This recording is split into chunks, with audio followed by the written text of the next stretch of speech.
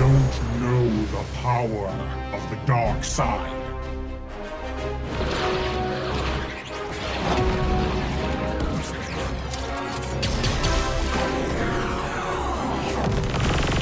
Target on the move. Prepare to engage.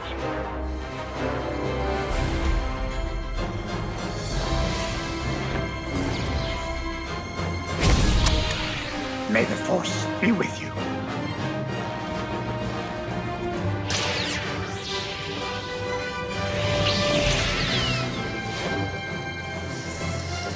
I will do what I must.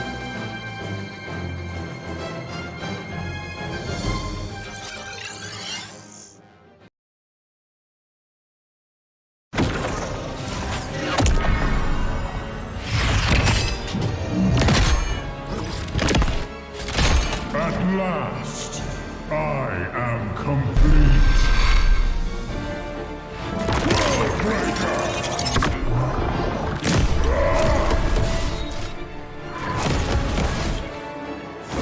Come in fairness.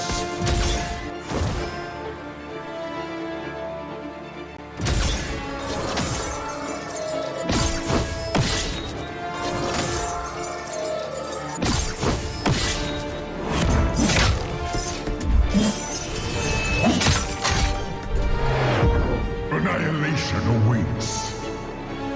Boundless is my hunger.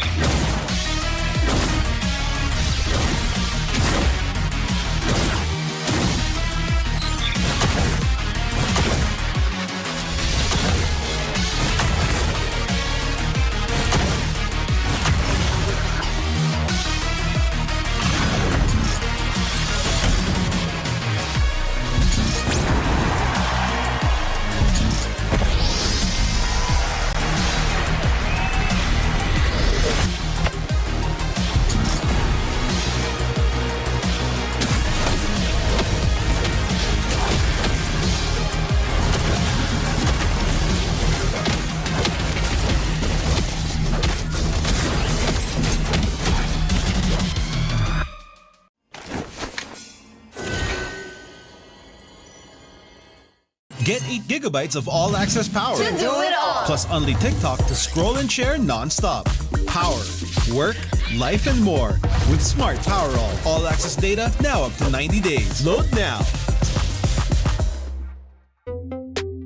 Tuloy-tuloy live selling, tuloy-tuloy content, tuloy-tuloy gaming. With new Smart All Access 99. May 9 gig ka, now for 15 days. Load now, live more today, and tomorrow, and after, and the day after.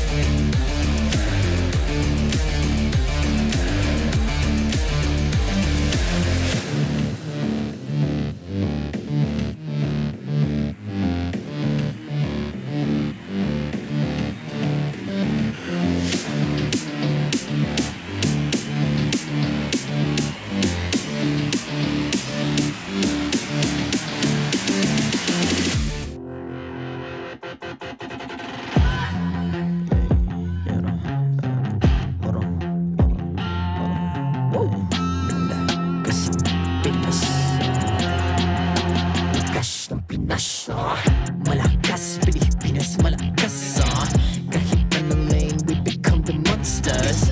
Malakas, Pilipinas, malakas face the golden sun and repping for the 3 stars. Look at us to the top, no ifs, no buts. Winning any game, para to sa PINAS. Di mo matitin ang aming boses on your level. Nasa kalye man o mobile, you know I become a legend. Open fire, we unite, we winners. Built with pressure, the diamonds are made of. Switch na lane na parang gera, HP racing may reset up. Built agad ang buhat ni Hilda, full load SS parang Laila. Susundan ko ang iyong bakas, kasama patas, tagumpay natin to dahil tayo'y malakas. Para sa Pinas, nasa amin ang alas, hindi tuwa atras, kinikilala sa taas kasi kami ang malakas. Para sa Pinas, nasa amin ang alas, hindi tuwa atras, kinikilala sa taas, ganito kami sa Pinas. Wow!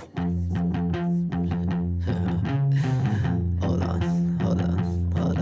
Yeah, wala ka sa Pinas. We are laging MVP, no surrender, no retreat. Pag nagsama-sama, just imagine what we can achieve. Laging MVP, no surrender, no retreat. Giving 100 all my all, cause we just cannot be defeated. We are unstoppable, immune and invulnerable. Ready ang equipment, lahat frozen, malang crowd control. Pakita ko na jab like pow, beast of the southeast. Takas sa matawag, proud and loud, cause every enemy we devour. Susundan ko ang iyong bakas, kasama patas, tagumpay natin to dahil tayo'y malakas. Para sa Pinas, nasa amin ang alas, hindi tuwa atras, kinikilala sa taas kasi kami ang malakas. Para sa Pinas, nasa amin ang alas, hindi tuwa atras, kinikilala sa taas, ganito kami sa Pinas. Wow.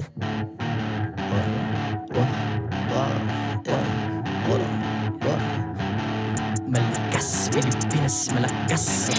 Kahit anong lane, we become the monsters. Malakas, Pilipinas, malakas. Face the golden sun and repping for the 3 stars.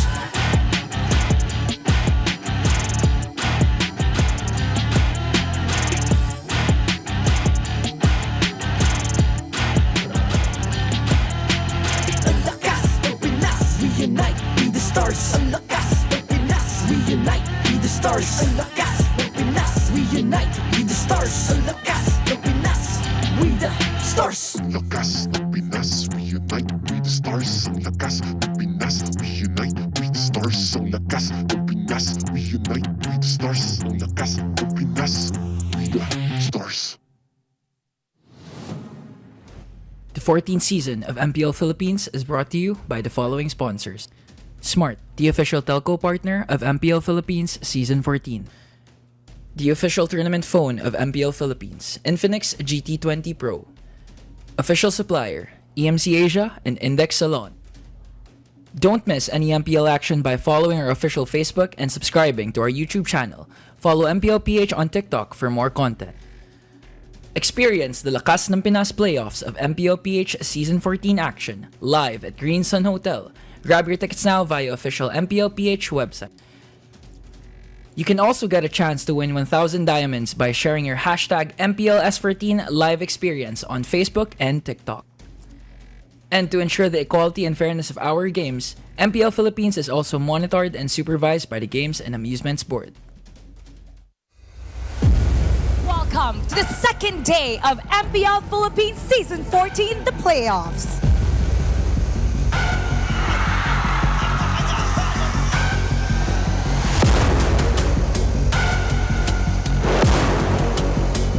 Let's go, Falcons APBren! Blacklist! Break the ball!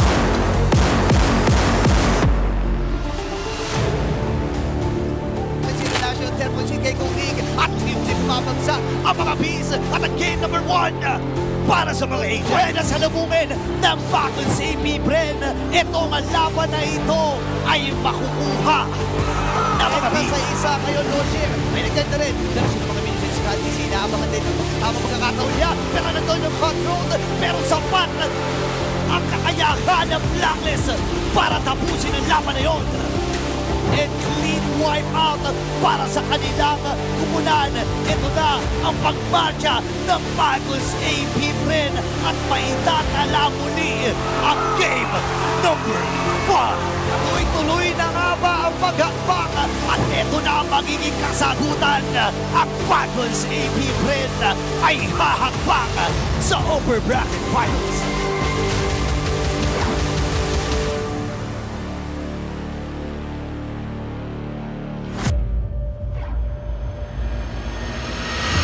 Sabay natin alamin kung sino nga ba makakadraw ng first blood for a best of 5 upper bracket semifinals yet again for Fnatic Onic Philippines laban sa Aurora.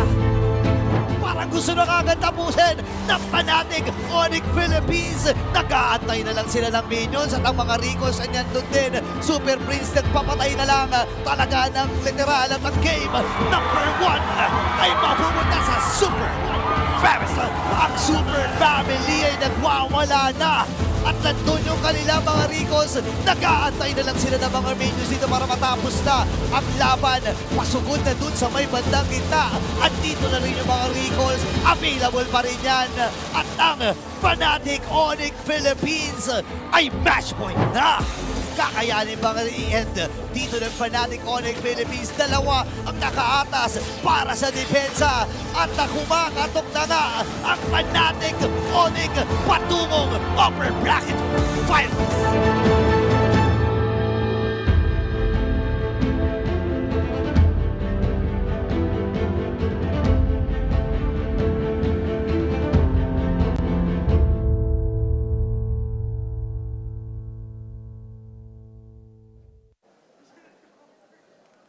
Welcome to Day 3. This is MPL Philippines Season 14, the playoffs. In just a few minutes, we will begin the upper bracket finals between Fnatic Onic Philippines and Falcons APBren. Two epic rivals, as top 2 seed teams, battle it out for the first slot in the grand finals and a ticket to the M6 World Championship. This is chemistry versus a champion synergy. And later on in the day, the journey of those in the lower bracket continues.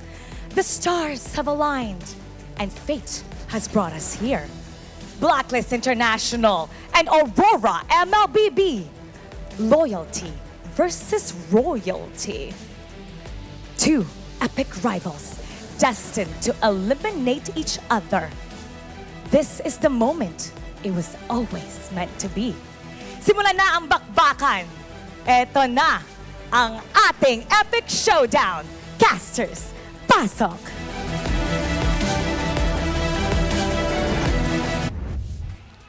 Coming at you live from the MPL Arena in Greensun Hotel in Makati City, from the heart of Metro Manila, Philippines. At your service, my name is Leo. Here with Naisu, coming at you with playoffs weekend featuring epic rivals. We're opening up with the upper bracket finals. That slot to M6 secured tonight. Tonight it is. Tonight is going to be full of just amazing games. Hopefully both series all go in the distance, I hope at this point, because we know later also one of those teams have to go home, but Leo, I can't wait.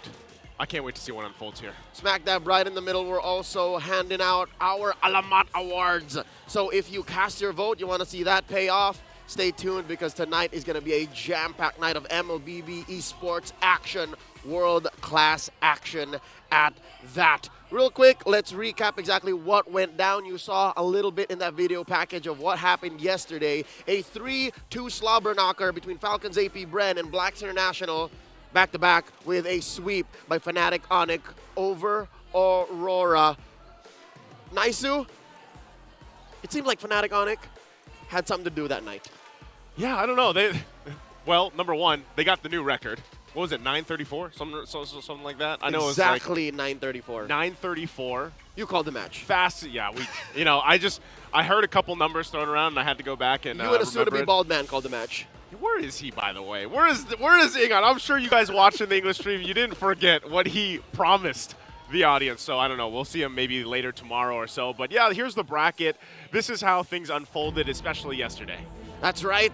Today, we come to a precipice. One team moves forward, the other drop to the lower bracket. We're opening up with Fnatic Onic Philippines versus Falcons APBren, and then we're closing with a heartbreaker. One of these teams go home. The Northern Lights versus the Code Breakers. It's the newest team on the block versus the ever-consistent underdogs. Is it safe to say that Blacklist are still underdogs?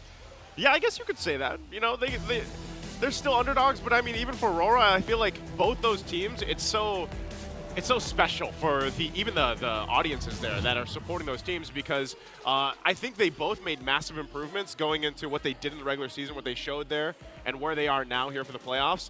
And now it's do or die for them, you know, and with FCAP and FNOP, this is just the battle of the Titans we've seen before in the regular season. So it's going to be amazing, man. I'm sure our panel has a lot to share. The analysts over at the Infinix Game Tambayan, we have Renmar Santa Cruz and Rockhart to break it down. Welcome everybody, this is the Infinix Game Tambayan. I'm Rockhart and this is Renmar Santa Cruz.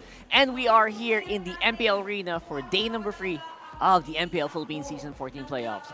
And of course, this is brought to you by the Infinix GT20 Pro, the official tournament phone of the MPL Philippines Season 14. Whew! We are in for a treat, boys and girls here. You know what? We got some Titans walking around the arena. We got underdogs. We got all the kinds of stories that you want from any esports battles. And we're going to bring it to you live right now. Yeah, I can't believe we're already here on this third day. It feels like time flies so fast, but we've had some of the longest playoff series that we've had in recent memory. We've already been treated to 2 5-game series, and those 2 5-game series went some pretty long games for each and every one of them. We saw one yesterday, but now finally we're going to be seeing who our first M6 World Championship representative will be. That's right. We had the longest games and the shortest games, by the way, 9 minutes and 34 seconds. FNOP feels like they can do no wrong. to be honest here. And yes, you are correct. One team will be booking their slot for M6. Get those tickets early. They'll probably save maybe 10-20%. And we'll see. I don't know how, for sure. Yeah, I know how that like, works. Yeah, I know there's still some promos going on, so go ahead and check that out. And there you go. And of course, Infinix GT20 Pro is the one they're using. If you are interested, of course, check out the Infinix. And of course, we also have the Infinix booth here where they can probably give it a test run. Maybe something you can try out. And that's happening all here at the Green Sun Hotel here in Makati in the Philippines. Whew, we are in for a treat. And of course, a big shout as well to all the people watching and students from Central Philippine University. They're also having some watch parties. The West Visayas State University, they're up on Festive Walk Mall for the MPLPH watch party. So go ahead and drop by if you are in the area. It's all free, and all you need to do is register with Munton and muntonslph.org/MPL Watchfest. So if you want to hold your own. But then again, we mentioned yesterday, any party that, any viewing party with free people, that's a watch party already. You guys watching with your friends, you guys watching with your family, it's already a watch party for us. And of course, if you just, you just want to have fun with other students, like what the people from Central Philippine University are doing, and from Iloilo Science and Technology University, West Visayas State University, go ahead, call your classmates, call everyone to GC, tag them, and make sure that all of them are tuned in. Yeah, it's a party all over the Philippines for MPL Philippines, but I also know, I've been seeing some people post or talk about how they've set up their own mini watch parties in other parts of the world, where there are a lot of Filipinos in California, Riyadh. So we're going worldwide for MPL Philippines. Those are the unofficial watch parties. But as you mentioned, just 3 people, I guess that's already a watch party. I mean, that's what we used to do, right? Way before all this, way before, MLBB got super duper big. We used to hold watch parties like that. But enough about that. Let's talk about the teams that are stepping up right now to bat. It is, of course, FNOP. All-time MPL PH and M-Series stats are going to introduce their greatness for sure. My goodness, FNOP can do no wrong. Like I mentioned earlier, I feel like they can just take anyone, face him, and King Kong gonna yell at them here. Onic Philippines has been here since Season 4. And ever since then, this is their total all-time MPL Philippines stats. Their highest placing was in 2nd place. Season 4, Season 5, and Season 8. Seems to be just always short of getting that championship title. That might actually change this season. We shall see. But for the M-Series, they've also played in 2 M-Series with a win-loss record of 6-4 matches, 13-10 in games. Their highest placing, also 2nd place. What has always haunted Fnatic Onic Philippines, or Onic Philippines, whatever era they went through, was that I guess they were just 2nd best. This is the season that might actually end that curse. It's so uncanny, right? That this organization, regardless of who's playing, we got VYs up on Season 4, Kyrie on Season 5, and of course Monster Anarchy all away on Season 10. Yeah. Always so close, always on the precipice. And of course, this is a season that might actually change that. But of course, for the Bees, they're stepping towards becoming greater than ever. They have been on the world tour for the last maybe 2 years now, I guess. Yeah, almost. And they've been taking heads and listing names. Yeah, and they're starting to run out of heads, and a lot more names are coming up, so they're going to be taking more of that. Whatever name that they were known by with the multiple eras that they went through, the Haze era, the Few era, the Champion era, World Tour, but now as the Titans in their new era. They will go up against the Sonics, the Super Family. Coming from a country where we put a lot of focus and importance towards our family, maybe that is actually the recipe to take down a Titan. This is their all-time records on your screen. That's right. Game win-loss right now is looking pretty tight. If you can see that, they are neck and neck. Yeah. There's no complete total dominance here. That also happened with the win-loss score for this franchise era, which is 15-16 and 7-7. So regardless of who's playing, it feels like it's just the name, Renmar? The name just speaks for itself. Possibly the biggest unofficial rivals here in MPL Philippines history. Yeah, I am actually stunned to see this, that I didn't know that all throughout the pre-franchise and now the franchise era of MPL Philippines is just so close. That's how epic actually the history of Fnatic Onic Philippines and Falcons APBren, a rivalry that you mentioned, might have flown under the radar of many. But Fnatic Onic Philippines, they've dominated this regular season. Falcons APBren has only won one game against Fnatic Onic Philippines this season. That if you think about it, that closeness was mostly achieved through the results of Fnatic Onic Philippines against Falcons APBren this season alone. That's right. And again, results always just speak for themselves, regardless of what happened like 2 years, 3 years ago, right? What matters is now. And right now, talking pure stats, does feel like Fnatic Onic Philippines just might run away with this. But then again, this is a problem. All of our expectations all throughout the playoffs feels like it's on topsy-turvy. Except, I think FNOP's been the most consistent in terms of that. Fnatic Onic Philippines so far has been the team that has met the expectations.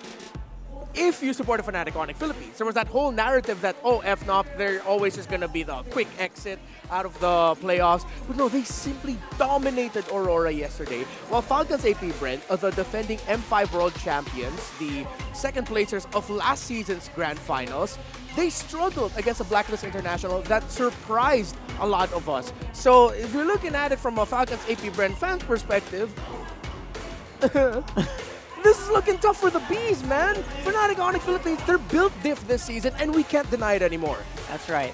It's just so tough to put into your mind that the M5 World Champions are possibly next on the chopping block here against, you know...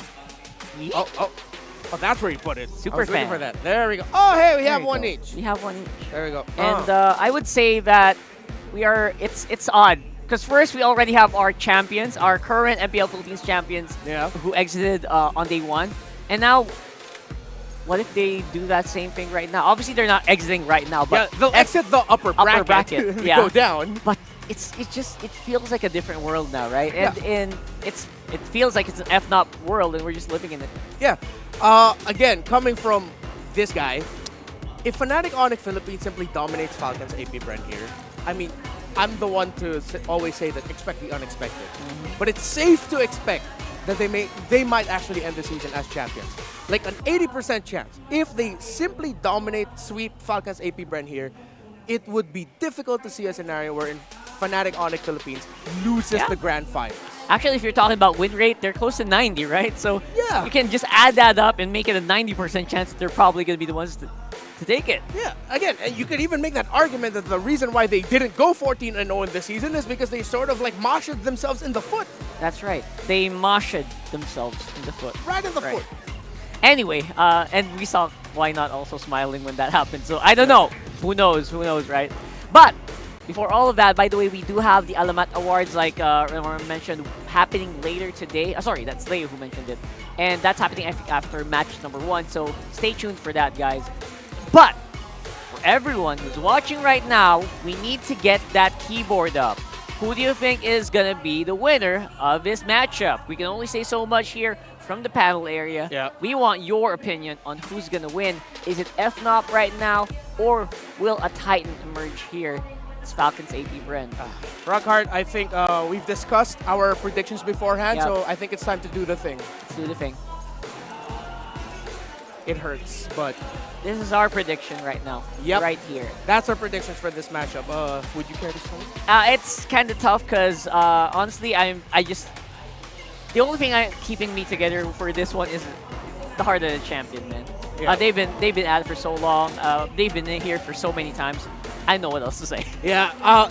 The pre-playoffs prediction that I released, this is the scenario we find ourselves in. I said that Falcons APBren would take down Fnatic Onic Philippines down to the lower bracket, and Falcons APBren would make it to M6 first.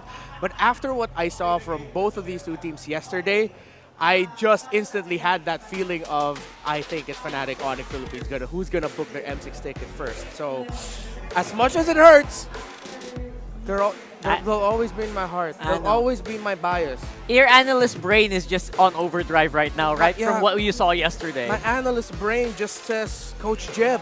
Coach Jeb. Sorry, who? Coach Jeb. Coach Jeb. That may or may not Yeah. be me. Not actually affiliated with Fnatic Onic Philippines. You don't know. by the You way. don't know, guys.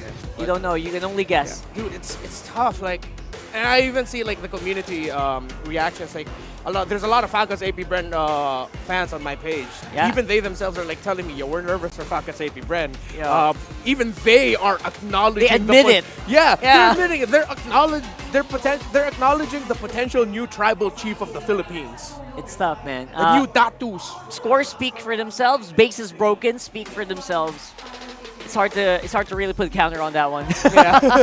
But then again, guys, let us know how your rationale on why you voted. We're gonna read some of your YouTube comments, your Facebook comments later on, and maybe you guys watching on TikToks and everyone on the watch parties, our ultra, mega, our nano, our home watch parties. Let us know. That's a lot of categories. That's a lot of streamers. Yeah. So many streamers. 1 billion watch hours for MPL, bro. Oh yeah, That's thank a you, lot by of the way. people. Thanks, y'all. We love you for that. And we are about to head into the draft in just a bit. But of course, before that, we're gonna have to wait for them. Our players. Of course, I mean, a lot of people have been like commending Miles on his first performance. I was actually kind of hoping. We're gonna have to wait and see if we're gonna get surprised. But judging from the performance, obviously, I think that FNOP will still stick with their main 5. Yeah. I don't know if there's any Spider Miles fans out there who are watching out, but can't wait. But for Falcons APBren, are you even wondering? They're gonna go for it full blast on this one. And we are walking into the stage here for the first match of the day between FNOP and FCAP. Here is your community face-off. It's time for the face-off. Representing Fnatic Onic Philippines, the Sonics. Representing Falcons APBren, the Bees. Ito ang palag ng madla. Para sa Falcons APBren, ano ang palag mo? Di mo ba nakikita? Kami mga beast na overpower namin kayo.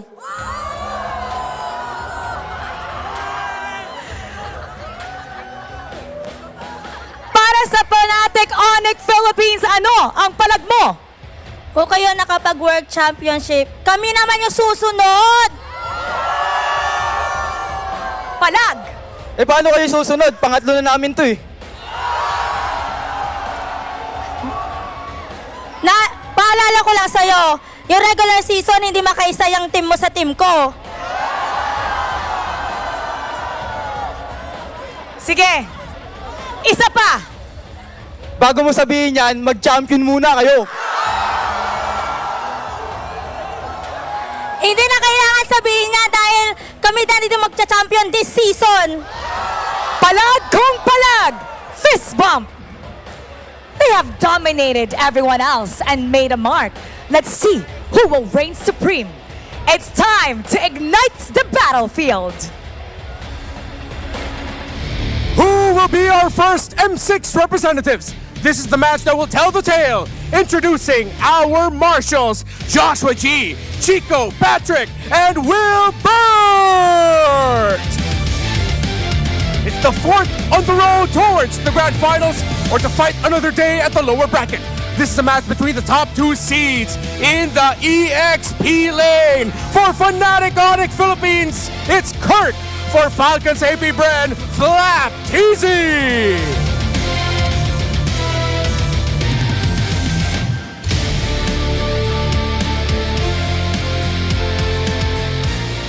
In the jungle, the Sky King Kong versus Kyle TJ.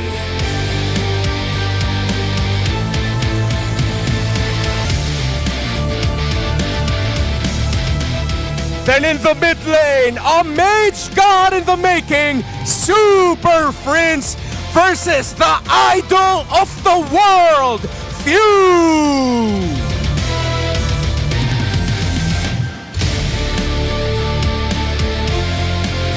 For the Roamers, making a name for himself this season, it's Brusco versus the Master, Ogwen.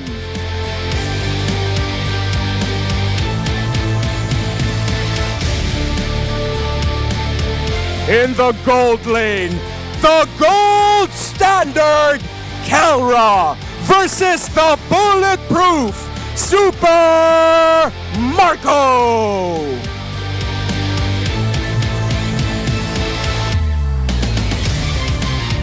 And their coaches, Coach Why Not and Coach Dake.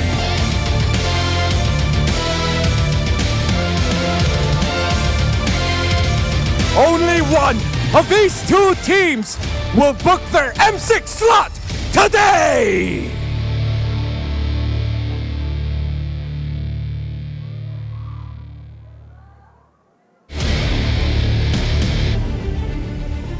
There it is! We got our two teams all clad in yellow, making their way onto the stage.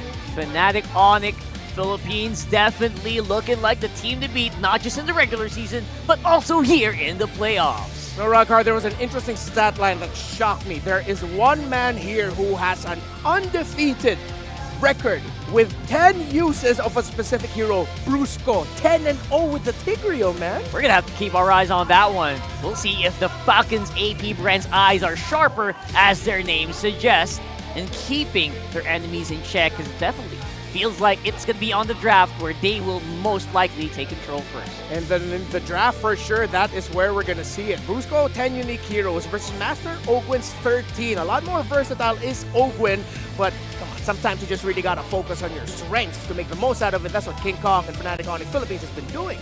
Not just in colors, they also kind of mirror themselves here on the team head-to-head in terms of how they are powerful in turtle control, kill participation, even in First Blood, almost neck and neck.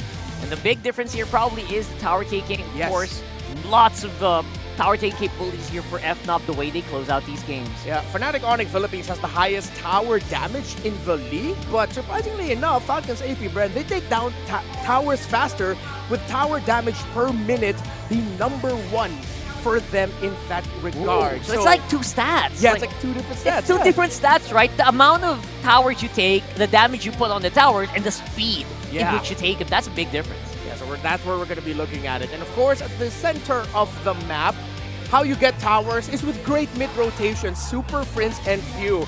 Super Prince has been getting a lot of eyes on him, and I wonder if Falcons APBren will be willing to give his low yi to him. I have a suggestion. Don't do it. Don't do it.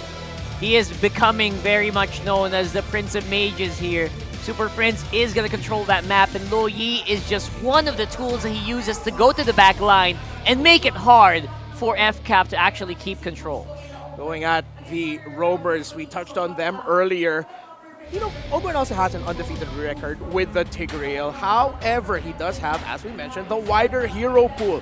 But maybe Jack of all trades Roamers struggle a little bit this season, while the Roamers, who have spent a significant amount of time spamming one hero throughout the season, have actually fared better. But ooh, this is the matchup I'm really looking for. This is the matchup, bro. This is the matchup we have to see. How hard can Super Marco take down, how easy or how hard or difficult can Super Marco do it against Kelra, who is not the shiniest, not the flashiest, but the most consistent goal laner right now. Yeah, and surprisingly, this is a season where two of Kelra's most played heroes are actually Harith and Ruby, non-traditional marksmen. But his record with the marksmen, carry 100%, Beatrix 100%, so is the Claude. So you kind of just have to wonder what kind of guns are going to be used here by FNOP, and of course for the jungle matchup, both very proficient Fanny players who usually just outright take wins through that jungle. And now here are the Infinix keys to victory. As for FNOP, we mentioned about how fast they take towers, how fast they take control. Don't take your foot off the gas. As Indonesians would say, gas, bang, gas, just go for it. If you can get those high-tempo junglers, the ones who can clear fast, the ones who can burst quickly, who has those level 3, level 4 power spikes, just go ahead and take it. Fanny, Haya, Nolan, Julian, Suyo, fight for that. Continue exhibiting adjustments, Falcons APBren.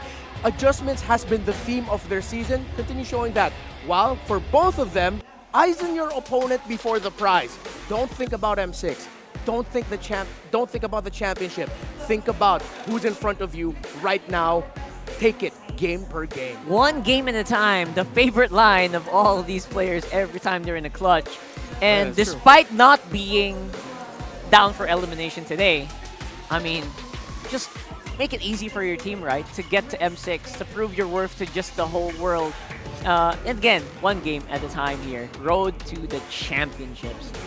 At this point, we're going to have to wait for their priority here. And no surprises, like we mentioned before the game started. 89% every time FNOP is on blue side. And 83% if they get their side selection.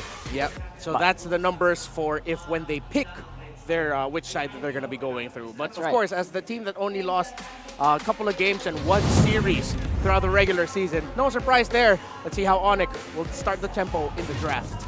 Yes, this draft is going to be so crucial once we get into the junglers, I think. That's like the big question because so far in the playoffs, the team that kind of gets forced onto junglers like the Julian, like junglers they're not really super comfortable with, are actually the teams that fall through or kind of just have to struggle. Yeah, 100%, man.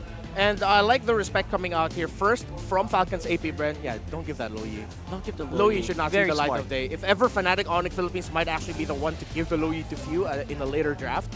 But for Fnatic Onic Philippines, good batting as well. They take away the Harith from Super Marco as an option. It's one of the top 2 picks right now that we've been seeing in the season. If not in the 2, it places 3rd on the red side. And in his record there, 3 out of 5 is Super Marco with the Harith. You cannot give the Fanny as well. Falcons APBren, they want to give the Suyo. No fannies, but again, this is kind of already predicted here by FNOP. They're ready for it. Suyo is just so good, like you mentioned. And again, combine that with heroes like maybe the Hylos, just makes for a very potent mid trio. I think for Falcons APBren, they're going to be thinking about if they want to give the Gato Kacha or get it for themselves. They don't need to pick up the Kyle TZ pick right now. They can pick it as the 3rd. What they can do is pick up the Gato Kacha and they can flex that. It goes in either onto Flap or to Ogwin.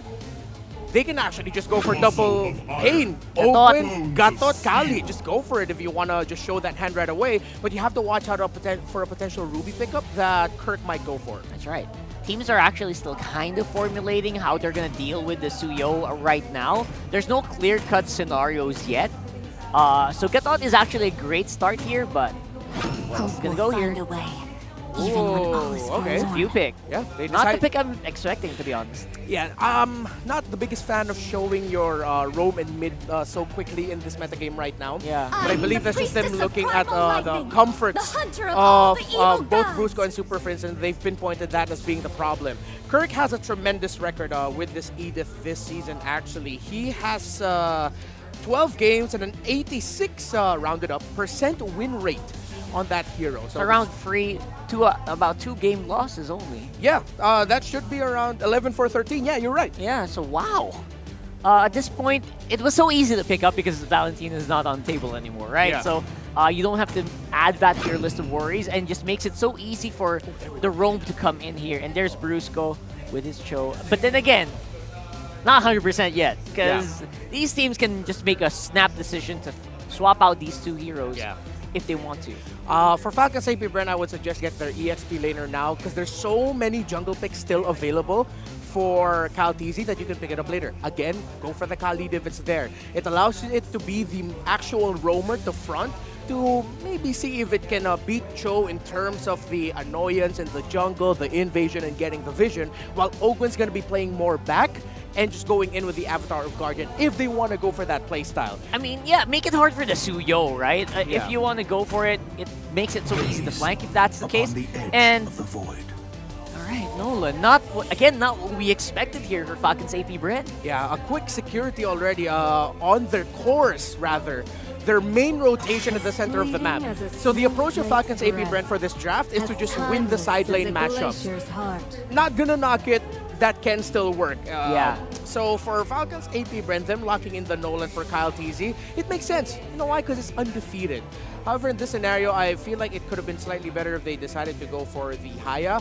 However, I understand that Falcons APBren might have been too hesitant to go for that because it's the Cho that they're up against, and some junglers actually get messed up in their rotation alone going up against the Cho, while the Nolan can recover just a little bit better. It's evidenced, right? We've seen so many games where Brusco just handles Hayabusas very well. Yeah. Waits for like even the last few seconds of the fight. You're gonna be surprised he still has that way of the dragon. Yeah. He was basically just waiting for the Haya to show himself and then just kick him in the face.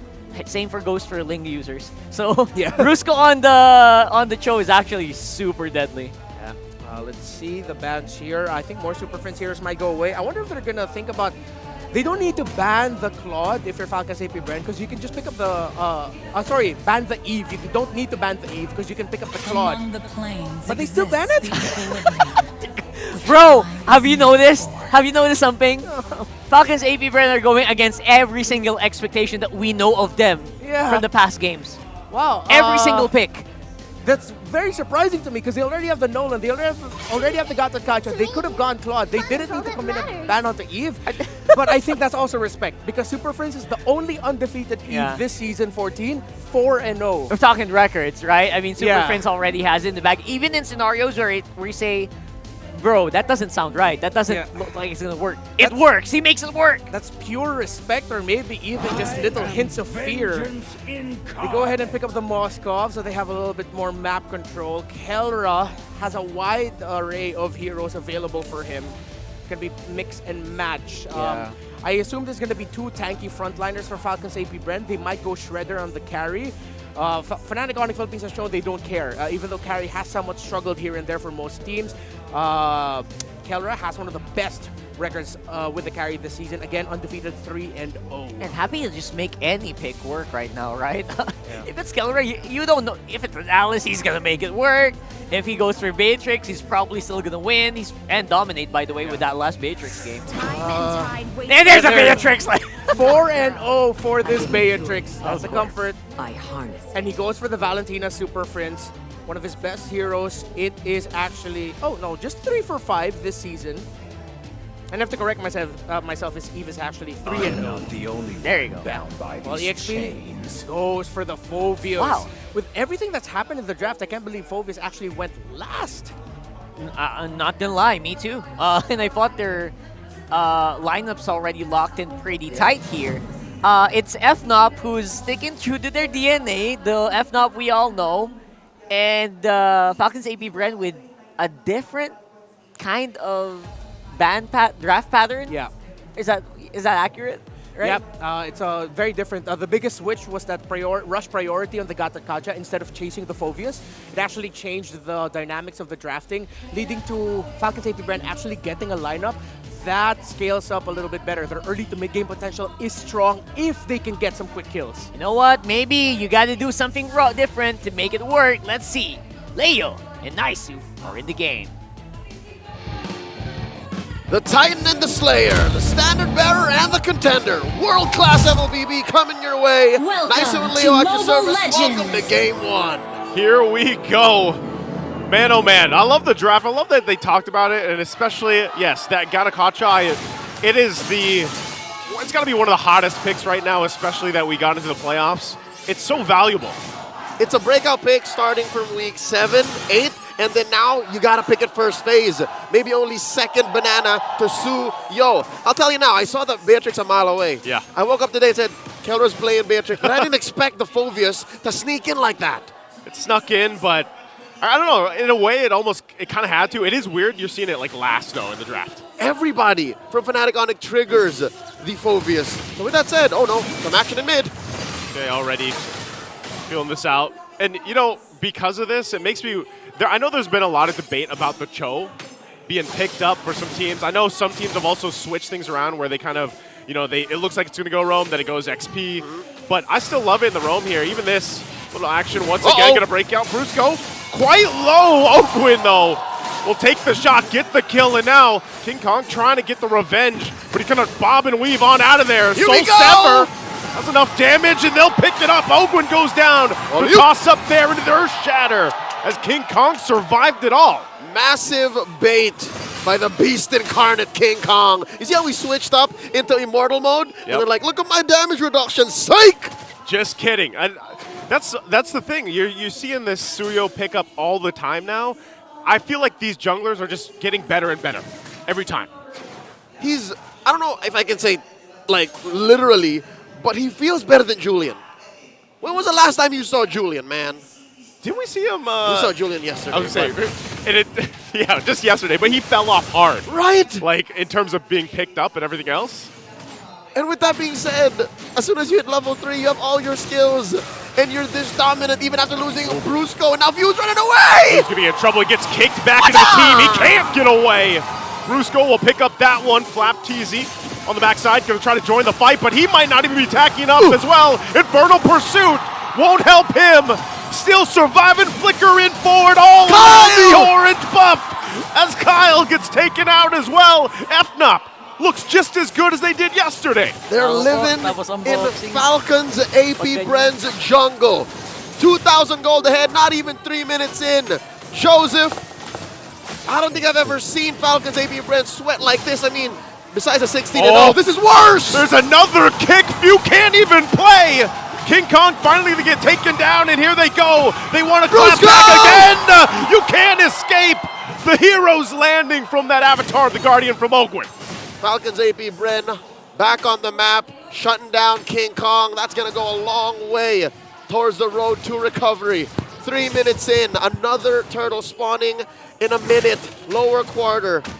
Good thing that Falcons APBren are protecting Marco. He's got to remain bulletproof if they want to see the 10-minute mark.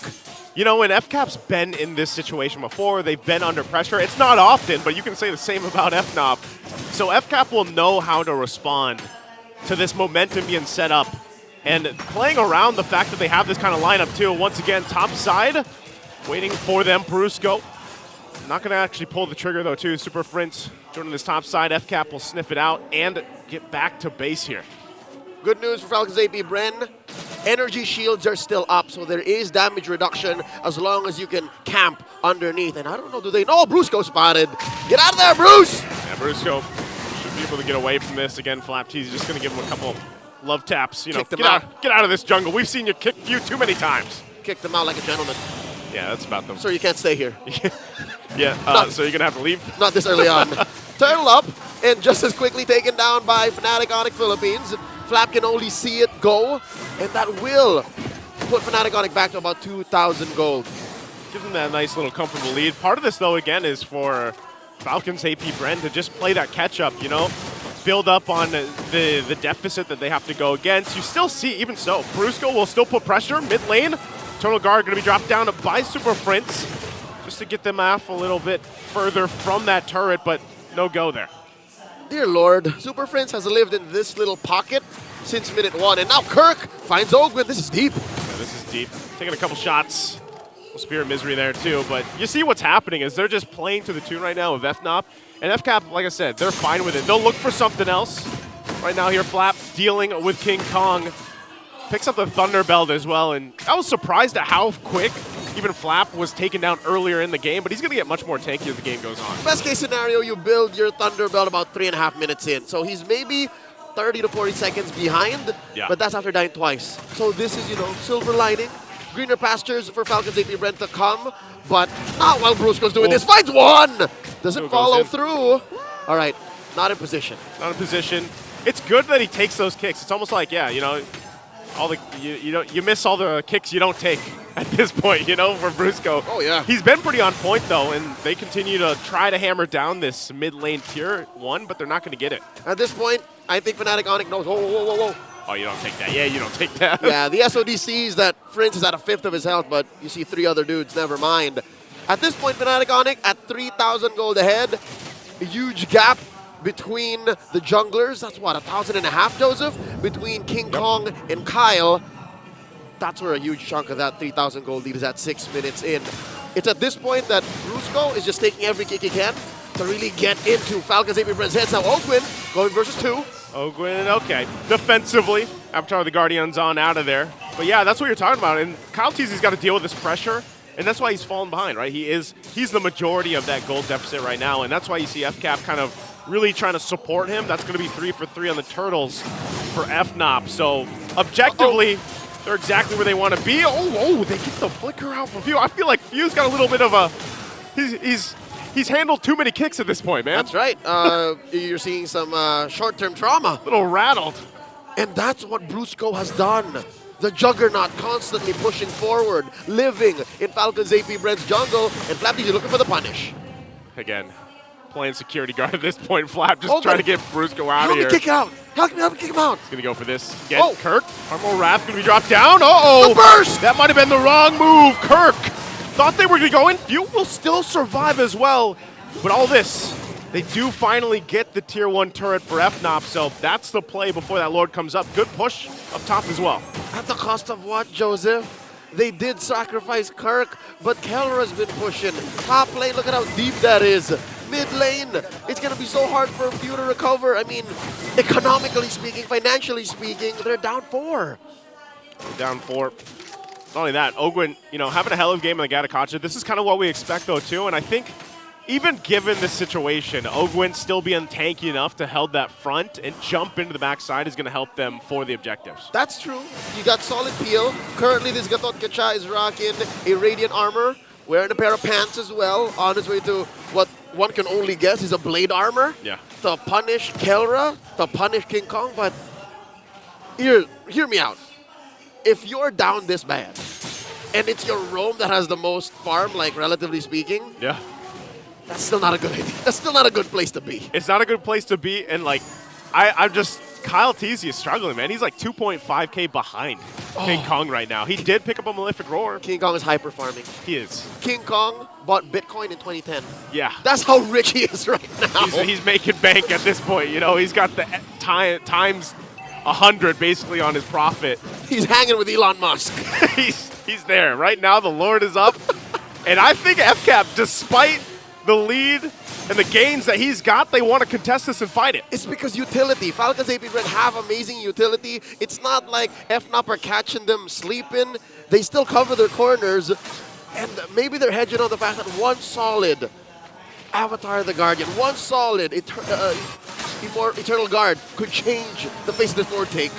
Oh, that's actually the smart decision right there. I was wondering if they were going to jump in or not, because you saw even there, Kirk just popped that Primal Wrath, and he's like, yeah, we're just going to take this. Just go for it. It was enough of a deterrent. Yeah. I'm pretty sure they heard the Edith shed off her armor for a second, so like, never mind. Is there a song that plays when she does that? Or no, that's the certain skin. That's right. Yeah, it's that like Studio Ghibli skin. Yeah. All right, 5,000 gold ahead now, and even more turrets taken by the gold standard. Down bottom, just a holy shield about to get popped, and slowly but surely, their base is shrinking. There's space on the map. Woo, what a Renner shot! That was like right on the mark, too. I mean, he was right there. Now they're going to fight under. They get the flicker out. Avatar and the Guardian going to be jumping in, but they take a Soul Sever to the face. There's a kick as well. Kyle Teasy still going to be alive, though. Super Marco will keep him at bay, but they still have a Lord to deal with up top. Successful defense by Falcons APBren, but they're not out of the woods just yet. Kyle Teasy doing his damnedest to clear this Lord, bursting it like his life depended on it. And look at that, just these nukes, Joseph, these nukes are putting Falcons APBren at half health. The poking so much. Brusco just planting up right in front of FCAP. Oh, that Spirit Destruction not going to land on anybody. Uh-oh. Terrify there, too. Keeps the flap. Punish. All right, pops the Magic Flare. And it's as if the Renner wasn't enough. You see that charge queller? Yeah. It took a third out of Kyle. Whoa. He's still charging it up. And this is like, walking in the Immortal form, too, and just popping off the queller. Like, this is the amount of poke that FNOP has right now. And, oh, wait, not easy. He's fine. He wants to save as much of that turn as he can. Keep it up there. Okay, so it stands, all right? Now, talking about this lineup by Fnatic Onic. Yeah. 11 minutes in, we have hindsight, 2020, 8,000 gold ahead. Whoa, Ogwin, what are you thinking? That was not in my hindsight. Ogwin jumps in, gets the kick. They want to force the fight.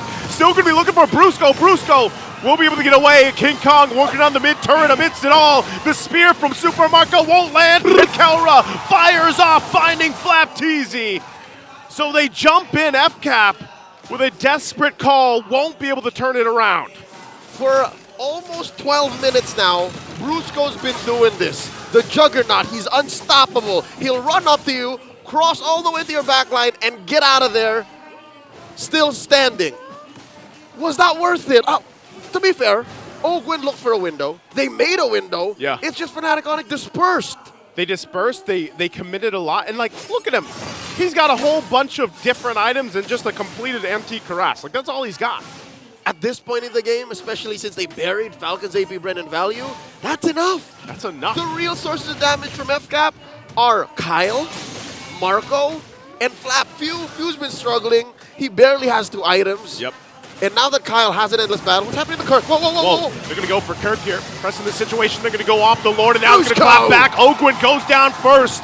On the chase, Flap won't be able to withstand the damage from Kelra. There's the jump in from Super Prince, and they collapse down on FCAP as they try to walk back to the base. But Brusco and King Kong won't let it happen, as it's only Kyle Teasy. He gets thrown into the air, and it's a double, and it's a Game 1 victory for Fnatic Onic. The Sonics take no prisoners. Run as far as you can, but you can't hide. First blood drawn by the contenders. They got their eyes on that trophy like they swear it's going home with them. Yeah, they are. They're looking really good here, man. Let's throw it over to the Infinix Game Tambayan and make sense of what happened here. Game 1. I don't know, man. Ladies and gentlemen. Yeah, we're hopefully y'all can hear us right now. Hopefully y'all can hear us. Hopefully you can hear us. Hopefully you can hear us. Yeah. The best thing I can think about here right now is Sense and Sensibility are out of the table here. They left the room way ago. I can't make sense of it. I can't understand how FNOP got like a 7K, 8K gold advantage at around 10 minutes, 11 minutes against FCAP. This is too much. That's too much. It really was way too much. The Kirk is going to be the MVP of the game because how they controlled this upper portion of the map in that river, it all came from some great lane management and rotations coming in from Kirk. That's how they got it.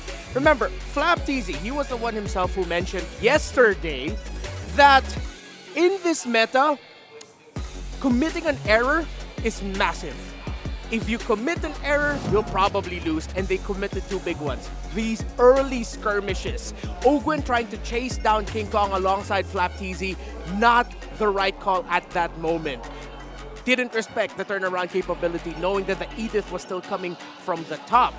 And then, followed by another great invade decision. As you see, Falcons APBren Flap TZ had to manage the lane, decide to push it out more so that he could hit level 4, but then he would be late. That's already 4 members of Fnatic Onic Philippines invading the red side. And because of those early invasions, that's why Fnatic Onic Philippines was able to build a massive lead over Falcons APBren. Dude, 7 minutes or 5 minutes in, it was already a 2-level lead for King Kong. That's way too much, especially considering Suyo right now feels like his stats are just super bloated because obviously new heroes just tend to have higher stat ratings. If you're 2 levels above, that just means that he's like 3 or 4 levels. If you're using like a conventional jungler, a different jungler here, that will hit you non-stop basically with 3 consecutive strikes. Yeah. Nicey was the one who pointed out a great example of, or the great strength of the lineup of Fnatic Onic Philippines. They're poking. At 7 minutes in, they all went for a pincer maneuver to take down the tower in mid.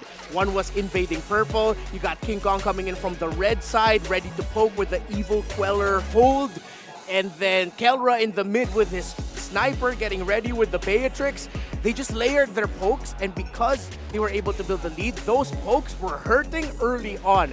That when you have a 3K, 4K gold lead early on in total gold count, those early game pokes for your opponents, taking down, chipping away 15%, 20% of their health instantly, already means they cannot fight. If they decide to fight, they will probably lose or it will be costly. Which they did try a few times, especially in that last one. Ogwin jumped in when even Leo and Naizu didn't really expect him to. Look at that King Kong GPM nearing 1,000 gold per minute. My goodness. That's way too much. Yeah, way too much for sure. We mentioned that for Falcons APBren, early to mid-game potential, that damage is so much higher compared to Fnatic Onic Philippines. Yes, again, but then we put that disclaimer. If they win some early fights. That's why you saw them trying to get those early wins, trying to get those early kills, and trying to chase down King Kong in that very first big skirmish that we had. It was just unfortunate that it was countered by great discipline and man marking by Fnatic Onic Philippines. Man marking is what they're so good at in team fights. That's right. Just check an eye on your lane counterpart, I guess.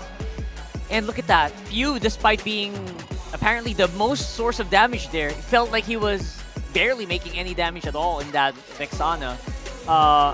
And for Kelra, you mentioned it, man. Pokes are just unreal.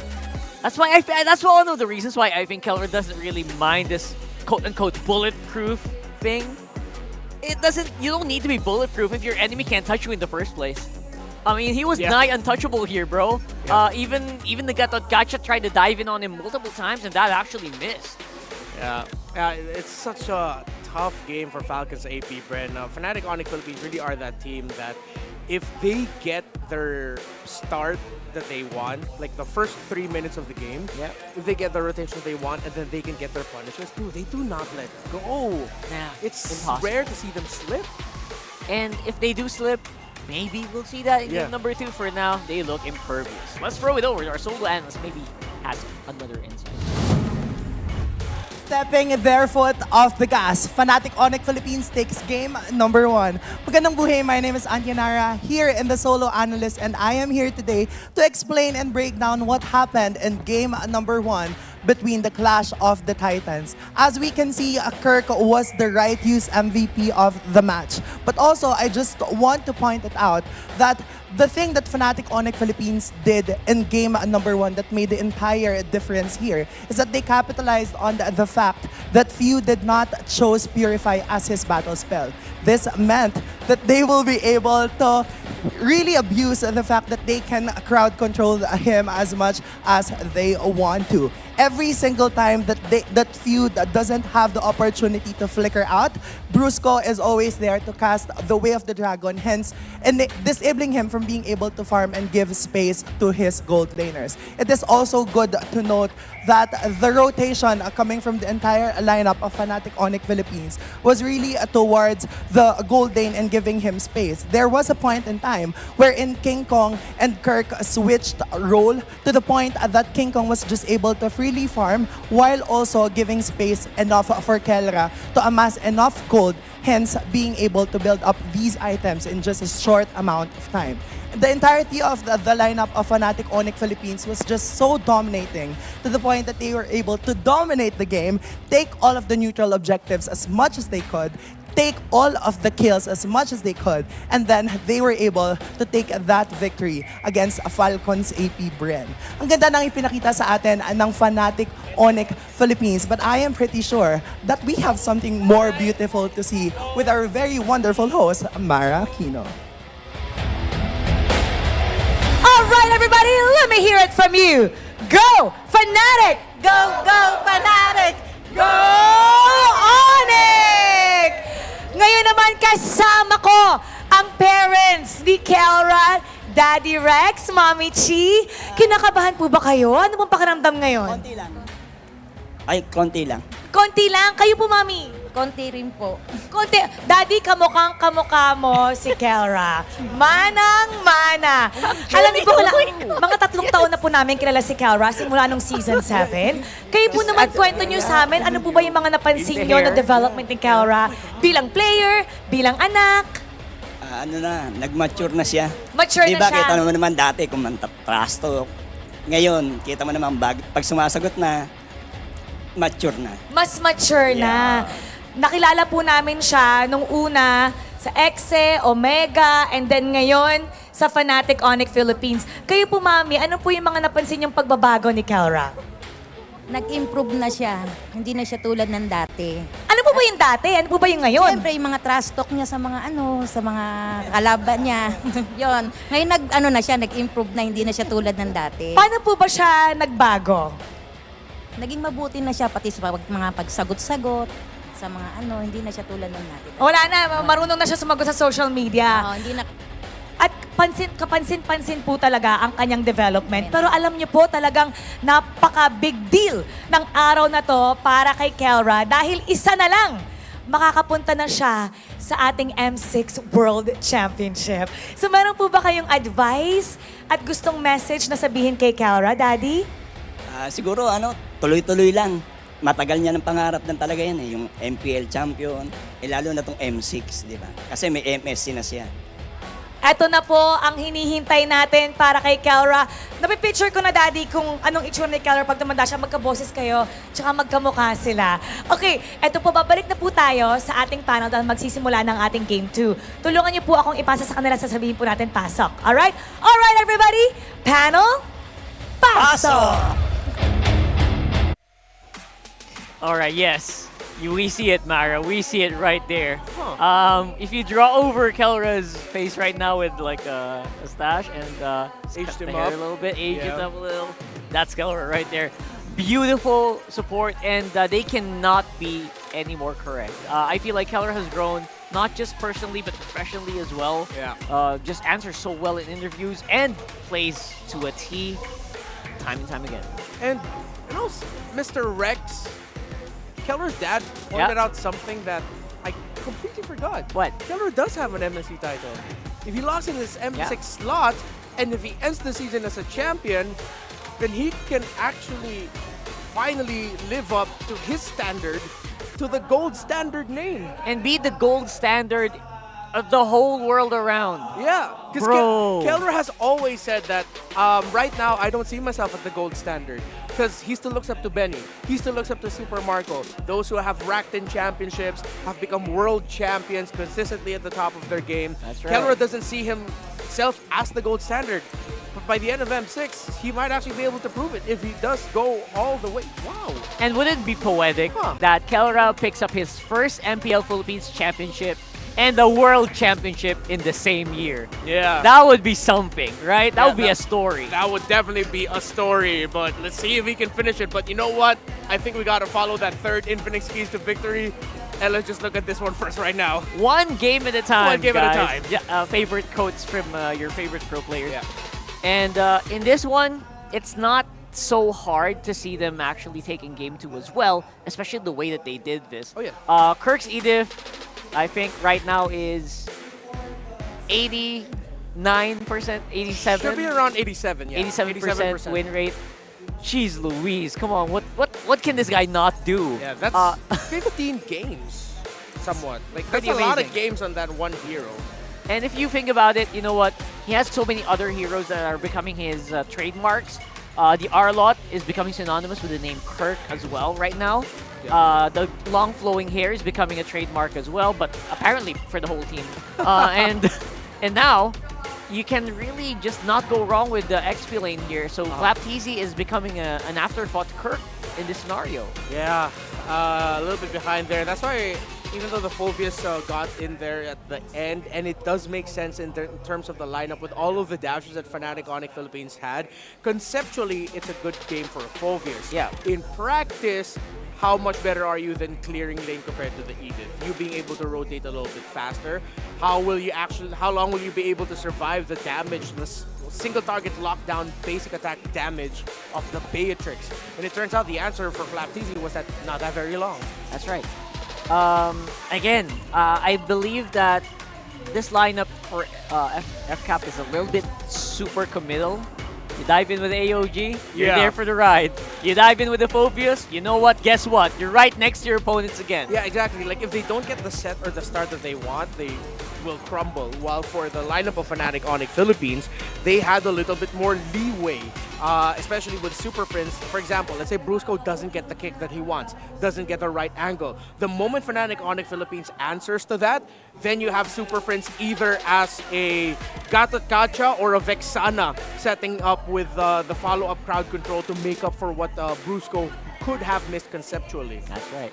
But guys, have you missed out on your Grand Finals ticket? Because we got you. Our official tournament phone, by the way, will be hosting a watch party at the pop-up in Katipunan, Quezon City on October 20 on Grand Finals Day. So if you didn't get a chance to get your tickets, go over to the pop-up.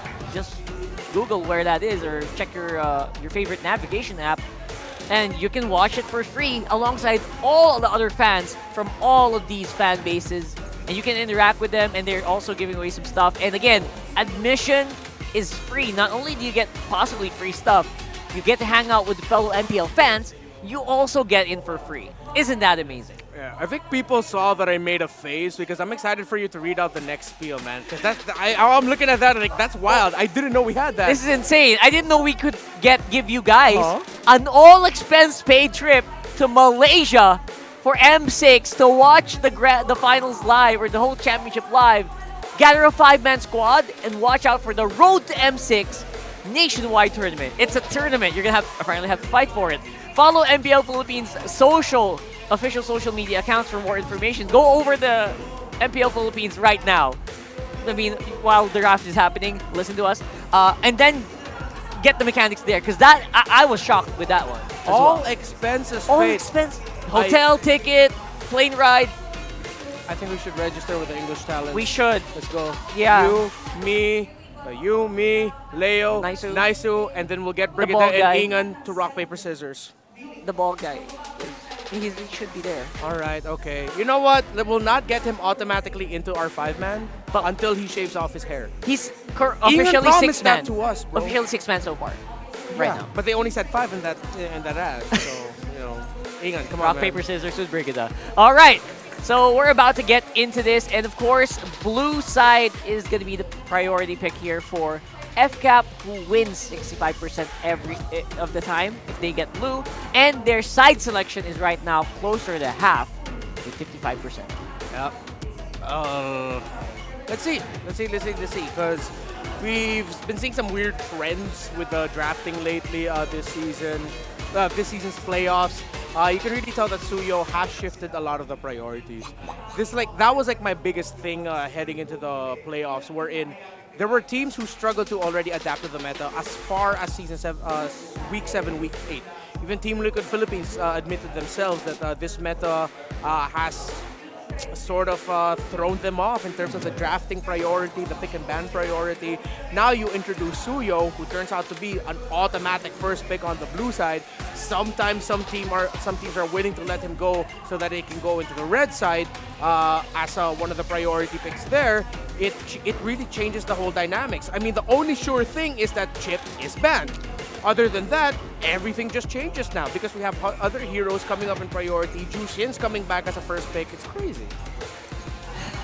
And if you ban Suyo on red, that means you auto-ban Suyo, you auto-ban Chip. You only have one more ban. Yeah, that's the painful thing about going red side. Oh my goodness. So we'll see if that will affect FNOP in any way, shape, or form getting into the draft for game number 2 here. I'm still convinced that Suyo is not as high of a priority, especially if you don't get proper teammates with it. You know, you don't get the proper combos with it. But so far, it has proven to just refuse to die in a lot of scenarios. And every single jungler right now in MPL Philippines playoffs is trying to get in. So, looking at the bans, respecting the Gatot, the Jushin, and the Fanny, all iconic heroes for the row mid trio of Fnatic Onic Philippines. Well, FNOP, let's see if it's going to be a committal on the Suyo ban. They already took away the Ogwyn of Matilda. The Matilda of Ogwyn. One of the best heroes of Falcons APBren could have picked on the blue side first pick, even if the Suyo was going to be left open for them. I'd rather they pick up the Matilda because they've proven to rotate really well with it, and rotations were their biggest problem in the first game that we saw. Plus, Ogwyn has, well, he's 1 for 2 there, but I mean, it's FCAP, it's Matilda, it makes sense. Let's see if it's a Suyo ban. They ban the Harith instead. They are willing to give the Suyo and just beat the immortal Falcons APBren with the rotations. There it is. That's the Suyo on the first pick here for FCAP. Kaltizi happy to pick that up. But look at that. FNOP feels like they're ready. They feel like Kirk's Edith can actually take him. Yeah. So, of course, you're gonna pick up the best performing hero for Kirk this season. Really good with punishing bad initiations from your opponents. And that's the Kirk playstyle. If he's not the one initiating, he will punish you. Mid-team fight even is when he'll use it. They go for the Nolan Rush already. Interesting. They already showed their jungle. Alright. So, prioritizing the lane clear. They're willing to trade the power picks. Because they didn't need to pick their jungler just yet. They just went ahead and just went, you know what, just lock in the Nolan, we'll adjust to their picks later on. I mean, the Nolan, despite the performance in game number 1, still does really pack a punch. Don't forget, guys, Nolan was recently buffed up. Slows on the fracture do kind of affect heroes who like to walk. Yeah. I love it because the skill name is Fracture, and then you literally fracture and slow down an opponent. So it kind of makes sense now. And but he's talking about a different kind of like fracture. That's like a reality fracture. Sorry, I went on the tangent there, but it's it just makes sense now. Now they think about it, and we are seeing obviously if you want to walk, if you like to walk like Suyo, you want the high loss on your side, 100%. Yeah, good amounts of control from their roam mid combo. They should really need to take care of Suyo because their early game damage is going to be coming from him. They have high control, yes. Annoying, yes. But if they don't have the follow-up damage, they're just going to get countered here. So FNOP, they can go for a burst mage right now. And they will. They lock in the low Yi. Woohoo! Uh-oh. This is like the invisible sword here of FNOP. Once they get that low Yi, the whole map is just wide open. And Super Prince is like that guy who every time it's off cooldown, he just itches to use it. Yeah. You know what I mean? Because he's so confident with the way that his teammates are supporting him. And he knows if he pulls a trigger, something good's going to happen for FNOP. So that's actually really good for them. This might be one of these games where we might actually see a new Falcons APBren pick and then you get FlapTZ to go on a Cho. FlapTZ! Or get Ogwen on the Cho because you're really gonna need someone to access the back line. High Loss is honest. He brings down his ultimate and he runs up to you. You need someone who can flicker into the back, reach the back, but no Falcons APBren justice in the world. Interesting. Interesting to say the least. Yeah, I mean, the fourth pick of it could have gone to Fnatic Onic Philippines. I understand. I get it. Trying to just protect the Suyo at this point, right? Because as powerful as Suyo can be. But Brusco is going to get his Tigreal unless Falcons APBren actually commit the 5th ban on the Tig as well. That actually makes sense. I feel like you shouldn't just ban out Keller right now, who it feels impossible to ban him out completely. Yeah, right? that's a good point, honestly. So why not just ban the Tigreal, right? So yeah, ban out the heroes that set up for their course. Oh, they banned the Tigreal. What? Oh my God! Why not? Time and tide wait. Dude, you're expecting FlapTZ on the high loss, really? So now they just ended up respect banning the Beatrix, but it looks like they were already thinking about it. They were gonna do it. You knew they were gonna do it, right? Okay, that's a Chad move by Fnatic Onic Philippines. They banned out the hero that could have slotted in very well for them. It's like a Giga Chad maneuver. Yeah. Big props to Why Not for that it forces an adjustment from your opponents, but now they're still thinking about the Brusco pickup. Yes, the Minotaur, Kufra, and a lot more roamers available for him anyway. That's like a huge pool, maybe 16? Yeah, man has a huge pool of heroes. 15, 16. Minotaur might struggle a little bit. I wonder if they'll just end up picking Kufra as like the last pick. Are you thinking that might be a great answer to the Suyo? Okay. Alright. So, trying to go for the more off-kilter choices. Not really what I expected, honestly. I'm not sure how good the Grok is going to do against heroes like that we have right now. Aurora, almost untouchable here. Yeah, the problem is for Falcons APBren, it's funny. It's the most used hero of few, but actually, that's right. There hasn't been no wins for the Aurora of few. So he actually just might catch few off guard here. And straight up, if they want to run, block the way. Wow. The logic here for FNOP is pretty simplistic. I like it. It's no frills. And it's very honest. Are they going to default it to Rizla or go for Kali? It is in despair that I see Nathan I am and the only one bound by these chains. Still the Phobius. Still the Phobius. All right. Honestly, I feel better about it now that there's Suyo on the field. it's easier to lose track of a Suyo if a Phoveus is jumping all around, right? Yeah. So maybe that's the key. Although you could say the same for game 1. It's easy to lose track of the Nolan if there's a Suyo, if Phoveus is jumping, and they still lost. Yeah, a lot of options here. Carry, Claude, Moskov, all still open. Moskov is the easiest, I think. Yeah, but Fnatic Onic Philippines goes for whoa. Whoa! Right. Yeah, again, because they don't have the backline access we were looking for. They're not worried. Yeah, it's not easy to reach the backline of Fnatic Onic Philippines. It's so easy for a Clint to just be able to juggle all his skills, maximize the enhanced basic attack after using a skill. Why not just go for damage? You already have global presence with the Suyo and Loyi anyway. Okay, if Falcons APBren really needs to win the first 5 minutes of the game, or at least keep it close, and then if they can get an early kill onto Kelra, maybe one before minute 4 and then the other coming in before minute 7. If they can get that while Very keeping specific, the game by close, the way. yeah. If they can get that while keeping it close, then they could win it. But again, it's so specific. Can they actually do it? Leo and Naisu, is it though?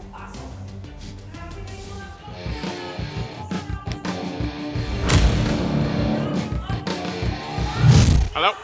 There we are. Welcome no, that's to just Mobile okay. Legends. Cool. All right, let me just wind back that joke. I reckon the last time we saw Clint in this same spot for Fnatic Onic, it wasn't weird. That's about as good as it gets right there. Great, I don't know, man. Great lineups, I would say, for game number 2 for both of them, and this is exactly what Falcons APBren needed to bring to the table. It covers their bases from that early to even the late game, but wow, Few taking a whole lot of damage from Super Prince here. And mind you, he's got that 80% win rate on this Loyi pick, has been massive to the success in a lot of the compositions brought to the table. Plus, he loves that Warcry emblem, so that's why sometimes that burst damage from the Loyi really kind of surprises a lot of people against it.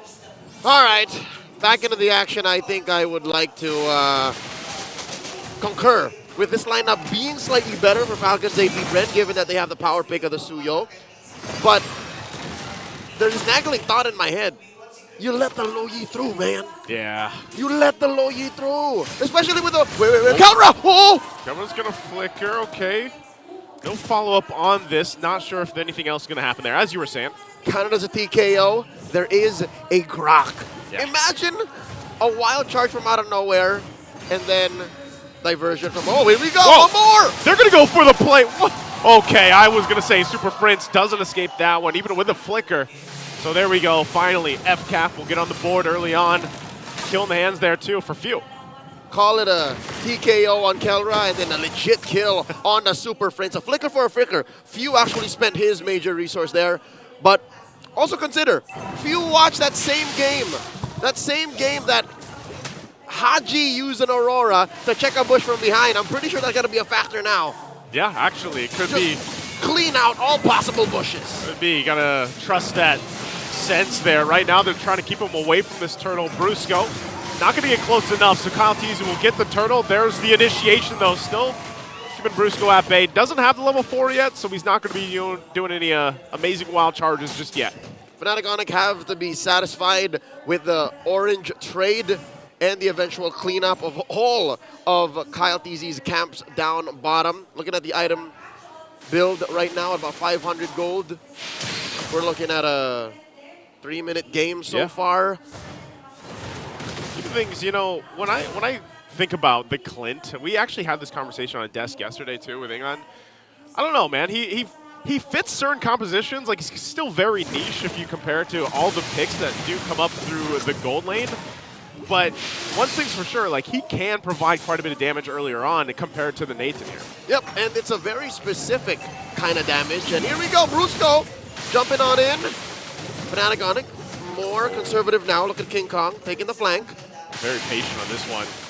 Ogwen's tanky enough as well, still has the Revitalize, so King Kong, this is how he likes the jungle, man. But hold on, bottom side, that was the wild charge we were talking about. Super Prince will go up, clean that one. Finally getting a kill for himself. I didn't see it. It was off camera, but Kelra saw it. I guess that's one way you can use the Clint early on. Yeah. That was a utility marksman if I've ever seen one. Sometimes, you know, also those bolas come in handy. So far, so good. 1-1. Fnatic Onic have survived the early game onslaught of Falcons APBren. I reckon we're at about the 3:40, 4-minute phase right now. Yeah, I was gonna say we're imagining the time as well as we can with this though. It's called game sense. Yeah, game sense. Kind of unlocking it, but two, it looks like. And the turtle's about to spawn. I was gonna say, and the turtle. So we're playing with numbers here. I'm not the math guy though, but I'll do the best I can. Diversion. Ooh. I can tell you where that's going.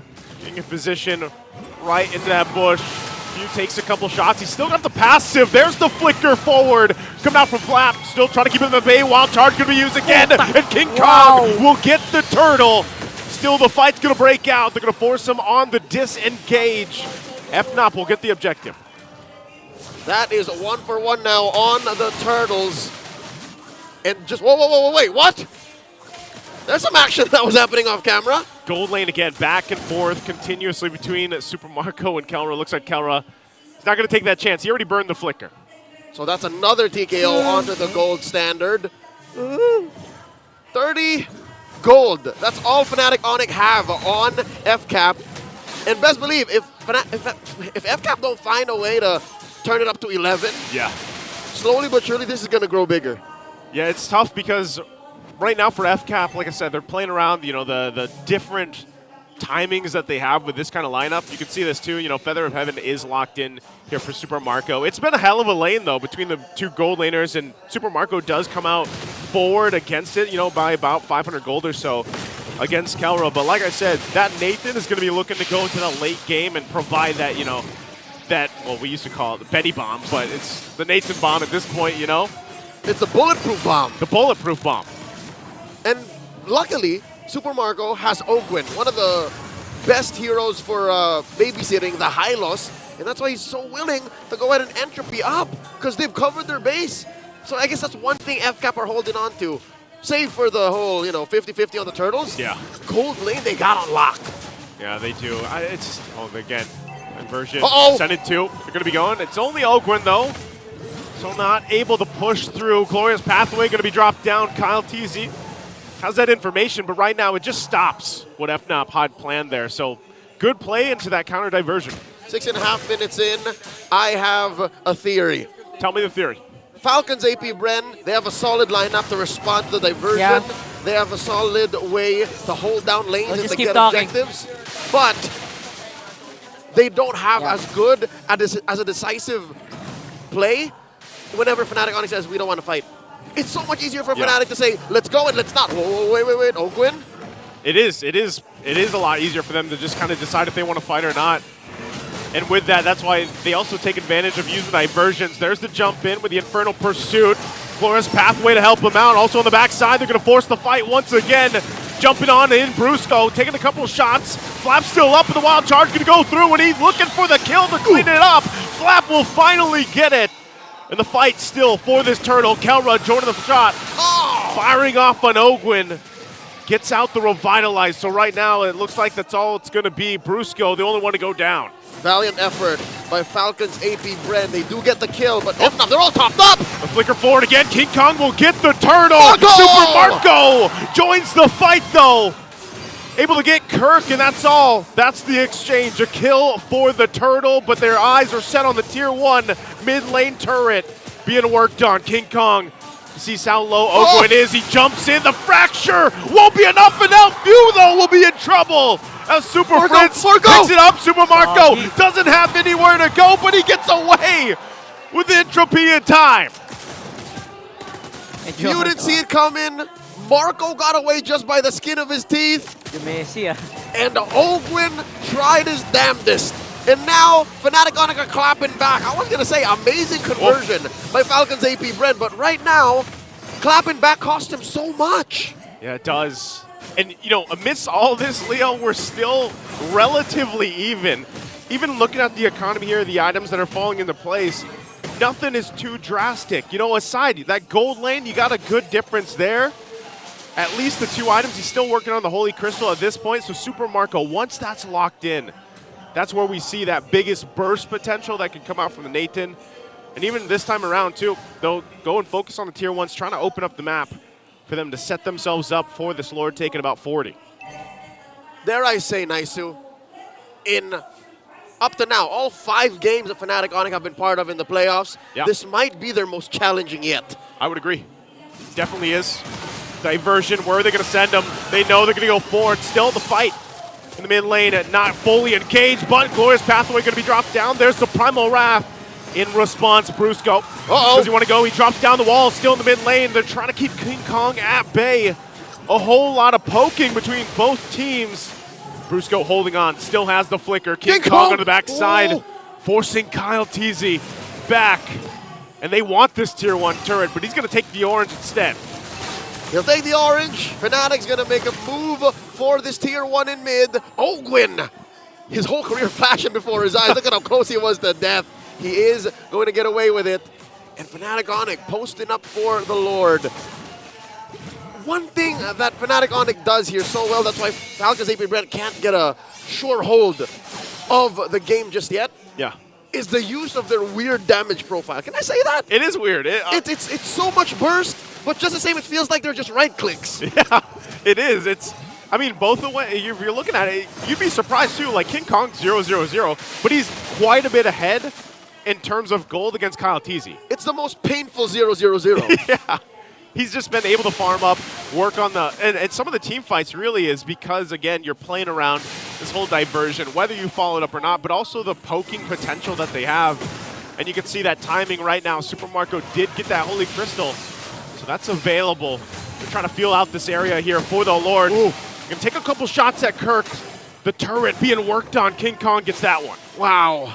Just by merely playing the map, Fnatic Onic have gained 1,000 gold lead. There hasn't been a kill in the past couple of minutes. He's gonna get another. And King Kong! He's taken names, and the names of these are mid lane turret, bottom lane turret, Tier 2, another diversion. Oh, I think FCAP teased this. FCAP teased this. Well, Brusco wanted to take that wild charge shot, but not gonna happen because he was slowed down.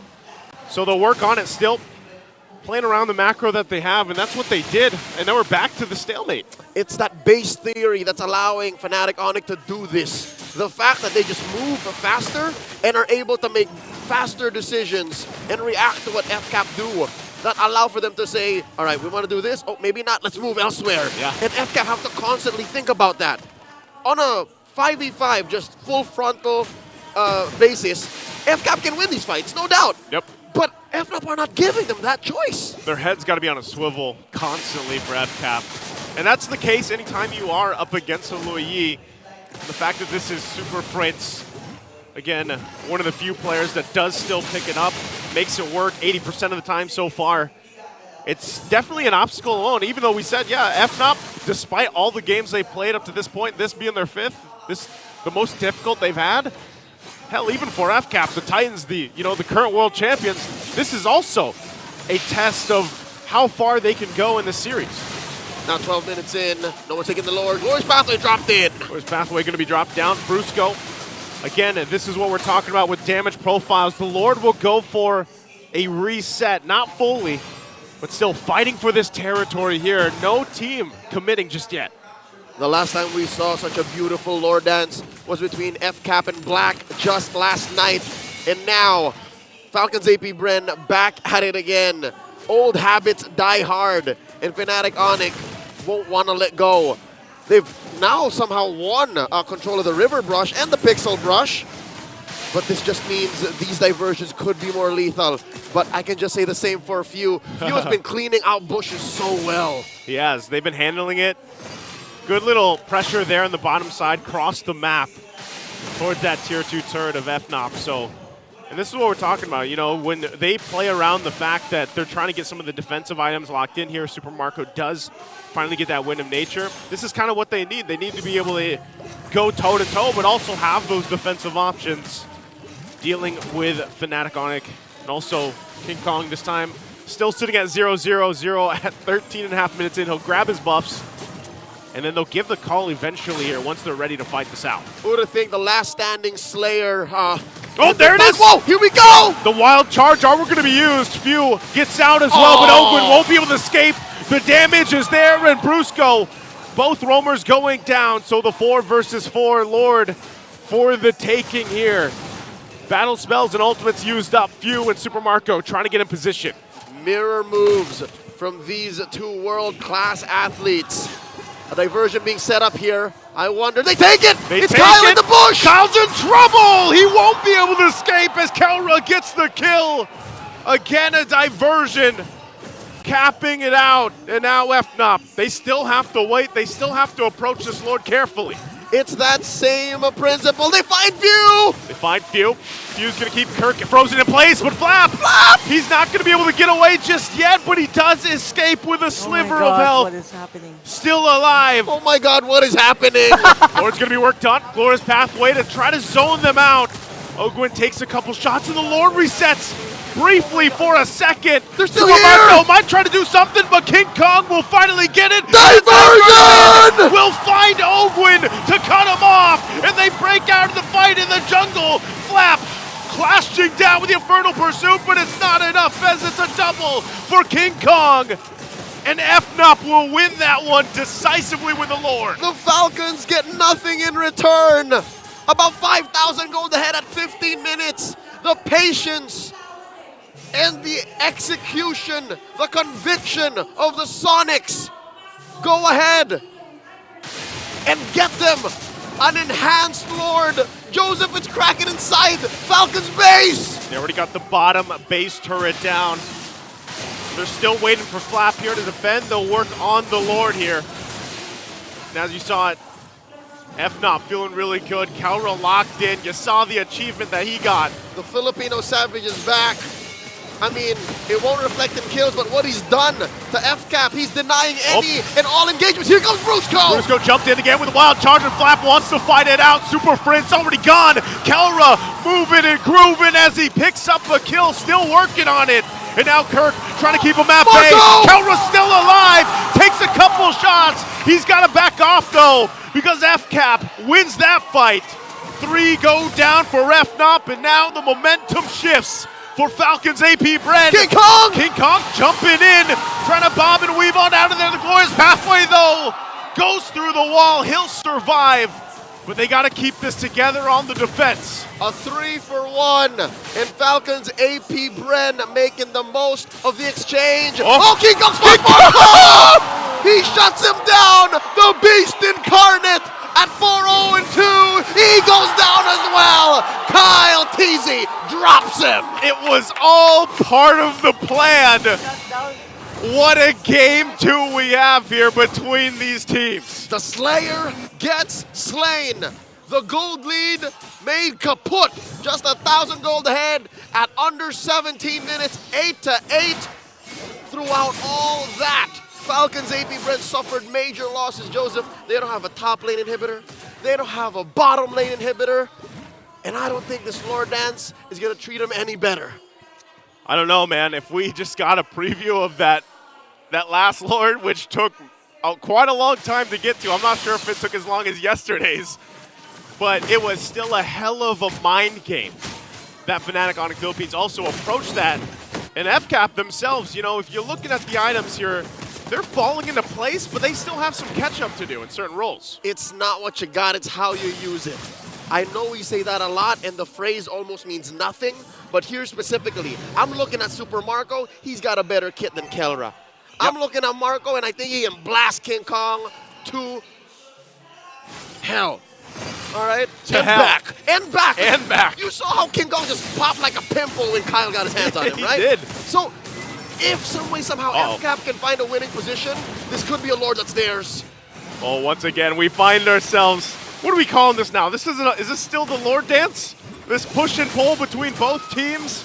Kind of fading through it. They're going to go for it as King Kong will get the Lord. The toss up through. Flap's going to be taken out, and they go in, pressing the situation as they find Kirk and Super Prince. King Kong still getting on out of there, but they got the Lord. And that's going to be enough for Fnatic Onic Philippines for now. 2-for-1. FCAP economically trading up, but just the same, Fnatic Onic take the Lord. I'll tell you now, Flap Teasy, this is just another day in the office. He's the #1 most damage taken on all of the league. So he's used to just throwing himself at his opponents. He's that body bag. And just saying, take me, all right? Not my teammates, take me. And that's what allowed for FCAP to take down Prince and Kirk. Now the question, how does FCAP make the most of this? Because for the first time in, I'd say, 15 minutes, they have as close a lead as it gets. This is about as close as it gets. You don't have that huge gap that you're working in. And just like you mentioned, even considering the items as we take another look at it, you can see how much fight capability that this Falcon APBren lineup brings to the table. Whether it's Flap throwing himself forward or Ogwin cutting them off, there's enough threat damage-wise that Fnatic Onic Philippines can't just haphazardly go into a fight. And I feel like that's why we see this so often, where they're trying to look for different angles, they're trying to utilize the diversion, or if that's a wild charge conceal play from Brusco. With that said, I'm taking into consideration the items, the positions on the map, what the map looks like, and there's one thing that's glaring at me.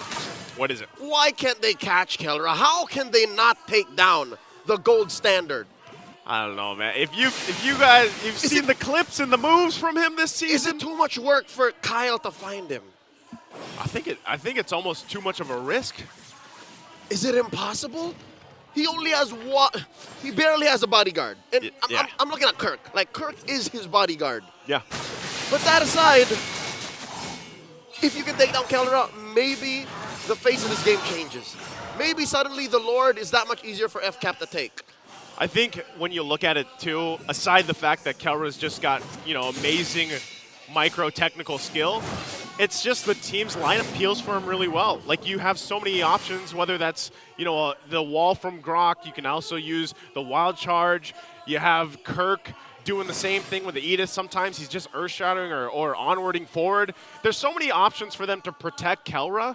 And so maybe that's part of the puzzle. Like, if you're Falcons APBren, how do we get to him? How do we actually shut him down? And I feel like they've been trying, even if that's utilizing the glorious pathway from Ogwin, but they just have a hard time getting through that front line first because there's so many options to peel for Kelra.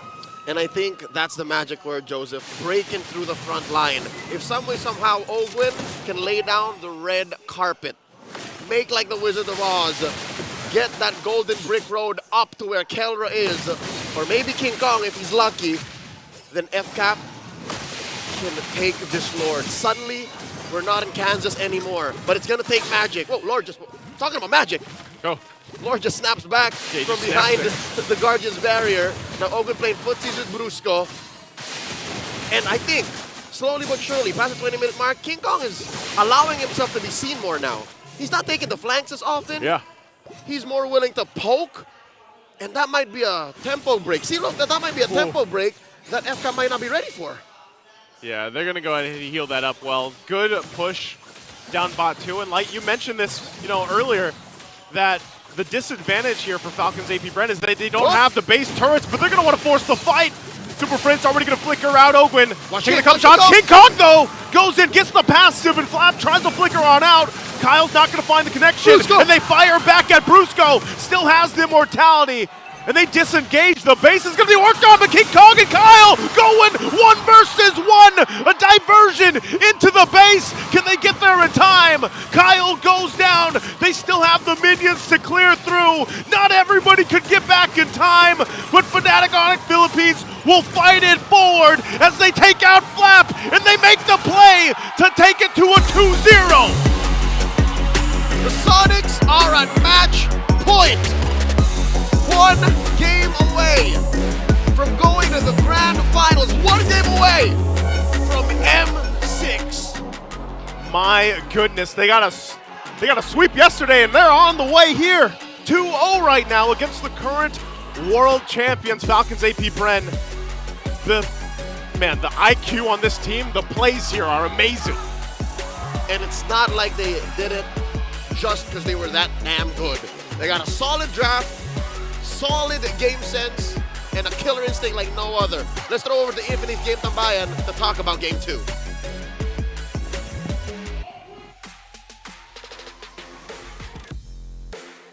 Don't give the low yi to FNOP.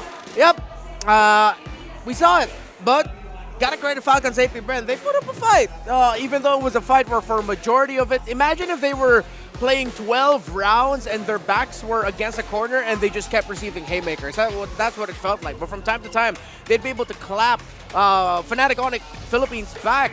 But just how well they play around the Loyi and Grok, command and conquer, is the best way I would describe the fighting style of Fnatic Onic Philippines in this game, where literally one simple Guardian's Barrier up from Brusco at the right time changes the positioning of Falcons APBren in a team fight, which means that it increases the chances that players such as King Kong, the game MVP, can get an opportunity to pick off. Again, man marking from Brusco to Friends to Kirk, Kelra, and King Kong. They know their assignments individually so well that it feels like for each player of Falcons APBren, they're playing 5v1. It does feel like there's like a stark difference, especially in how King Kong played as Nolan compared to Kyle Teasy in Game 1 as well. Aside from the fact that they obviously know their assignments, they know where to go, they know what to do in playing from behind scenarios. It just feels so clean most of the time. But for Falcons APBren, I agree. I feel like they outdid themselves with this one. I am actually not sure if maybe it's just the pure raw power of the Suyo, but they did fight back a lot. Yep. That's just the raw damage of the Suyo as well. I gotta agree with that statement. That really because of what Suyo can do in the battlefield, the pokes that he can dish out, as long as he keeps it relatively close, once it gets to the point where the items don't matter, the poke will always be there. You also have to credit Super Marco for finding farm when he can and staying bulletproof for as long as he can. But it's plays like these, divergence when the members of Falcons APBren are running away, Guardians barriers to set yourself up for a better position in team fight, hunting again.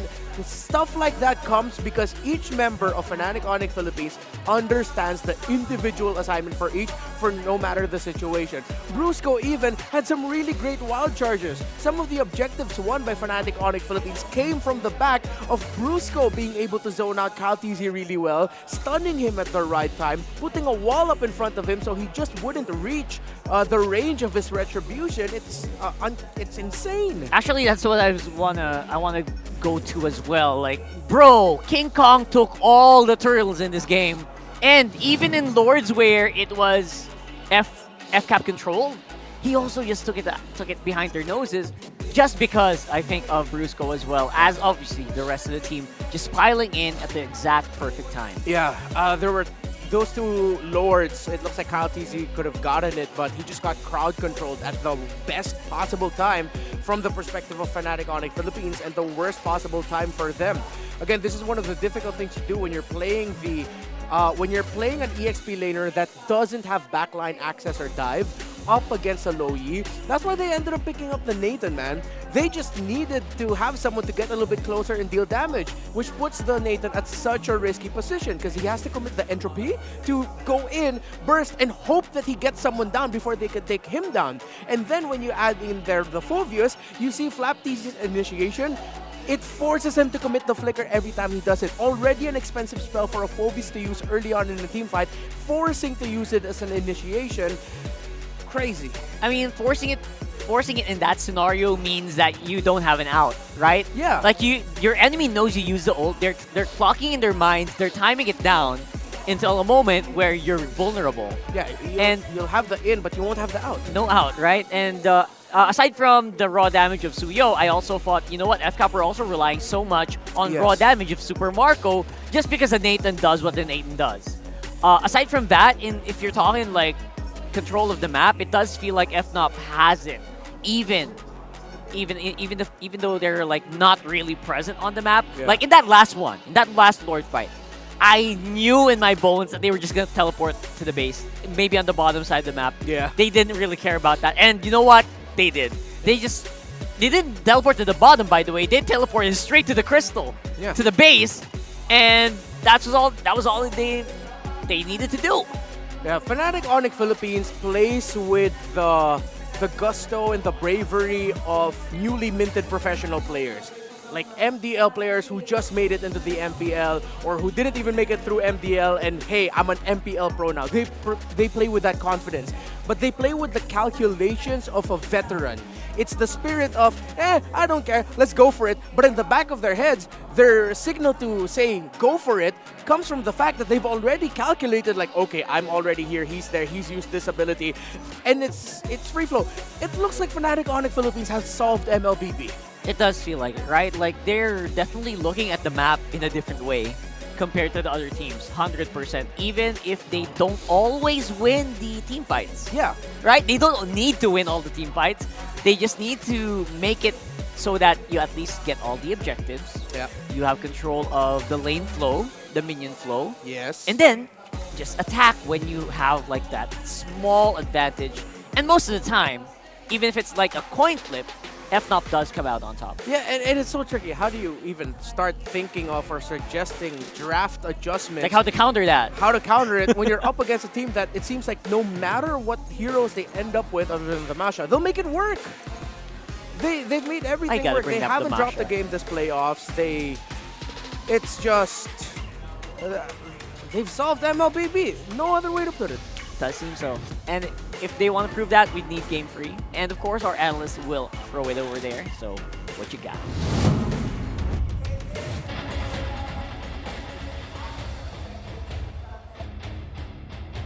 Match point. Welcome to the Analyst segment at Magandang Buhay. My name is Antianara and I'm here to break down what happened in game number 2 between Fnatic Onic Philippines and Falcons APBren.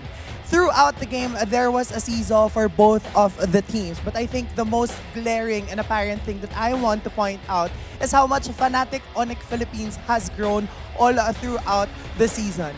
We've seen them play a very aggressive game all throughout. But I think what's very special about this game is that they never force anything. When we saw the first Lord spawn, they were able to take it down, beyond the 12th minute mark. The Lord even evolved. This just goes to show how mature they got, how respectful they got towards their opponents because they know that there might be a possibility for a comeback. And what's more important is that the Super Family seems to know the roles that they need to play. Props to Brusco because he's able to cast his wild charge all throughout the game against the opponent's jungler, and Edith of Kirk was able to do his job, which led them and Super Marco to just be able to do what they do best. Free hit and be able to secure the objectives. I think this is one of the most fast-paced games because of the Louis from the Super Family, Fnatic Onic Philippines, as they bursted down the Lord. There was an instantaneous diversion play towards the back line. And this is what that Louis can offer, catching your opponent off guard. And I think this is really what makes the Super Family very special. Ine-expect na dapat to ng kupunan ng Falcons APBren, but because of the masterful execution coming from the Super Family, it seems as if everyone is being caught off guard by what the Super Family has been doing. And again, what's most important in this case is that alam dapat ng bawat isa ang mga roles na kailangan nilang gampanan. For Super Marco, that's being for the gold laner, that's being able to do what you do best. But let's head on over more to know more with our host. Isa na lang ang kailangan ng Fnatic Onic Philippines para makakuha ng ticket sa M6 and the slot in the Grand Finals. And here we are, kasama natin ang Lazy Esports mula sa MDL. Guys, introduce yourselves. IGN Sindel, tas Roll Gold Lane. IGN Shizu Gold Lane naman. IGN Chobskirt Mid Lane. IGN Der XP Lane. Kay Kadot, Roamer. IGN James Pangs, Roll Jungler. Coach Pacbet from Lazy Esports. Coach! Na-miss ka namin! Sobra! O, kamusta naman? Congratulations dun sa inyong MTL Championship. Kamusta naman ang post-championship nyo? Hanggang ngayon, hindi pa rin kami mapaniwala na yung run namin na gano'n na magja-champion pala kami. Pero tiwala rin talaga sa isa't isa. Ako naniniwala ako. With you as their coach, talagang pagdating ng Grand Finals, boom! Iba na. Now, coach, actually, isigaw nyo sabay-sabay. Sinong team ang sinusuportahan nyo? Onic! Onic! Ikaw, coach. Coach, nakakausap mo ba si Kelra? Oo. Madalas. Kasi playoffs na Chinachat ko siya minsan. Anong sabi mo si Calor tungkol dito? Kasi isa na lang, makakapunta na sila sa Grand Finals, tsaka makaka-step sa world stage. Oo. Kay Kelra, siguro mas galingan niya talaga. Kasi pwedeng ito na yung season niya as a player. As a Golden of Onic Ayun, nandun si Kelra. Sabi nga nila talaga nag-mature si Kelra. Kayo ba, are you taking lessons from your kuya? Kaya kita, Opo. ano yung mga nakuha? Di ka naman, yung mga young players dito, bigay natin to kay James Spanks. Po. Ano yung mga lesson na kinukuha mo kay kuya? Yung nakuha ko siguro yung tapang sa paglalaro kay King. Kasi Kay King? Oo, kay King daw. Yun yung ginagamit ko para makalamang ako sa jungler ng kalaban. At alam nyo, itong si James Banks, siya ang ating Season MVP, Finals MVP. Congratulations! Thank you po. So feeling mo ba someday ready ka na sa MPL? Opo, ready na po. Abangan nyo po kami. Malay nyo, next season, makapag-MPL kami. Baka next season. Okay, anong message mo para sa Onic, Fnatic Onic? Guys, good luck sa inyo and laruin nyo lang yung laro nyo. Tapos alam ko namang matagal nyo nang iniintay na makuha yung na yan. Kunin nyo na yan, guys. Let's go Pro 3-0. Oh, 3-0. Now, we'll take a look at that. Babalik na tayo sa ating panel. Tulungan nyo ako. Panel? Paso! You know what? I'm really loving our interviews just because of the fact that Bakbet and Kelra, they go way back. Yeah. Bakbet, one of our most decorated pro players as well here in the MPL, in case you guys missed out. Yep. And again, decorated pro, even more decorated as a coach. Apparently so, MDL champion, brother. Yeah. Congratulations again. And we also have Darren Kekadot. You know the roots of Darren Kekadot, right? They've been cooking it up with Onic for a while as well. And right now, since all that is out of the way, don't forget to support the Philippines representatives as well in the IESF World Championship for 2024. Their MLBB tournament run will be happening from November 12 to 15. And the women's MLBB tournament will also be taking place from November 16 to 19. So right after this, actually, we're going to be supporting more MLBB action for our own team. So make sure to mark your calendars and witness Dakas ng Pinas, like we always say. Yeah, our representatives for the Philippines are the members of RRQ Kaito, the MDL team that Lazy Esports defeated in the Grand Finals of MDL Philippines Season 4. 4-3 was another tremendous Grand Final show to us by MDL Philippines. But I really hope that the RRQ Kaito loss that they felt in the Grand Finals fuels them up and represent the Philippines in the IESF World Championship. Yeah, knowing Coach Pao, he's already had all of this in consideration already. We miss you, Coach Pao. And of course, for MPL Arena, it's also time for that special time of the day, where we look for the guy who is going to copy the smart gameplay pose. So we're going to look for, I'm pretty sure it's going to be an Onic player here, so make sure to copy it properly. If you're watching here in Greenside, you're going to have to look for that here. And don't forget to have that thing, the green screen with your thing, and then you can win a redeemable in-game code. So let's throw it over to the MPL Arena in just a bit to check that out. And again, make sure that you copy not just the hand poses, but also like the intensity of the face, the eyes. The eyes never lie. Yeah, I think it's already on the smart gameplay pose. We're just not part of the party. So it's just gonna be us. Should we do our own smart gameplay poses? What's your power gameplay pose? If you win, if you win, what's your own? What's a Reptar gameplay pose? Just like that. Isn't that from a very well-known coach? Yeah, just like that. Just like that. I don't know what you're talking about. I heard someone named Coach Jeb does that. Anyway, if you guys know who that guy is, please comment down below. Yeah, that's Mine Coach. is like that. That's Coach Jeb. That's different from Coach Jeb. Jeb. Yeah, Coach Jeb with a J. Yeah. And I think you know. just do that. That's victory. That's victory for me because they'll never know if you're crying or you're smiling. Can't believe. Wow, that's deep, man. Are you okay? Yes, I am. Okay. He said that with quite hurted eyes. I'm worried for you, but you know, let's talk about it later, man. No, I'm a little hurt because from the way things are happening, it might be a it looks like a 3-0. It looks like it.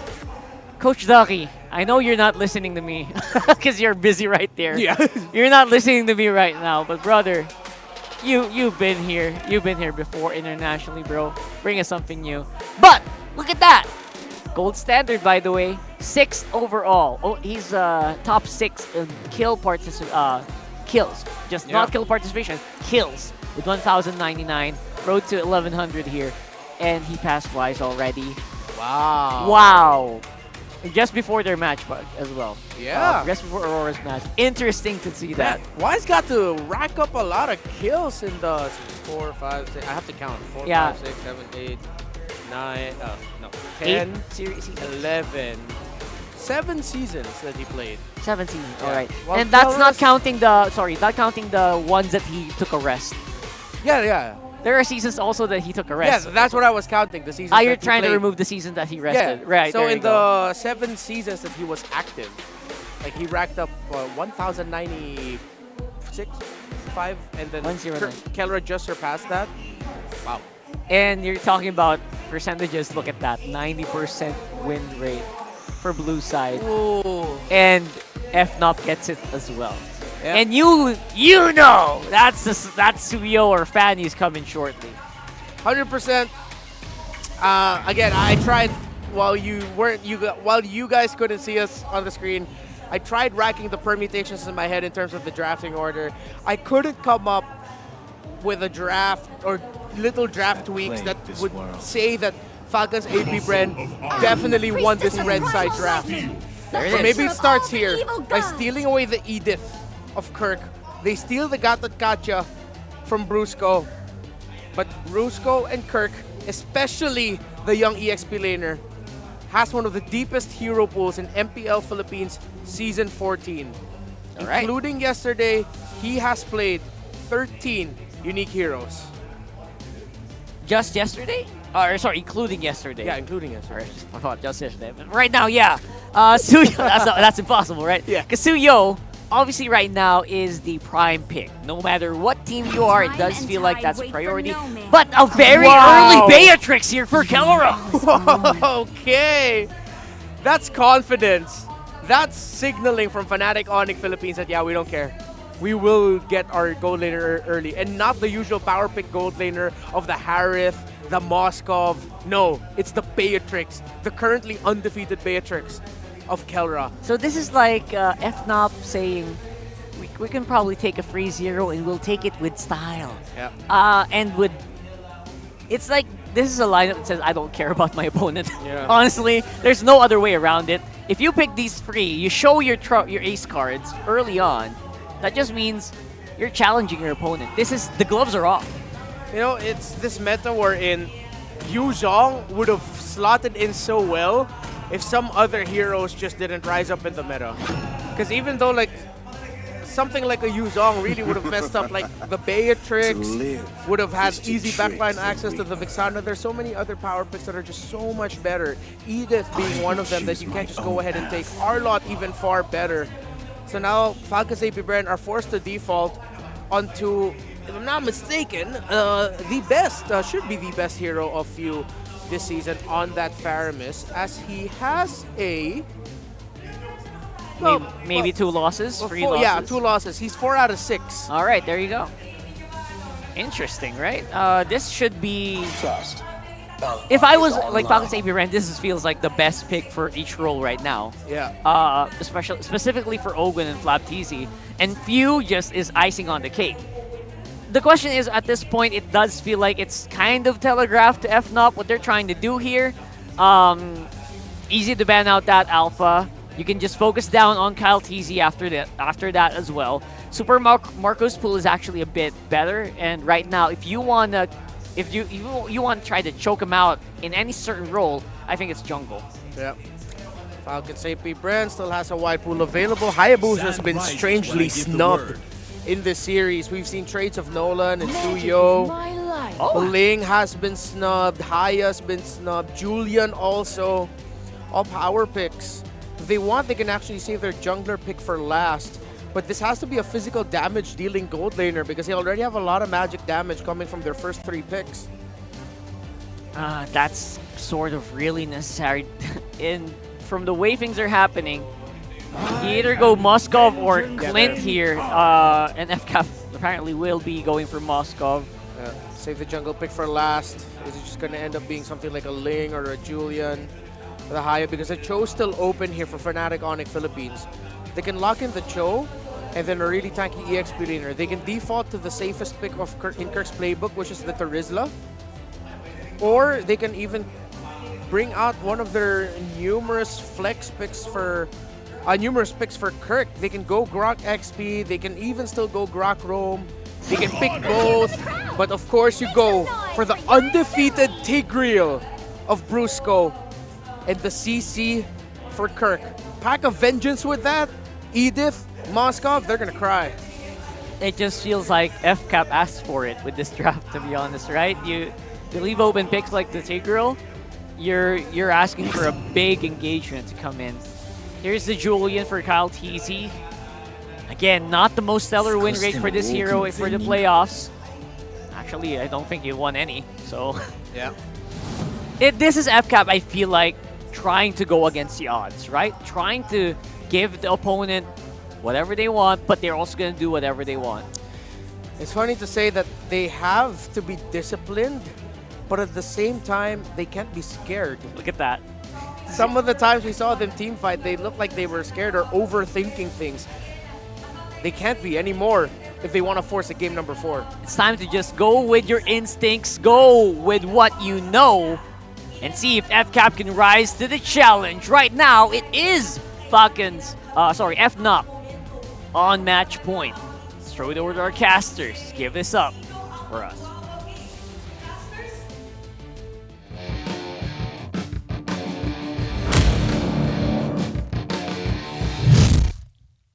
Welcome to Mobile Legends!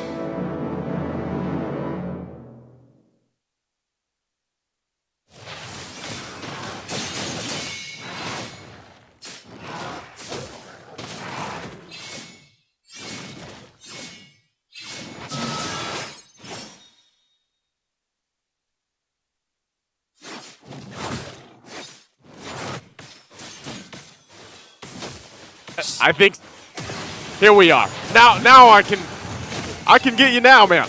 We were just in our heads because of how high stakes this matchup was, but now Few gets away with a Shadow Stampede, and we are in game proper. All right, Few escaping there with his life, of course. Did have to use that Purify, but this is what we're gonna have to see how they play this early game. They're gonna go in for Whoa, Few very quickly taken out, but they do get King Kong back. The trade there, the 1-for-1. You take that trade 4 times out of 5. A mid laner for a jungler? Worth. Yes. Now, Take it. talking about this Julian up against Suyo, it's a match made in heaven. Mechanically speaking, these two are the top of their game. Yeah. Kyle TZ and King Kong. Ooh. I think FCAP may have figured something out here. Yeah, might have. Trying to, oh, he goes in with a flicker. Uh-oh. He didn't want to get hit by Ogwin. Now King Kong might be on the hunt too. Goes in with a Queller, but there it is. Kirk will pick up the kill. Good synergy there. Good calls as well. You can only be in so many places all at once and think of so many different positions your opponents could be. Yeah. And with that, I think Falcons APBren, the fact that they're still standing here for the first turn, means they mean business! They're going for Kirk. Kirk already popping Nice that Vengeance too. Couple shots away, Flap going for it, but the Eternal Guard gonna cut them off in the fight. Kirk finally goes down. They deal with it all. Flap has to flicker out. Brusco finally going down in the exchange. The taunt unbreakable coming from Ogwin. Kelra won't have enough firepower to help turn the tide. Now the fight for the turtle. King Kong gonna get forced out of this situation, and FCAP, they fought for that one, and they'll get the turtle. FCAP definitely put some elbow grease in it. Messy as it may be, but that is how blue collar goes. Whew. You put it in, and you work with your hands, and you make with it what you. It's Might an be a little honest messy. living. It's an honest living. Yeah. And sometimes that's what you gotta do. Fnatic Onic have been attacking this game, this series, from such a cerebral position, and maybe if FCAP can shock them into a game that's going at a pace that they're not ready for, maybe FCAP can get a win. Maybe we can be forced to go into game 4, but right now, barely 500 gold up, 3 minutes in. I'm scared, Naisu. Who are you scared for here? I'm scared for Marco. Because throughout all this mess that we're seeing in the early game, 6 kills already in 3 minutes and a half, barely. Kelroy's up by 500. Yeah, he's up, and you know, I think you're seeing how proactive Kelroy's also being, and that's been him for the most part throughout these series. Hold on again, Kyle Teasy gonna get out, hand swords on out, but you're seeing just how much that Soul Sever does hurt from King Kong. You gotta respect it. And yeah, going back to it, you know, Kelroy's gonna have to move around the map. He's gonna continue to do that, and I think it's just a little bit maybe easier for him to go and farm up some of the lane if he has to, and which allows him to then roam quicker than, for example, Super Marco, because Super Marco, all he's got to do is really hope that he lands the Spear of Destruction. Now, throughout the series, you know, that's the other question. Is he able to land the ones that count, basically? Throughout the series, throughout the playoffs, yeah, it's not just Marco who's struggling with the Moskov. Just because of the sheer game IQ, game sense, and how teams are so good at playing the map, Moskovs aren't hitting the SODs the way they used to in the regular season. Yeah, they really adapt to it, especially when it comes to these objective takes. They look for it and they get ready to dodge it before they go in. There's the flicker, though. They want to go for the fight. FCAP gets the vengeance out already from Kirk. Turtle, less than half health. They're still looking for it. It's going to go through a reset. Super Marco also getting the information he needs. Now the focus. Once again, Kelra rotating down, joining the fight. Eternal Guard going to be dropped down on view. He could be in trouble. Still gets away. There's an implosion, and King Kong will get the turtle. Spear Destruction going to land. Kelra flickers defensively, but Ogwin goes down as King Kong picks up a kill and will force FCAP back. Fnatic Onic, definitely the aggressor in that situation. Despite the early pop on Kirk's vengeance, it was all according to plan. Falcons APBren, they can rest easy knowing that they did get a turret up top, but just the same, Fnatic Onic very quick to the comeback, pushing down bottom, and it's the same lane I was afraid for, Joseph, this whole time. Because of what happened, what transpired in the first 2 turtles, Fnatic Onic said, you know what, Kelra? Switch lanes quick. Go down bottom. Be first to rotate, because we know that top lane's going to go down quickly. Marco's not moving, and that's going to put him at still close to where Marco is. I think the fact that Marco took that turret by himself allowed for him to close that gap. Yeah, gave him that little bump that he needed. They'll still have to deal with it, because you saw Kelra also just now picking up the BOD, so good little power spike here for the Beatrix once that item's locked in. And that's part of it, right? You put Super Marco in these side lanes, let him do his thing, farm up the best he can, and he's been doing that, kind of equalizing things. He's got to go ahead and just get these turrets down so that it opens things up for FCAP. Whoa! Flap! I guess he just got overloaded there under that tier 1. Flap tried to take it by himself. Flap thought he could defend and save the major resources that FCAP's going to need when Fnatic Onic start to play the map a little more aggressive. But look, Fnatic Onic relentless. King Kong and They're still going? Oh no, I don't think FCAP can defend this. Yeah, they're losing it. Couple shots away on that tier 2. Super Marco does get there in time. That cannon minion, though, will finish that one. So they lose at tier 2 this early on the top side, and now Turtle coming up third one, last one of this game. In the first 5 minutes, FCAP have been getting better at blocking Fnatic Onic's early salvos. FCAP have been getting better at finding windows for aggression, but wait. It looks like the final turtle will go over to FCAP, and I guess that's the cost of that hard push up top. Yeah, look at this. King Kong took the orange. So that's the trade, and this is what we see often. Kyle Teasy, though, he knows, might go on the hunt here. Spear Destruction going to be used. Retribution also, but King Kong will be fine. Again, the Suyo is hard to catch. So many options to get out. Maybe, what, 30, 45 degrees off? If that stun from Marco hit King Kong into a wall, may have been over for this Suyo, but now King Kong played footsies. Man, he's defending against 2. He's defending, but Kyle Teasy's not going to let that orange go away for nothing. We'll finally get that revenge by taking the purple buff here from King Kong. Both teams getting set up now in this mid lane and trying to get control because they both hold on to tier 2 or tier 1 turrets mid lane. And if they make a play, if they find a pick off either way, gives them a little bit of a room to work with before the Lord comes up. Eye for an eye, trading buffs for buffs. And slowly but surely, Fnatic Onic know that FCAP aren't the same team that they faced in Game 1, not in Game 2. FCAP are just getting started. They're getting warmed up. And now, Kyle Teasy, ever the aggressor on the Kirk. Kelra knows he can't protect Kirk. And this pushes Kirk all the way back. Kirk will be fine. Couple shots. I mean, this is what we expect with both teams kind of just limit testing each other, seeing what they can get, if they can get anything, whether that's used or not.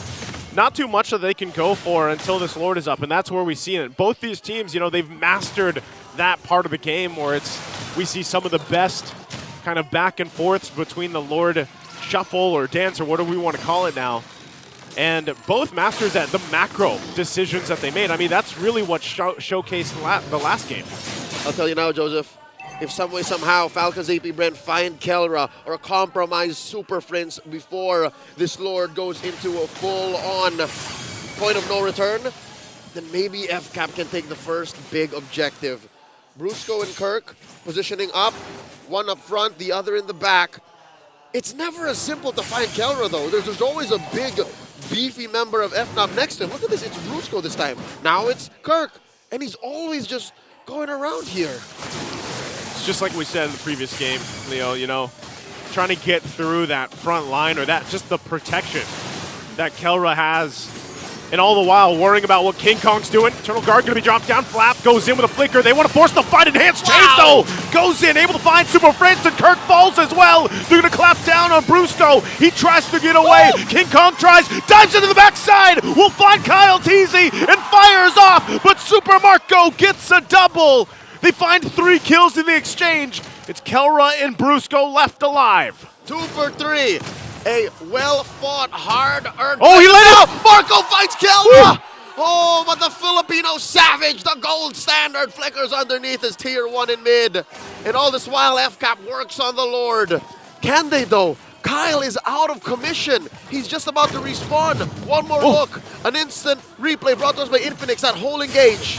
It looks like, I'm going to look on the live cam here. It looks like they might be able to get it. Again, Eternal Guard going to be dropped down. Primal Wrath going to be used, and Kelra fires off. We'll be able to find Flap. Looking for the Lord, and Fuel will be able to secure it for FCAP. Brusco! The implosion from Brusco. No follow-up through, and now Kirk taking the spears, but here's King Kong again, punishing Fuel. FCAP will get the Lord, though.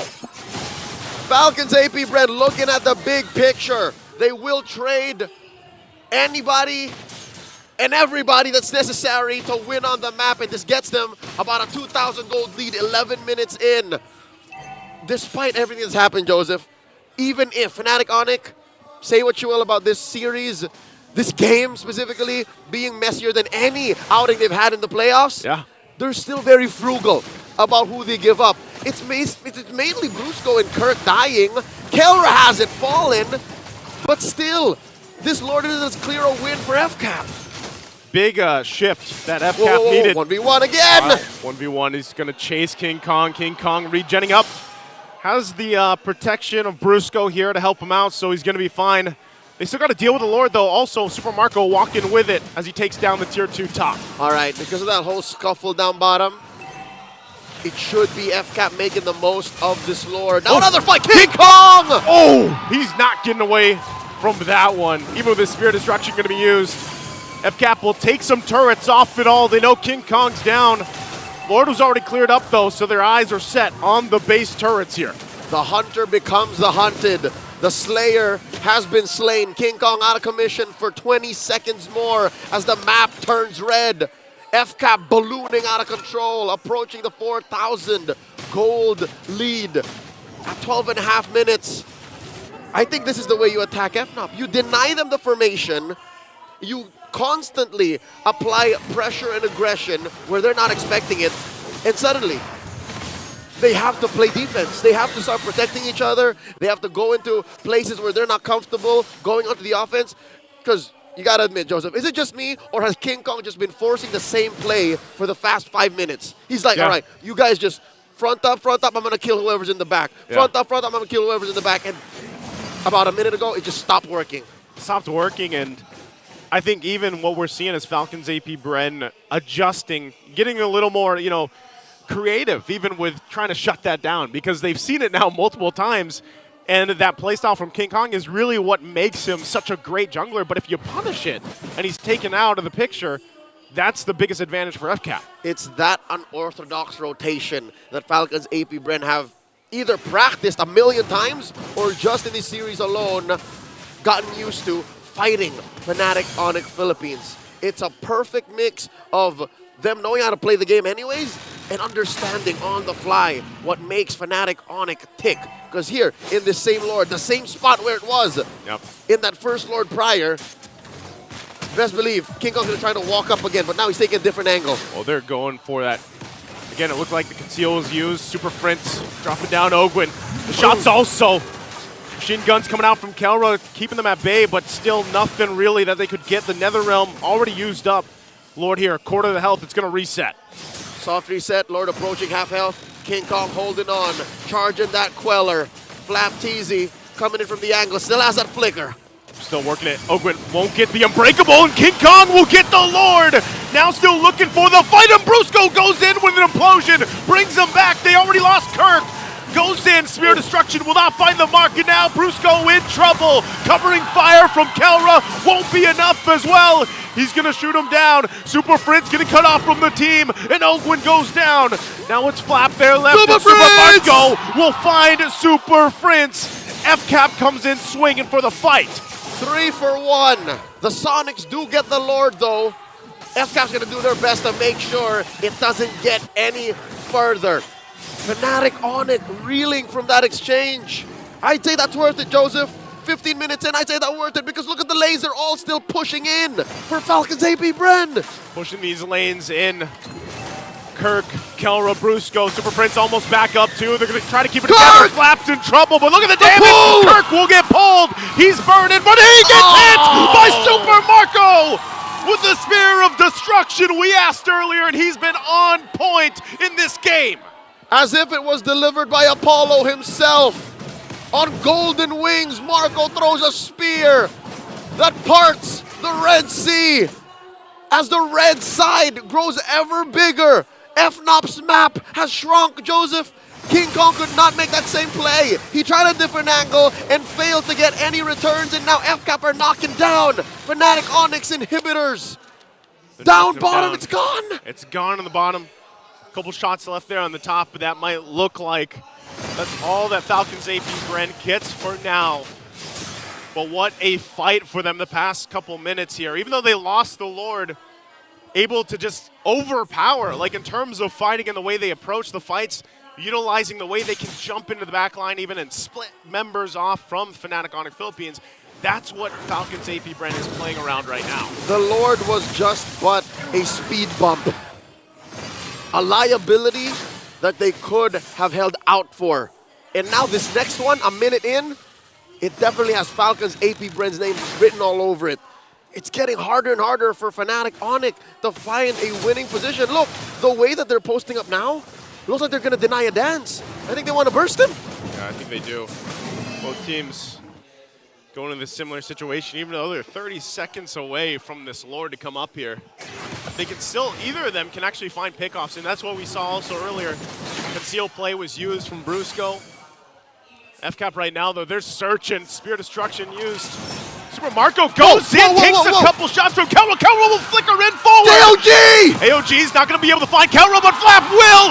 Knocks him into the air, and they're going to force the fight as Kelra goes down. Even with an implosion, they have the Nether Realm and everything else as they're going to chase down the FNOP here. King Kong on the side just watches as Brusco goes down.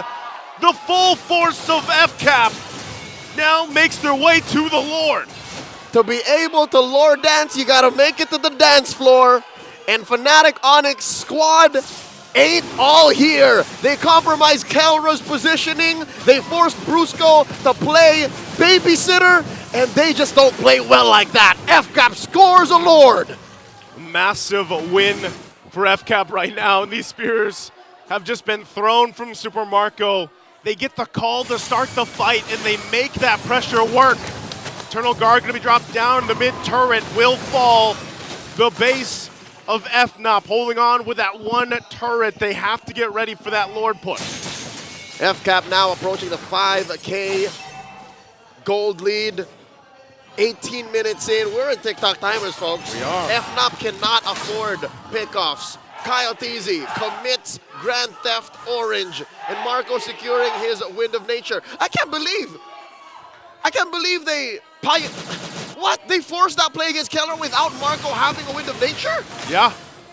That's some marbles right there. That is marbles right now, and the marbles in the play for FNOP. Flap's going to jump in, takes a ton of damage.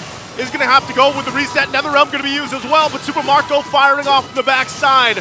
Already got multiple ultimates out from FNOP. Lord still up, healthy. Kelra on the front, trying to keep them at bay. There's AOG again! Going to be able to find multiple members, but they're still working on the Lord. FCAP finds the check. Spirit Destruction already used, but FNOP will keep things together for now. They got rid of the Lord, they got rid of 2 from FCAP. Fnatic Onic PH still standing, holding on for dear life, defending their base. Sitting at about 1/5 of its health, bodies lay across it in a beneficial trade for the Sonics. King Kong for Flap and Kyle, and suddenly the Sonics come alive. Half of the MPL arena on their feet. FCAP, their gold lead sliced in half. Leo, we have seen FNOP do this before. Well, they have an amazing defense against the odds, and then they somehow turn the game in their favor. Even with a fully exposed base, one step at a time is what they have to do here. And yes, MPL Arena, the Sonics all stood up after that successful base defense. Looking at the items, we're in juggle territory. Players will start to sell items and buy them in the midst of battle to be able to get advantages and active skills. So you're seeing here now, Kyle TZ, he's rocking a winner crown, so he can start to sell and buy and sell into an immortality. You can see as well an immortality on both of the frontliners of Falcons APBren, so that's going to come into play. Joseph, who's to say that the play FCAP did about 3 minutes ago isn't going to happen again? Who's to say? Because they've done it, and somehow Marco has made up for all the missed SODs all weekend long. The man's is bulletproof right now, man. That he is. 0-4. That he is. What? And he's been doing stuff like that. If that's not impressive, I don't know what is. And you know, Kelra made that risk. He flipped when that play that we were talking about. He flickered forward. He made the play, made the choice. But FCAP responded better to it. So now they find themselves sending Super Marco up top to deal with this while the Lord's going to be worked on. Gotta say that's risky. Again, knowing the hit rate, the batting average of an SOD in the playoffs, this has to be a play with conviction. Falcons APBren have to vocalize and outright say it. We're going for the backdoor. We're going for the segue. And Marco understands that maybe I'm not ready, man. I'm just going to join the fight. I'm better in team fighting anyways. I'm better at kills for sure in this game. Keep an eye once again. Flap's done it time and time again where he flickers forward with the Urge Shatter. Kirk jumping in, gets Few really low. He's going to force them off a little bit from this Lord. They're going to press the go signal. Flap's going to jump in again, and King Kong will get the Lord. They're going to disengage from the spike. AOG! AOG already landed. They're going to go for it. Brusco goes in with the implosion, but the fire is off. He sacrifices himself, but look at the mid lane. Kyle TZ is going to be cut off. Flicker in from Kelra. Run, Kyle! They shoot him off with the base. They got to clear the minions out. And FCAP runs into the base. But right now, FNOP, they've got it together. Lord spawned an extra layer of fat to stop the onslaught of FCAP's minion waves. But that was a close call. Joseph, I'm going to tell you now, I don't think this Lord is worth the effort FNOP put into it. Yes, they denied FCAP from taking it. But wait, what's Kirk doing? What's Kirk doing? I guess they want to fight this out. Kirk Immortality, are we going to be popping? Kyle! Down! And they can't keep him alive as Super Prince falls as well. Kelra and King Kong, the only left alive as that Lord finally goes down. But FNOP ultimately buys them some more time in the game. Fnatic Onic, they're gonna have to defend against 3 waves and 5 members of FCAP while being down their silent anchors. Super Prince, 30 seconds. Kirk, 30 seconds. I don't think this is possible. We're short of a miracle for this defense to happen. Well, they can see if they can pull it off. Few. Less than half health. Flap again jumping in. They're trying to clear the waves, pushing this in together. King Kong so low, and now the base is going to be worked on, and FCAP will see the victory as they take game 3, 2-1 right now. Backs against the wall. The final Titan refuses to fall. 3 games in, and Fnatic Onic lose their first game all playoffs long. We're going to game 4. Going to game 4, man. The crowd all in their seats, out of their seats here. I want to get out of my seat. Same. Let's throw over to the Infinix Game Tambayan. Redmond Rockhart.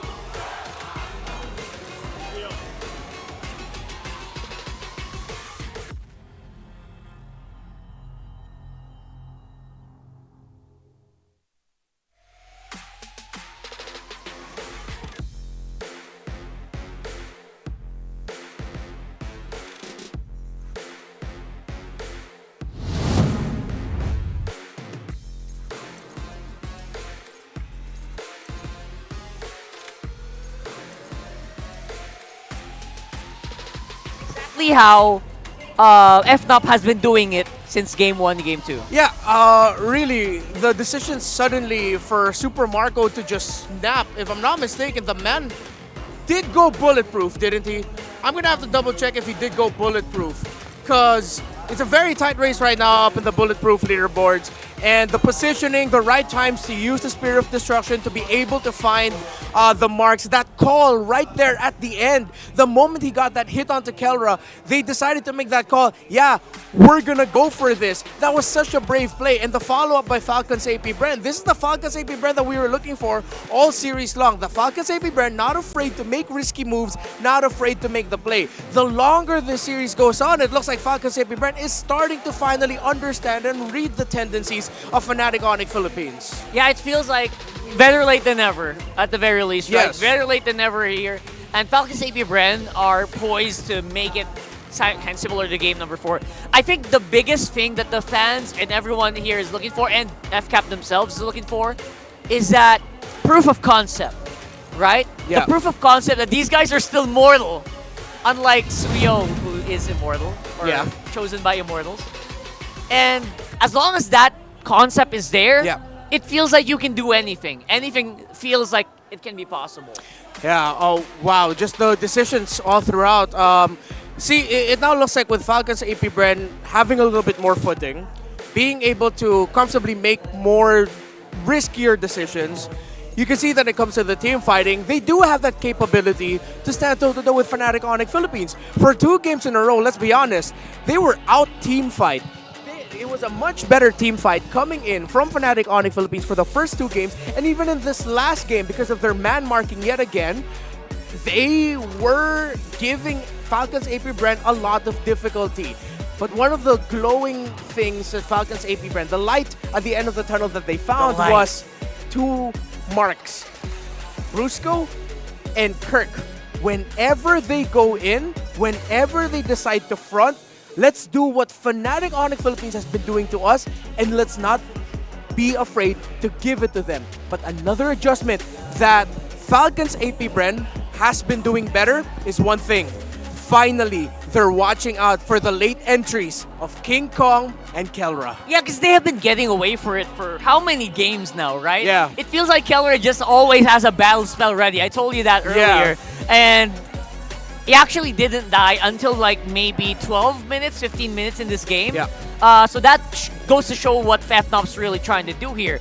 But at the same time, the thing that you're talking about in between game number 1, game 2, that FNOP was using as a strength, which is that bravery, that gusto, that bravado of I can go in and you're gonna be scared of me, is fighting against them now. Yeah. Kirk, he tried to do that yo-yo maneuver against, I think, a few members there, specifically a few. Yes. And I think he got punished really hard for it. And that also happened before a crucial Lord take.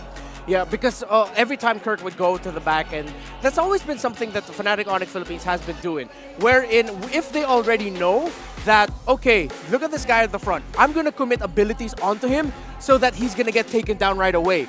But then, what happens is that Falcons APBren has read this tendency and just said, wait a minute, we can actually punish that. As long as we survive, we'll go ahead and turn things around.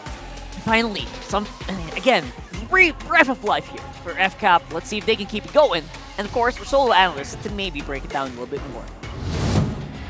Mental fortitude exhibited by the current world champions as they extended to a game number 4. Magandang buhay, my name is Anjanara and welcome to the Analyst segment wherein we will be breaking down what happened in game number 3 as Falcons APBren seems to still be alive in this entire series. But then what made the entire difference in that lineup was the fact that Falcons APBren was able to adjust their draft so that they are able to match the Fnatic Onic Philippines aggression that we have been seeing since game number 1. And so far in this entire series, we have been seeing that Edith wins games. That execution coming from Flap TZ ensured that Super Marco will be able to secure their enough gold and ensure that he will have enough space so that he can farm up really, really well. If we will look at the gold difference, it's mostly in the side of Falcons APBren, and understandably so,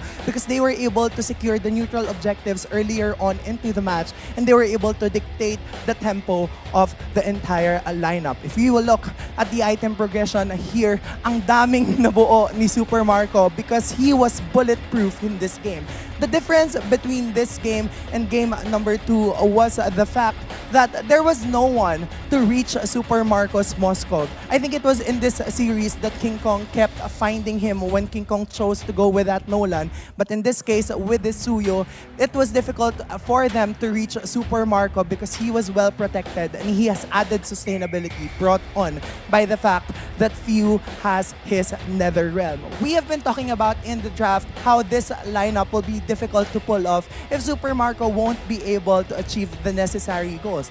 That was the win condition coming from the side of Falcons APBren, and they were able to do just that. And again, to everyone who's watching out there, this is what you need to do if you have a Moscow. Sure that you have space because at the end of the day, that will lead you to victory. That was happened in game number 3. Kaya naman, let's throw it over to our host, Mara Aquino. All right, everybody, let's go Falcons! APBren! One more time, let's go Falcons! APBren! At kasama natin dito, Sanford. It's nice to have you here.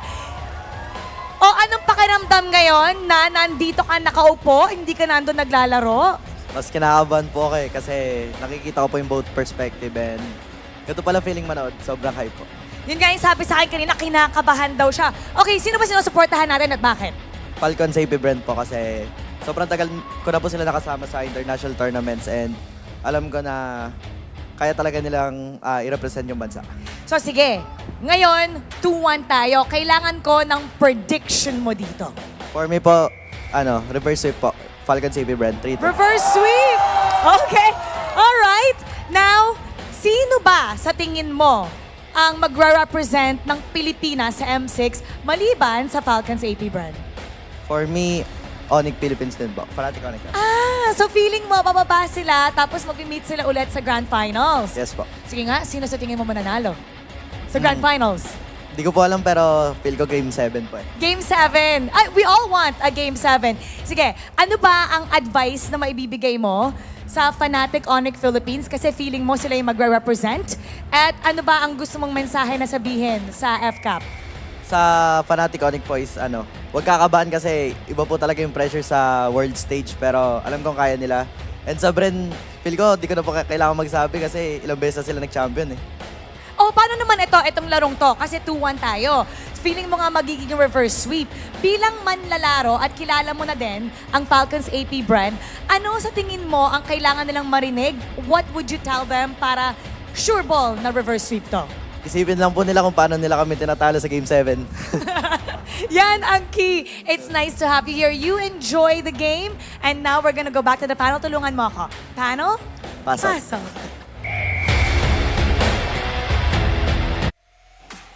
Oh, that is so nice. I was legitimately touched by seeing Sanford himself right there. And you know what? These guys have been complaining to Falcons APBren. Guys, you've been beating us nonstop. Come on, give us a chance here. But he's here supporting them. Yeah, I mean, if you can beat him, support him and show your love for him. I mean, I like how he did say that. It's because they've spent so many times in international tournaments together. They've represented and carried the flag of the Philippines for an entire year now, all throughout the year in international tournaments. And even though, as you mentioned, even if Sanford and TLPH have just kept losing to Falcons APBren in the grand finals of those international tournaments, then they still just end up respecting them. Yeah, I mean, respect begets respect, I guess. And if you're FCAP, you're probably very touched. And maybe, you know what? Sanford's right. Yeah. You don't really need to say much else to FCAP, but just remind them who they are, what they did. Yeah. All the journeys they've been through together. Wow, this is such anime level power. Man, friendship. you're making me emotional. This whole thing is making me emotional. Y'all know as a Falcons APBren bias, what you just said just now, if I was watching anime, I'd be like, I'm not gonna cry, I'm a strong man. But strong men do cry. But look at Speaking this. Speaking of men who don't cry, it's Few.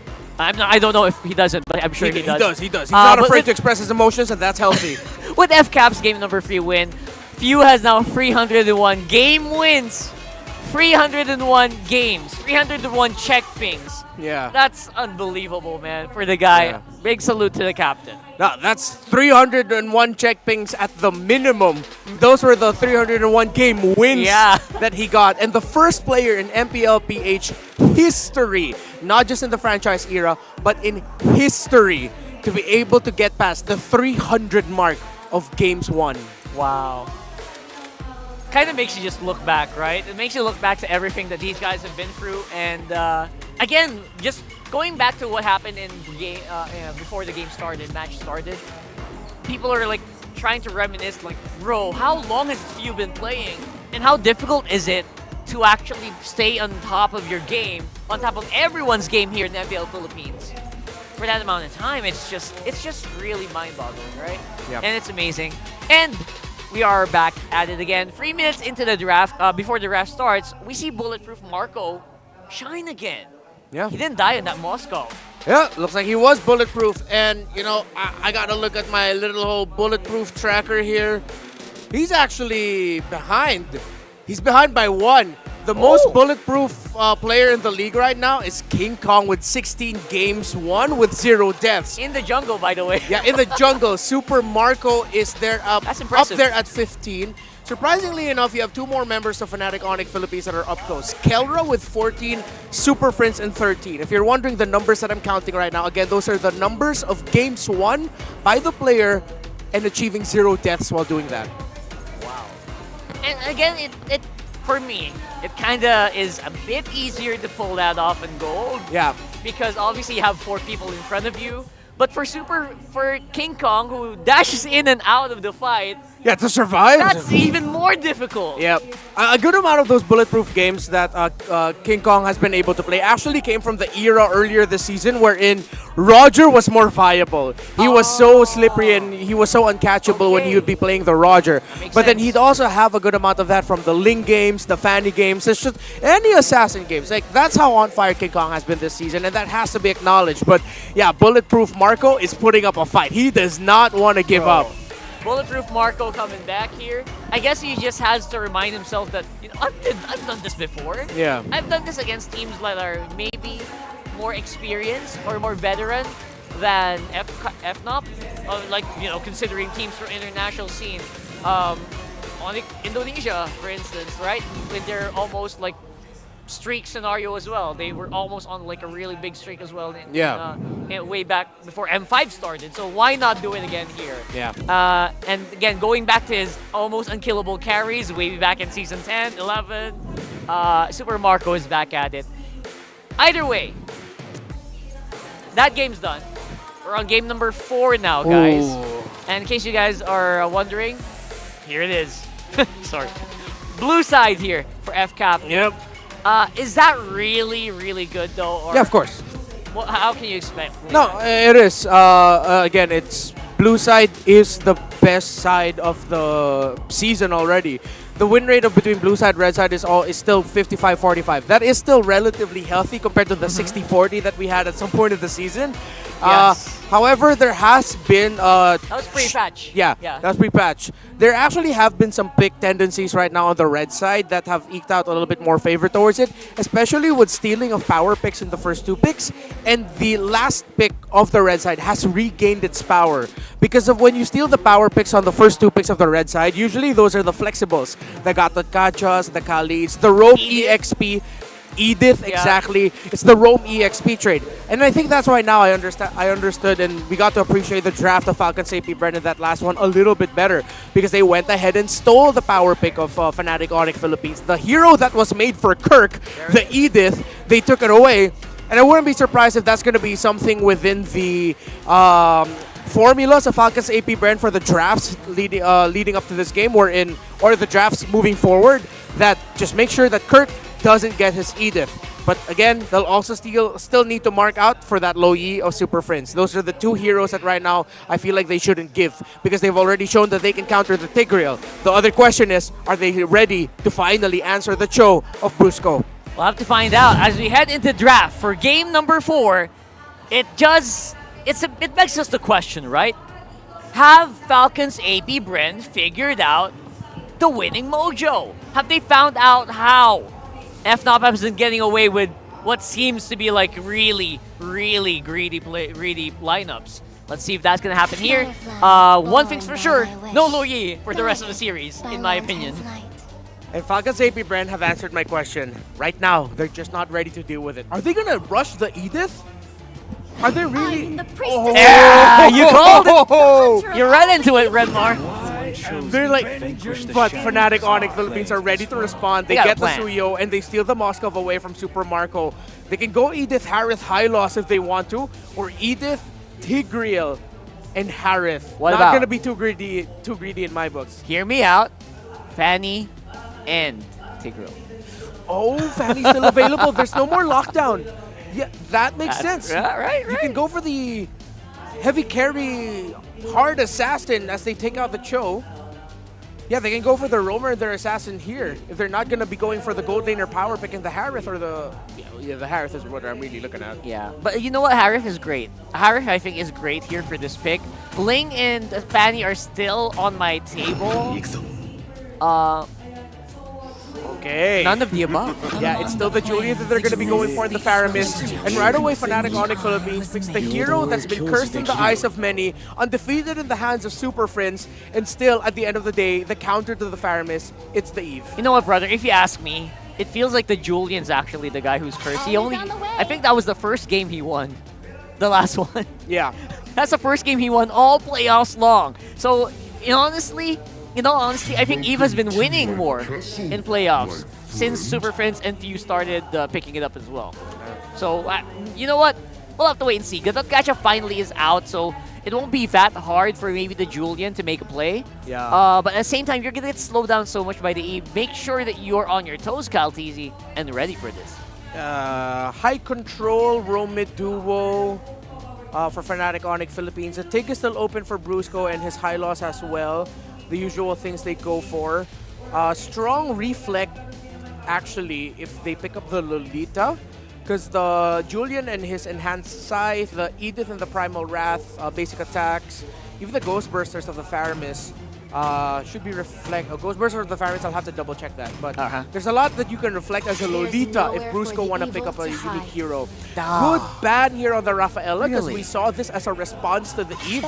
People have said that, yo, but Rafaela is doomed to the Eve. No, you have that extra movement speed to help you get out of the real world manipulation faster. It doesn't make sense, but believe me when I say it's actually one of the soft going into hard counters into the Eve. Soft going into hard. I like that. I like that term. Let's coin that term right now. Yeah, yeah. But of medium course, soft, medium hard, maybe. Sure, let's go for let's medium well done. Let's change our phrasing a bit and yeah, let's go for steak terms. Medium well done. Medium well done.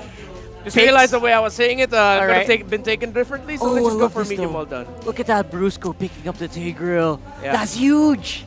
Yeah. Is it still undefeated? That's our default. No, it lost in the last one. With Brusco? Oh, last one is... Oh, yeah, right. The last one was his Tig. That was Tigreal. That lost. Oh, Gwen, what you pretty gonna good, though. pick? This roam pick for Open is massive. He's out. I will choose my own path. Okay, interesting. Whoa! It's our show time. Okay. They go for the Claude into the Eve. They have the dive. All right. That's a bit of a fragile lineup here, especially with a Phoveus. That's not looking pretty here. Yeah. Really not looking pretty at all. Historically, Phoveus does have a tremendous win record up against that Arlot. Just have to double check that right quick. To add more to the drama of this game, Arlot has never won against Phoveus this season. That's a hero head-to-head. In the hero head-to-head. Oh my goodness, no way. Good luck. I mean, all you gotta say here is good luck here for FCAP, right? I feel like they got a bit of a short end of the stick here in the draft, but I'm ready to be proven wrong here for FCAP, honestly. Yeah. Let's see what happens. The high-stakes drama. Let's go. Let's go, Leo and Naisu. Give us game number 4.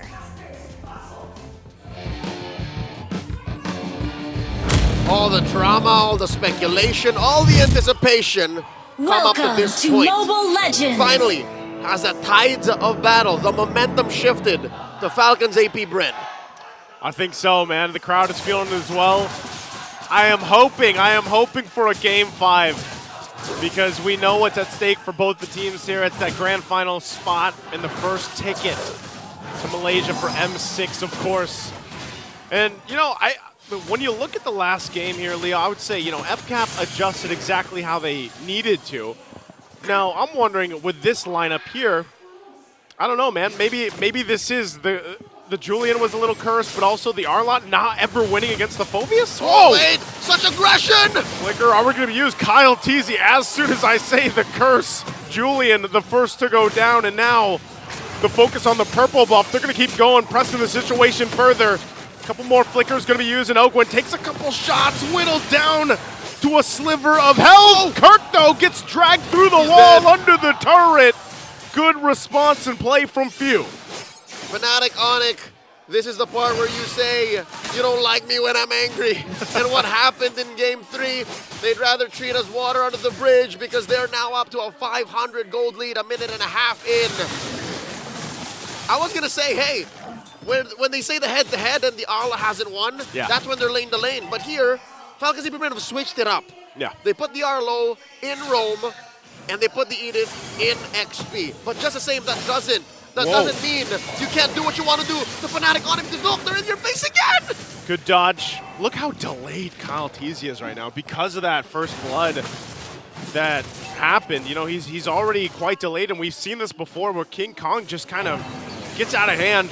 So FCAP looking to respond. Kurt goes in, jumps in with the Infernal Pursuit, still dealing with it though. They're back themselves, able to find Flap Teasy.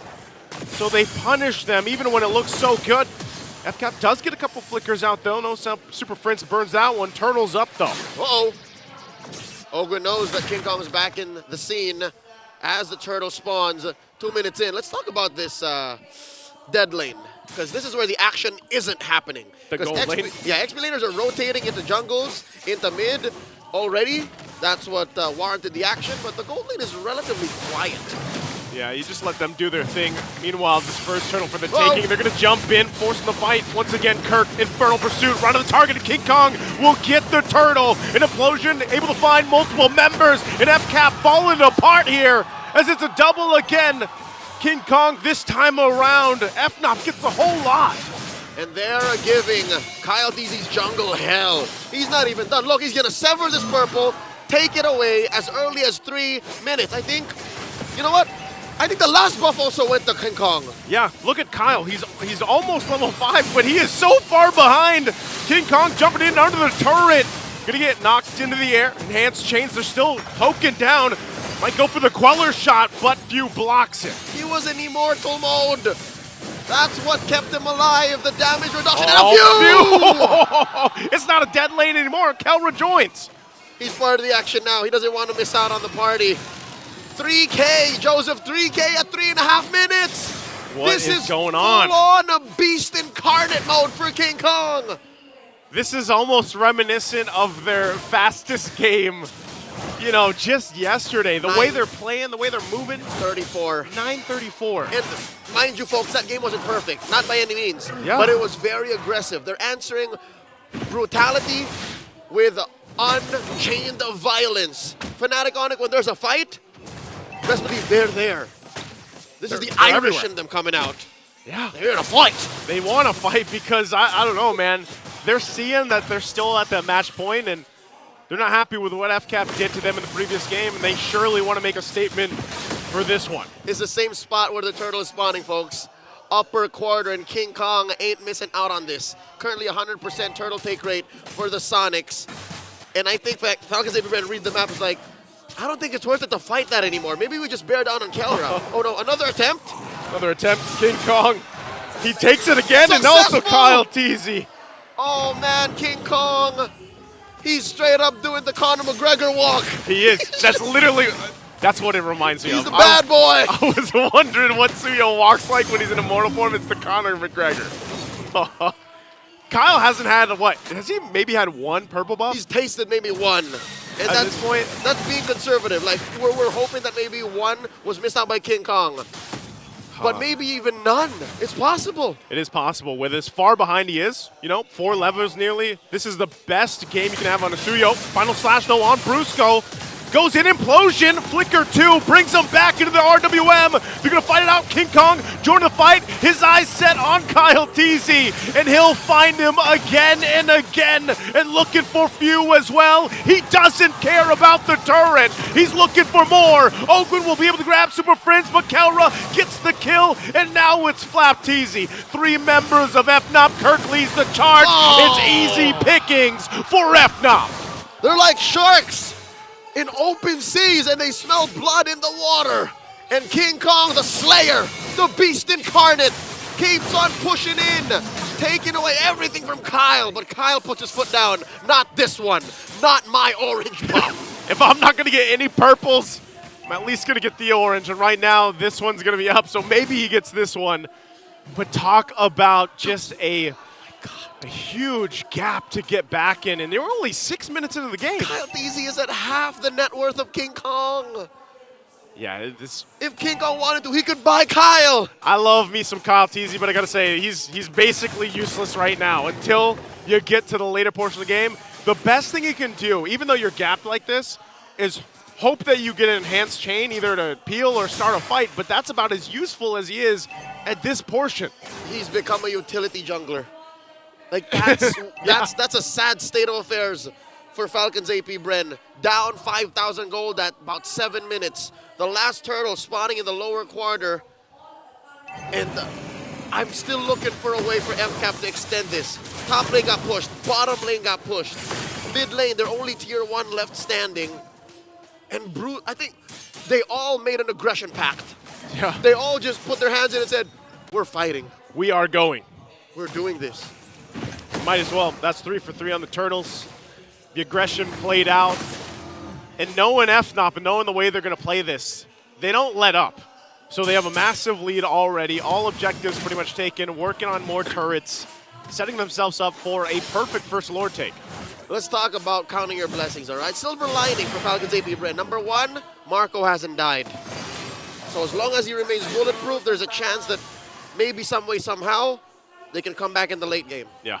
Number 2, Few isn't useless. Even if you are a Faramis at 1 and 3, at early game, like, oh, here we go! How are you going to play into this? An implosion. Ogwin tries to survive, goes in, final slash, gets taken down. Still going to be working for it as Flaps the next target. FNOP looking for more, and they'll find a few. It doesn't matter if he has a Nether Realm or not. FNOP takes everything. The Titan Slayer rips and tears through Falcons APBren. 8-0-3. 3 free kills down bottom underneath a tier 2, and the mid lane bites the dust. Again, they might even guess the Holy Shields under the 9-minute mark. They pop 1 down bottom. They get the 1 down, a couple shots with the Queller here. FNOP though, they'll know they can still push at least the shields down. I'm considering now really what the use of the Purify is early on. Because, sure, if they save themselves from Brusco, they save themselves from Super Friends, you still have to consider Kelro can just throw an SOD in there. Yeah. King Kong can run in through a Rogue Surge. And it's just a matter of double jeopardy. Falcons APBren, damn if you, if we don't protect ourselves and defend what resource we have left, we can't get to the late game. It's a paradox. They're trying it again, and this is the combination, too, of just having it. Final slash going to be used on Kirk. They throw him up into the air. Kirk, as tanky as he is, he'll be able to find Kyle Teasy before he finally goes down himself. All shields on the base turrets down. There's the implosion. Nether Realm to keep him alive the best they can, but Ogwin in trouble as Kelra picks up another, and it looks like FNOP with a 10,000 gold lead might be looking to end the game even without the Lord. Flap and Few left alive, but Fnatic Onic is just too damn good as they'll prevail against the Titans, winning the series. Thunder and lightning strike through the MLBB world as the Philippines lock in its first M6 representatives. Fnatic Onic are going to the grand finals. What a game, a last one for them. This is how you do it. This is how you qualify for M6 in the grand finals, and they deserve that. What a heck of a season they've had. Game 3 was for the books. It was a historic push and pull, an amazing tug of war between world-class athletes. Game 4 was a spanking. It was. They were out to prove a point, man, and this is, like I said, they're so clean. This team is so good. You watch Game 3 and you think, is this how you beat Fnatic Onic? You watch Game 3 and is this what it takes? Right as you're trying to figure out that calculation, that theory, that solution, they play Game 4 and you can't even turn the page fast enough. You can't. And again, our current world champions are going to take a bow here. They still have a chance to meet FNOP again in the grand final. But man, what a story we have here. The Titan Slayers, true to their name. No one is mighty enough to stop nature. No one can capture lightning in the bottle, not like Coach Why not like Coach Hayes has. It's been an honor to be at your service. Leo and Nice who bring in the action. On stage, Mara Aquino is with our first M6 representatives, Fnatic Onic Philippines, for the winner's interview. All right, everybody, say it with me. Go, Fnatic! Go, Fnatic! Go! Congratulations, Fnatic Onic Philippines! Kelra, kayo na ang unang representative ng Pilipinas sa M6 World Championship. Finally, pupunta ka sa world stage. Ano, what's going through your mind right now? What are you feeling? Because you look so calm. Nasa isip ko ngayon focus muna ako sa finals. Ayun lang Focus iniisip. muna sa grand finals. Pero ngayon, na sinisigaw na sa'yo. You're going to M6. You're gonna represent Philippines. How does that feel for you? Masaya. Masaya lang. Pero hindi ko kasi masyado iniisip eh. Kasi may laban pa kami. So right now, that's not the first goal. It hasn't fully sunk in yet. Talagang napaka-importante para sa'yo ang championship para sa Season 14. Opo, para rin po sa namin, sa boss namin na si Sarap. Calra, we're so proud of you. We're so proud of your growth and we're excited to see you on the world stage. Si Brusco naman. Brusco, sabi mo sa umpisa, talagang confident ka sa kupunan mong ito and super proud ka. Ngayon, napupunta na kayo sa Grand Finals, pupunta kayo sa M6. Anong gusto mong sabihin sa kupunan mo? Feeling ko talaga alam kong mananalo kami ngayon kasi yung lola ko nanonood sa langit eh. Parang ito yung parang yung laro to para sa kanya. For your grandmother. And for sure, she's looking down, smiling at you, so proud of you, just like the rest of the Sonics. Let's give him a round of applause. And now, it's time to announce our MVP. Let me hear some names. Unanimous, let me hear it once again. Let's take a look at the screen.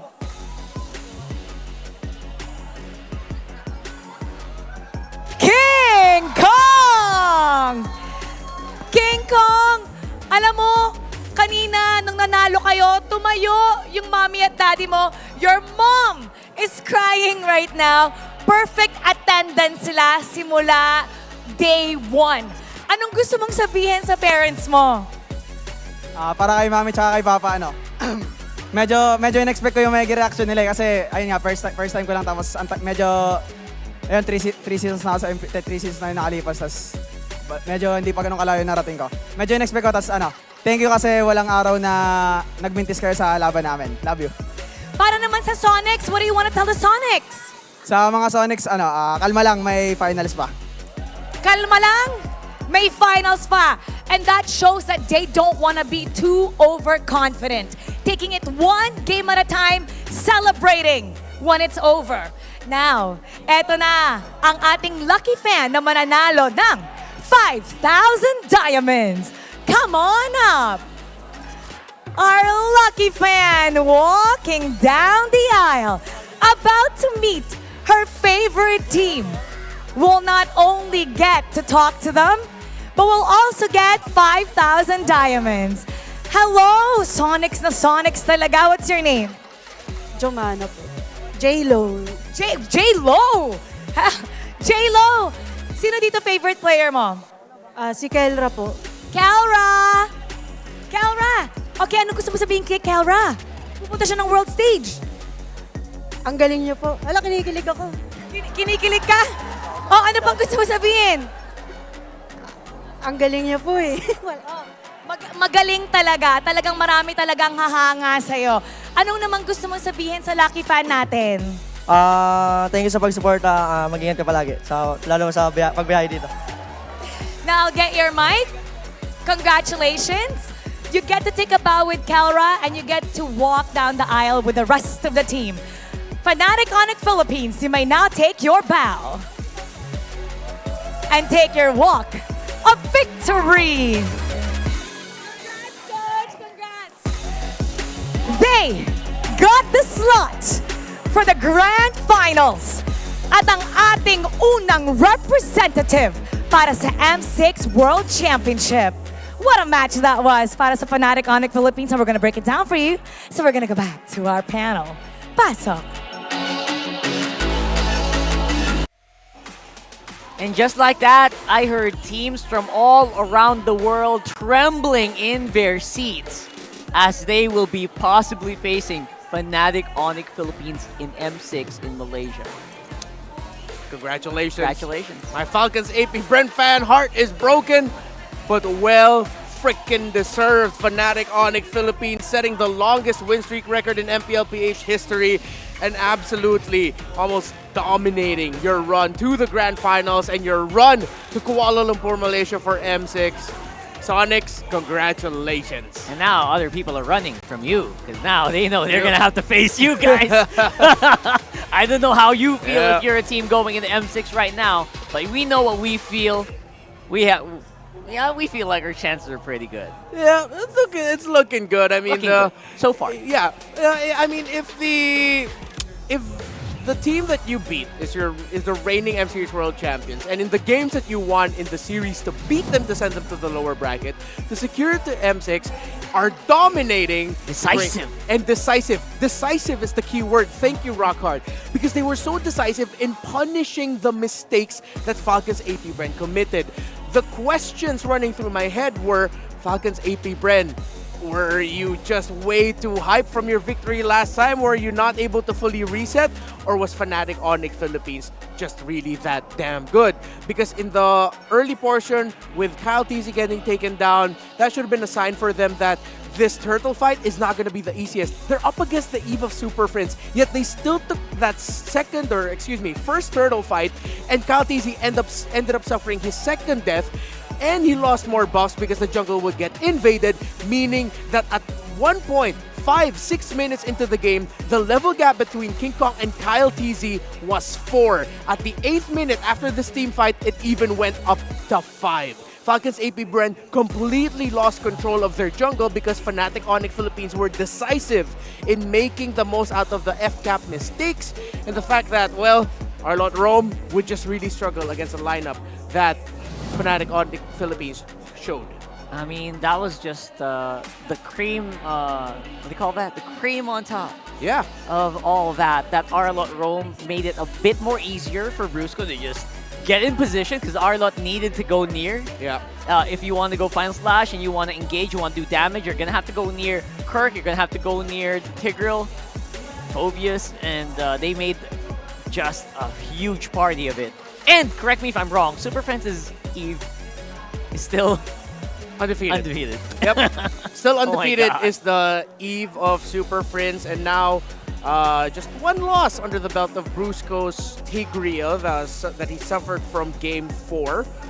But still, a very glowing record and shown the comfort. His decision to flicker and then get the knockback onto Kyle TZ while he was just freely hitting that Lethal Wanderer. Again, to me, that's a questionable decision because you already see Flap TZ is pushed back into lane. Kirk can actually go quickly onto there. That's why you got cocked out. You got checked out because caught out.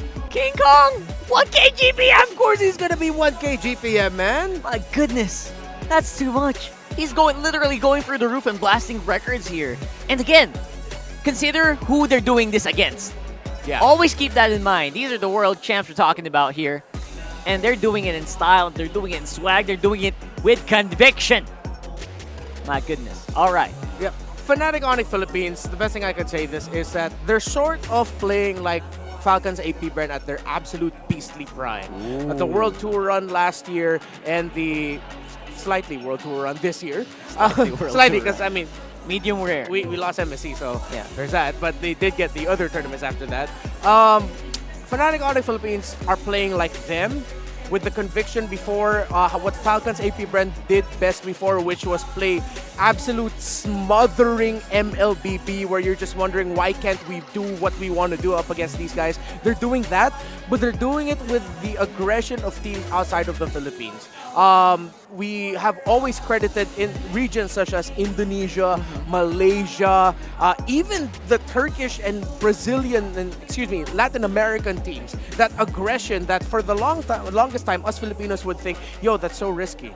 Why would you do those things? But now in this meta, again, this is the meta where just going YOLO actually freaking works. As long as you're counting the right abilities and there are some right checks on the right targets, you can go YOLO. And Fnatic Onic Philippines understands that so well. That's why I'm branding them as the team that has solved MLBB this year. Yeah, they really did. I feel like no matter what they do, they can just find a way to win. And again, you can kind of go YOLO if you have people like Super Friends always checking where you are, always checking the cooldowns, always letting you know when it's safe to attack, when it's safe to kind of just back off.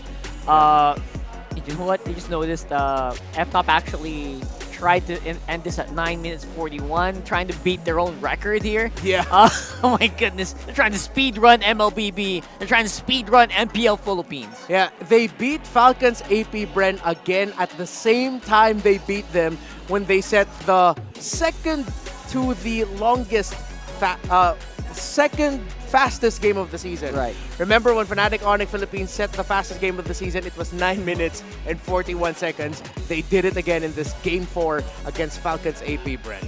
And again, you kind of have to do that, right? You don't... They're sticking true to the Infinix keys to victory here, bro. Yeah. You don't let go of the gas pedal. Yeah. You just keep going, especially against a team like Falcons APBren. Yeah, they don't play like how we saw Filipino teams play for the longest time. For the longest time when it was tanks in the jungle, when it was fighters in the jungle, it would always be very calculated, systematic. It's this. 100%. Then a team like, going back to the Echo Express comes along, it's that. The team like the World Tour Falcons APBren comes along, it's that. But then suddenly, here comes Fnatic Onic Philippines. Looks like the team that has taken the best versions of what all our World Championship teams have been known for, because yes, they can also play healers, and that systematic playing around the center of the map that Blacklist International was known for, the individual excellence of the M2 World Champions, the non-stop MLBB of M4 World Champions, and the very smothering MLBB of the M5 World Champions. It's like you're watching the team that looked at all of those and said, we can do that too, but our way. That's right. It's like Jackie Chan just taking the powers from all of the Zodiacs and putting it in. Yeah. The Zodiac, were those like artifacts? Yeah, the runes, the Yeah, artifacts. I love that show. It's That's great. so great. It's like exactly what they're doing. Like taking all the best pieces from these champions. Yeah. And probably to the credit of Mr. Why Not here, maybe studying them up a lot. Yeah. And then putting it into these 5 amazing players who have now surpassed Titans. Yeah. And now are on the way to becoming what's more than a Titan. Yeah. We're going to have to find that out. Greater than ever. Greater the than... chance to become greater than ever. That's it. And that is it. So I'm very happy to see that at least the Philippines is going to be in good hands for the first half. Yeah, We're going to have to wait and see who's going to step up next because it's still not done. We are far from over, to be honest. And in just a few moments, we're going to be doing something special here. It's the Alamat Awards coming at you. Who are the top players so far from the season? Let's find out. Thank you, panel. Before we go to our second match, we are proud to announce this season's Alamat Awards. After an awe-inspiring regular season, we've witnessed players unleash the hero within to set new milestones.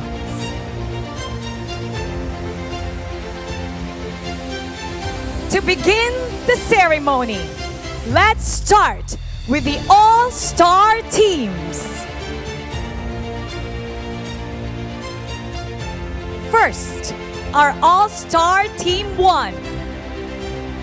Jungle, Fnatic Onic Philippines, King Kong.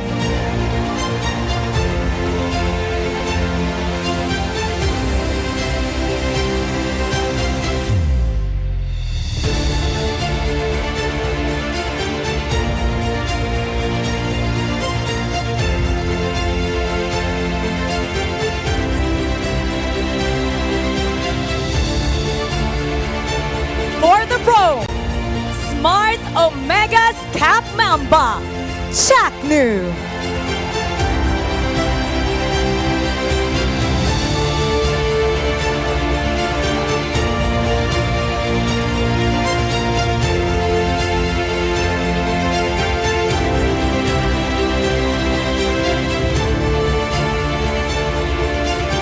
In the XP lane, Falcons APBren's Flap TZ.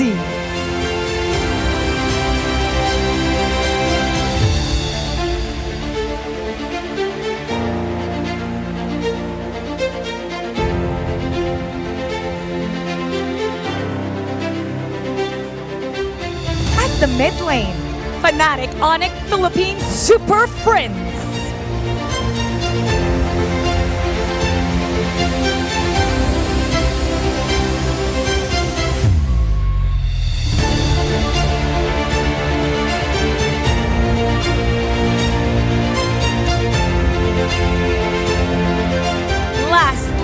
gold lane, also from Fnatic Onic, the gold standard, Kelra.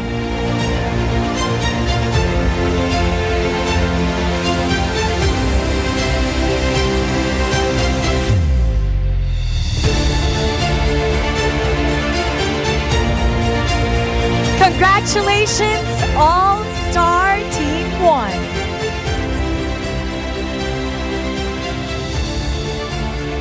Next, All-Star Team 2.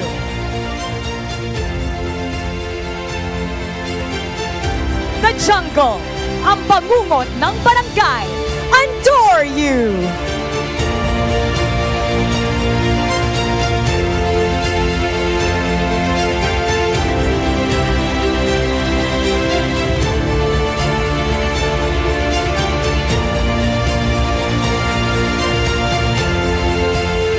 For the Rome, Aurora's the Hitman, Renegade.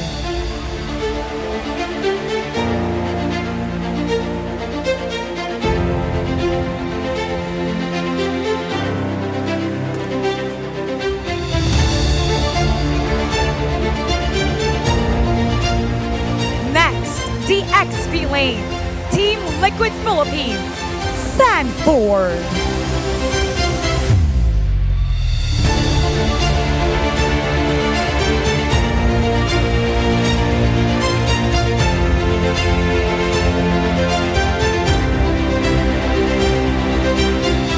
At the mid lane, Falcons APBren's idol ng mga kids, Phew!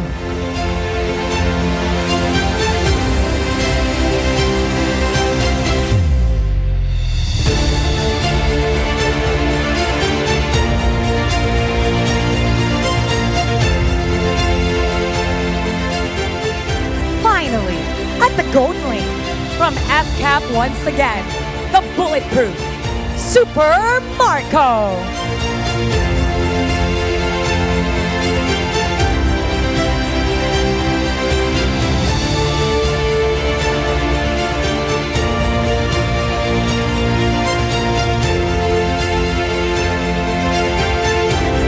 Congratulations, All-Star Team 2. Now moving forward, it's the Smart Fans Choice All-Stars. The fans voted and we listened. This award is presented by Smart Communications Brand Engagement, Smart, Mari Dayanon. Awardees will receive a Smart Pocket Wi-Fi alongside their trophies and certificates. Here are your Smart Fans Choice All-Stars.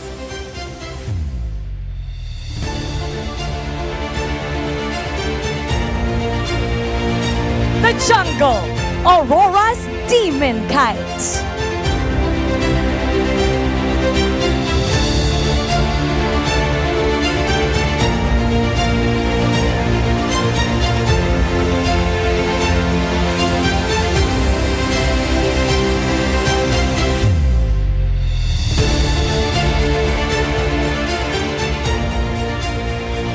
The Rome, Omega's Cap Mamba, Chaknu.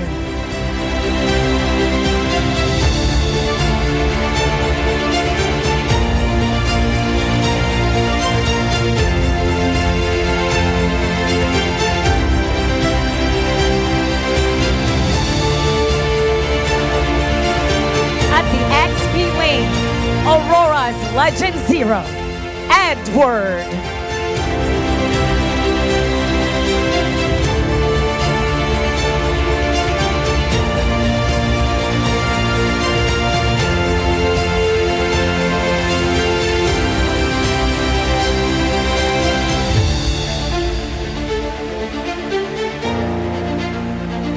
For the mid lane, a third from Aurora, Yue.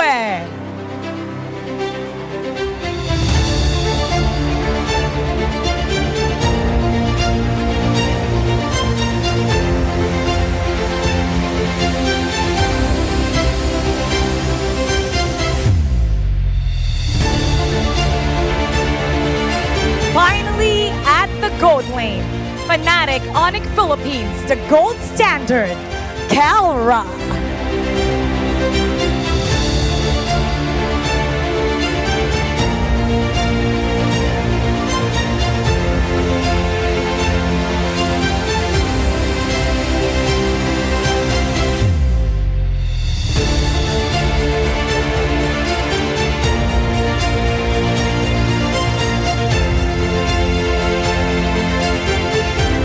Congratulations to the Smart Fan Choice All-Stars. For the next award, the Infinix Most Improved Player of the Season. This will be presented by the Infinix Strategy Manager for Gaming and Strategy, Harry Leonardo. Awardee will receive an Infinix Hot 5i and merch set and Infinix jacket. This award belongs to the player who has showcased the most improvement in skills, leadership, and mechanics. He unleashed his hero within to bring his team towards new heights this season. Congratulations! Smart Omegas adore you!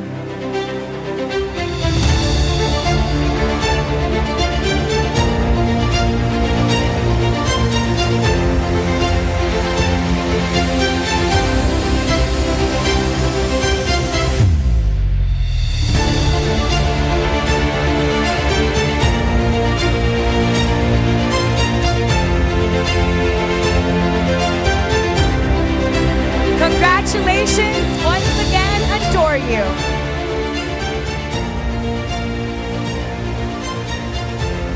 Next, we move on to the Smart Coaching Team of the Season, presented once again by Mari Dayanon, Smart Communications Brand Engagement, Smart.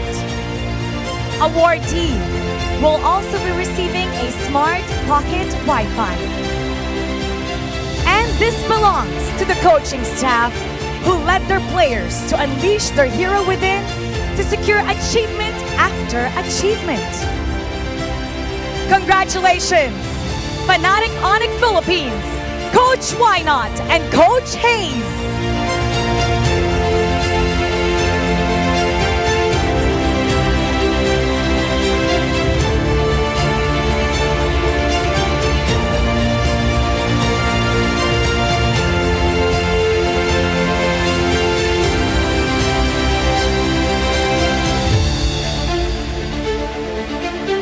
Congratulations once again, Coach Why Not and Coach Hayes.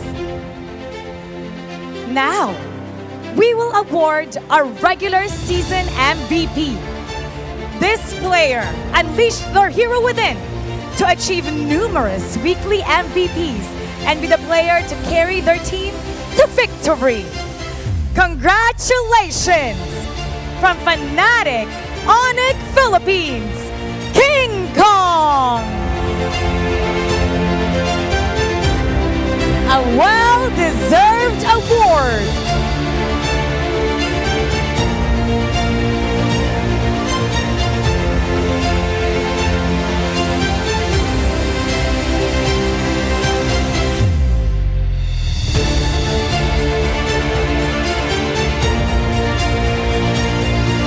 Congratulations once again to King Kong. And this concludes this season's Alamat Awards. Thank you to the fans who voted, and congratulations to the teams, players, and coaches. Now, stay tuned for more MLBB action, because up next, it'll be Blacklist International and Aurora MLBB. See you in a bit. The 14th season of MPL Philippines is brought to you by the following sponsors. Smart, the official telco partner of MPL Philippines Season 14. The official tournament phone of MPL Philippines, Infinix GT20 Pro. Official supplier, EMC Asia and Index Salon. Don't miss any MPL action by following our official Facebook and subscribing to our YouTube channel. Follow MPLPH on TikTok for more content. Experience the Lakas ng Pinas playoffs of MPLPH Season 14 action live at Green Sun Hotel. Grab your tickets now via official MPLPH website. You can also get a chance to win 1,000 diamonds by sharing your hashtag MPLS14 live experience on Facebook and TikTok. And to ensure the equality and fairness of our games, MPL Philippines is also monitored and supervised by the Games and Amusements Board.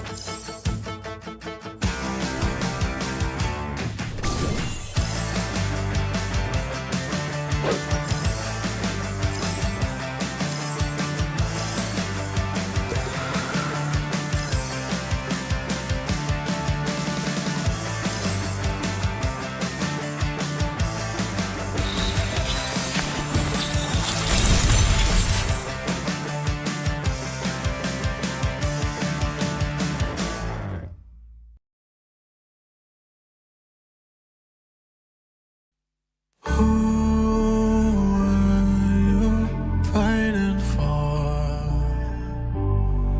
no one would ever know your name.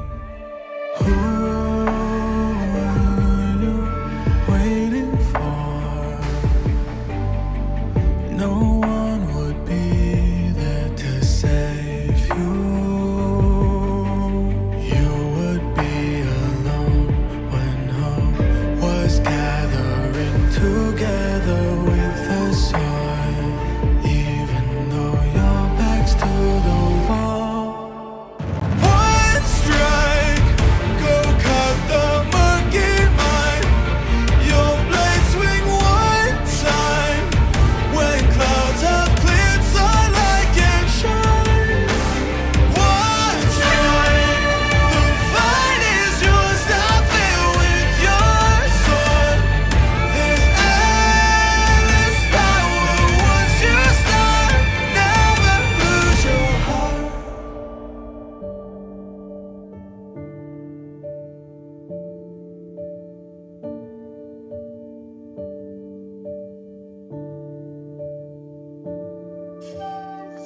Tonight is dark and the shadows are deep. Who can protect the world? A light of hope shines in the dark. One strike, I swear by people's side. Keep faith just one time. I'm gonna light up all the fires. One strike for my desire, a light up so bright. Inside the power in my heart, I'll defend the world.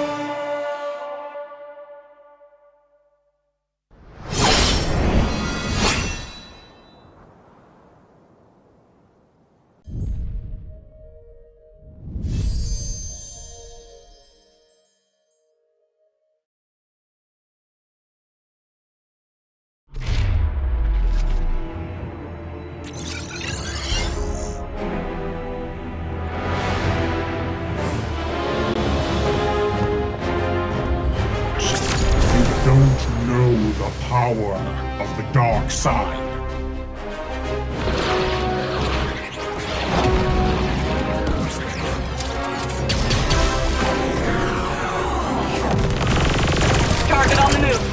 to engage.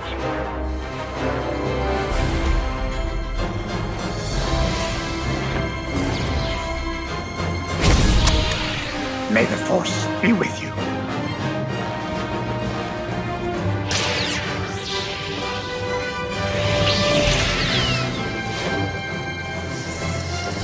I will do what I must.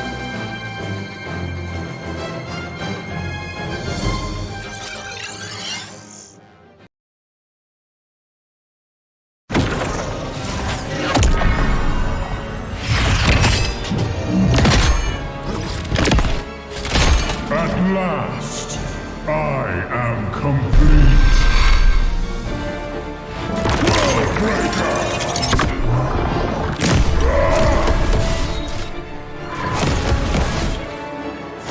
Come in fairness.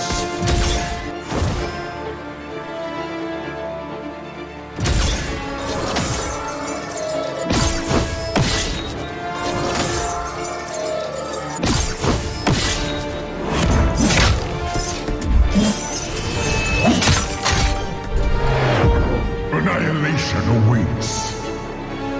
Boundless is my hunger.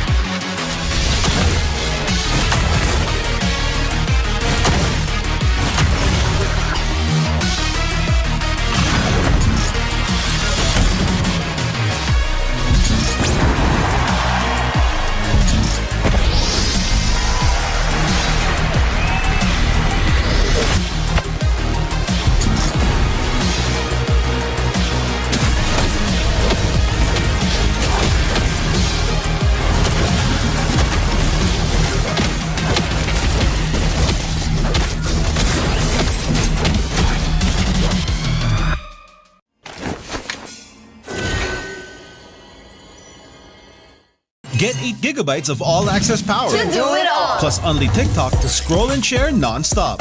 Power, work, life, and more. With Smart Power all-access data now up to 90 days. Load now. Tuloy-tuloy live selling, tuloy-tuloy content, tuloy-tuloy gaming. With new Smart All Access 99. May 9 gig ka, now for 15 days. Load now, live more today, and tomorrow, and after, and the day after.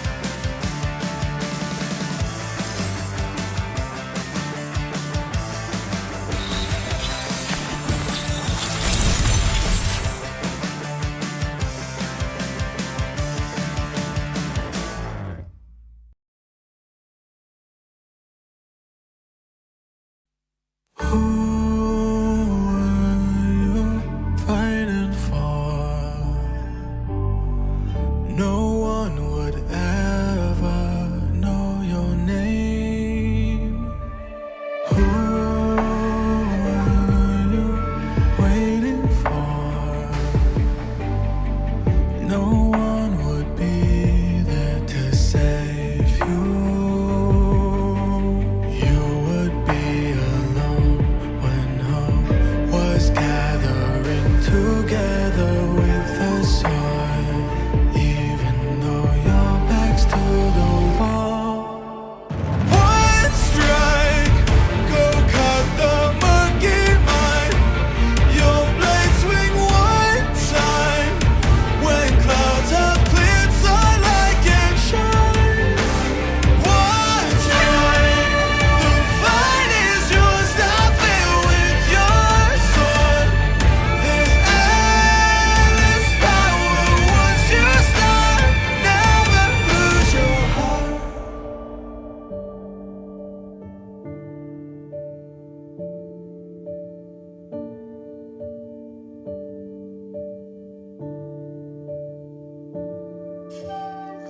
Tonight is dark and the shadows are deep. Who can protect the world? A light of hope shines in the dark.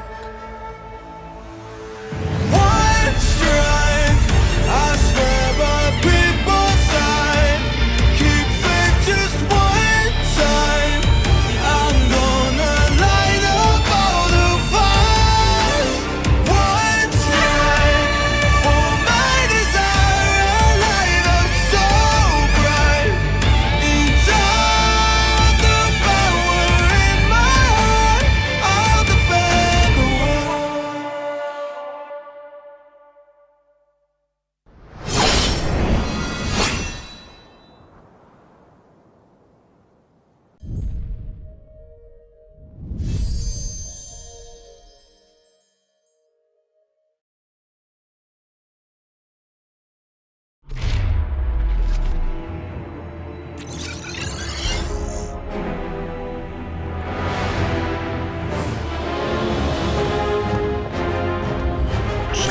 You don't know the power of the dark side.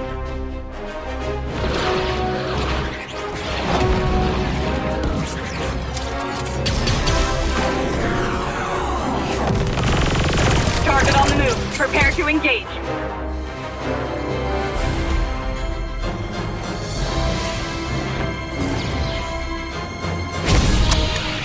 May the Force be with you.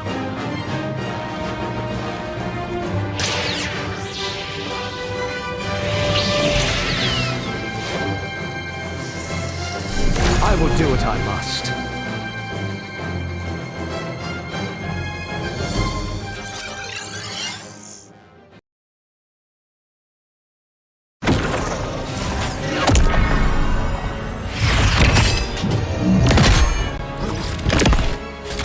At last, I am complete.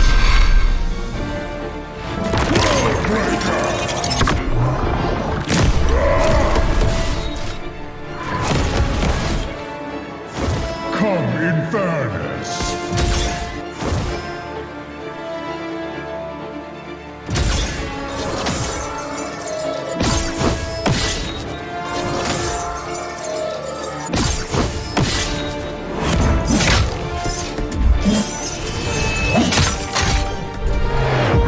Annihilation awaits. Boundless is my hunger.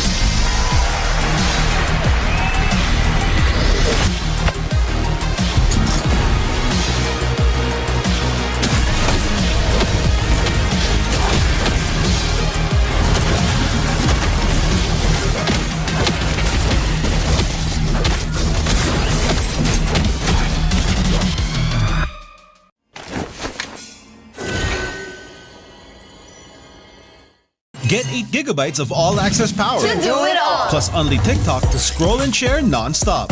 Power, work, life, and more with Smart Power All-access data now up to 90 days. Load now. Tuloy-tuloy live selling, tuloy-tuloy content, tuloy-tuloy gaming. With new Smart All Access 99. May 9 gig ka, now for 15 days. Load now, live more today, and tomorrow, and after, and the day after.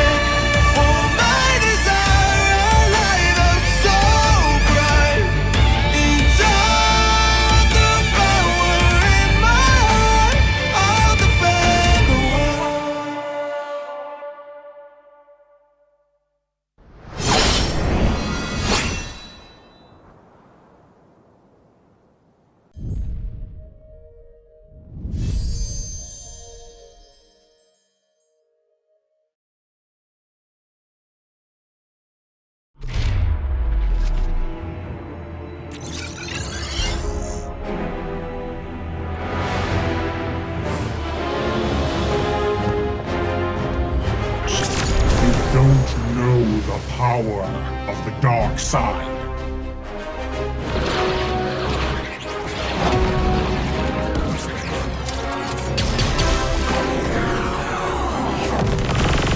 Target on the move. Prepare to engage.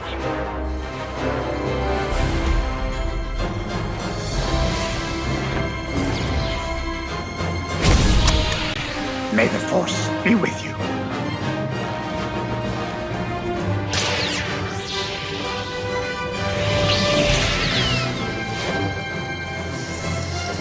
I will do what I must.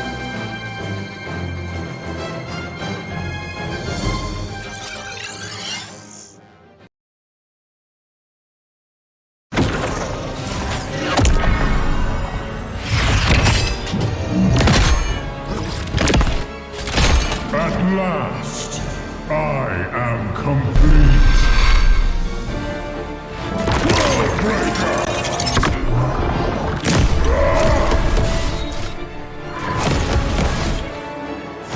Come in fairness.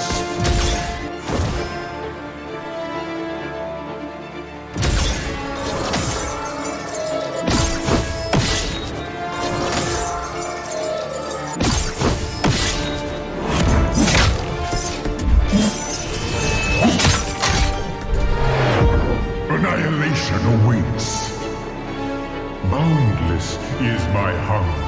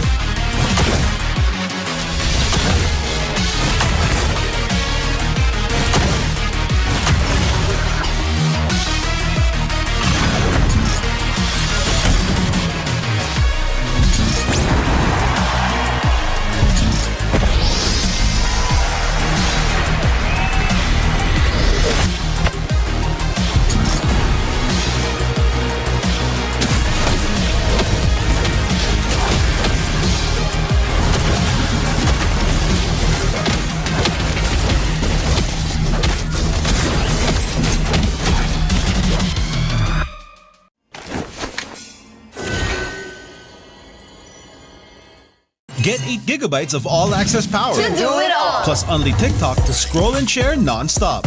Power, work, life, and more. With Smart Power all-access data now up to 90 days. Load now. Tuloy-tuloy live selling, tuloy-tuloy content, tuloy-tuloy gaming. With new Smart All Access 99. May 9 gig ka. Now for 15 days. Load now. Live more today and tomorrow and after and the day after.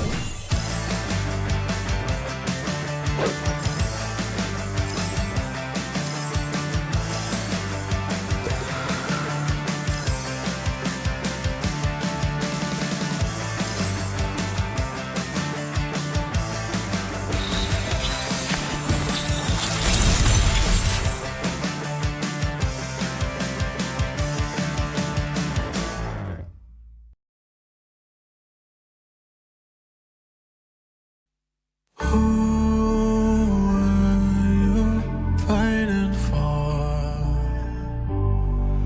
No one would ever know your name. Who are you waiting for? No one would be there to save you. You would be alone when hope was gathering together with the sun. Even though your back's to the wall. One strike, go cut the murky mind. Your blade swing one time. When clouds have cleared, sunlight can shine. One time, the fight is yours. Stop it with your sword. There's endless power once you start. Never lose your heart.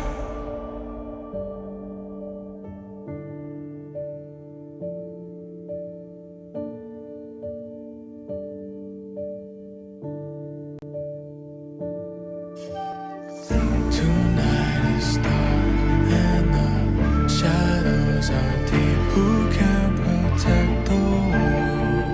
A light of hope shines in the dark. One strike, I swear by people's side. Keep faith just one time. I'm gonna light up all the fires. One strike for my desire, a light up so bright. Inside the power in my heart, I'll defend the world.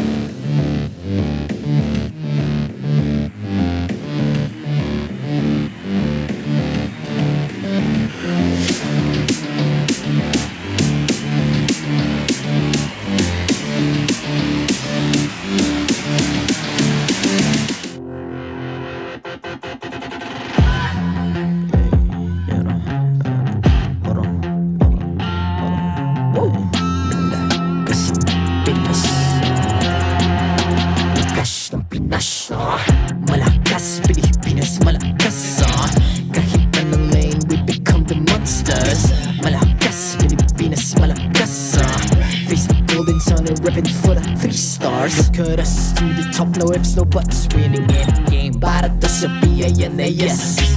Di mo matitinag aming boses sa new level. Nasa kalye man o mobile window, I become a legend. Open fire, reunite with winners. Built with pressure, the diamonds are made of. Switch na lane na parang gera. HP racing, may reset. Built na katang buhat ni Hilda. Full load SS parang Lyra.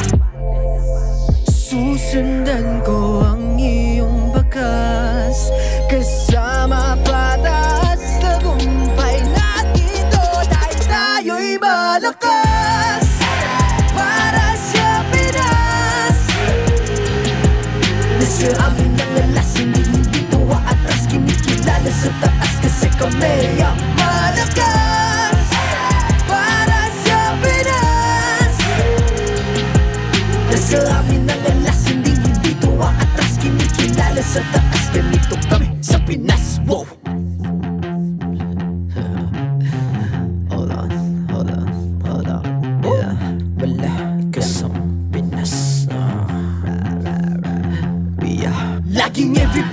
surrender, no retreat. Pag nagsama-sama, just imagine what we can achieve. Lacking every beat, no surrender, no retreat. Giving 100 all my all, cause we just cannot be defeated.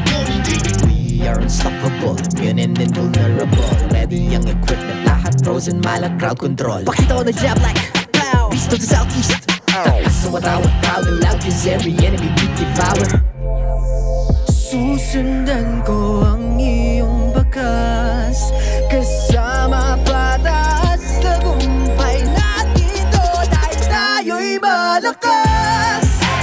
Para sa Pinas, nasa amin ang alas, hindi tuwa atras, kinikilala sa taas kasi kami ang malakas. Para sa Pinas, nasa amin ang alas, hindi tuwa atras, kinikilala sa taas, ganito kami sa Pinas. Wow.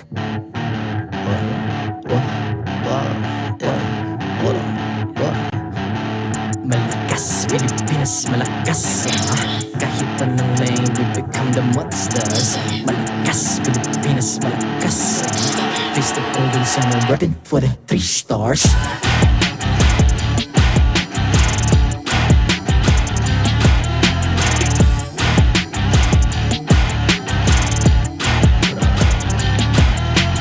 Ang lakas ng Pinas, we unite, be the stars. Ang lakas ng Pinas, we unite, be the stars. Ang lakas ng Pinas, we unite, be the stars. Ang lakas ng Pinas, we the stars. Ang lakas ng Pinas, we unite, we the stars. Ang lakas ng Pinas, we unite, we the stars. Ang lakas ng Pinas, we unite, we the stars. Ang lakas ng Pinas, we the stars. The 14th season of MPL Philippines is brought to you by the following sponsors. Smart, the official telco partner of MPL Philippines Season 14. The official tournament phone of MPL Philippines, Infinix GT20 Pro. Official supplier, EMC Asia and Index Salon. Don't miss any MPL action by following our official Facebook and subscribing to our YouTube channel. Follow MPLPH on TikTok for more content. Experience the Lakas ng Pinas playoffs of MPLPH Season 14 action live at Green Sun Hotel. Grab your tickets now via official MPLPH website. You can also get a chance to win 1,000 diamonds by sharing your hashtag MPLS14 live experience on Facebook and TikTok. And to ensure the equality and fairness of our games, MPL Philippines is also monitored and supervised by the Games and Amusements Board.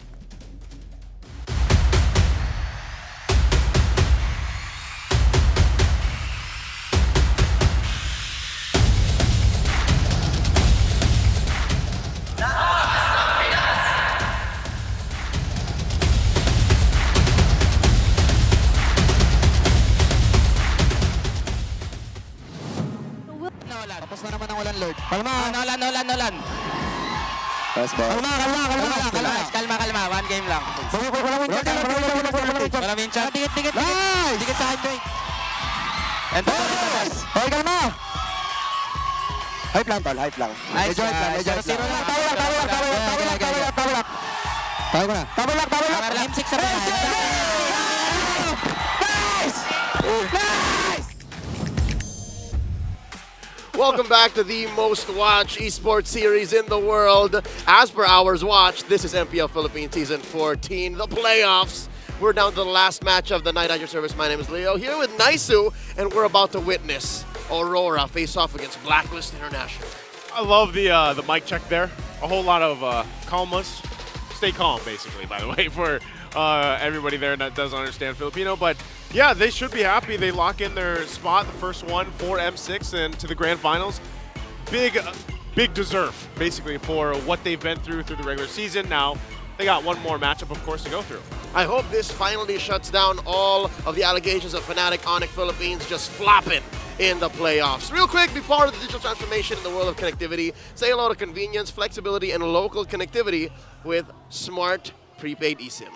It's now available for digital delivery through the Smart online store, and it's only 99 pesos. So grab yours now. Joseph, during last match's post-match celebrations, we also awarded the Alamat Award winners. We did. Plenty of them. We had, what, Team 1, Team 2, All-Star Team 1, All-Star Team 2, a whole lot of awards.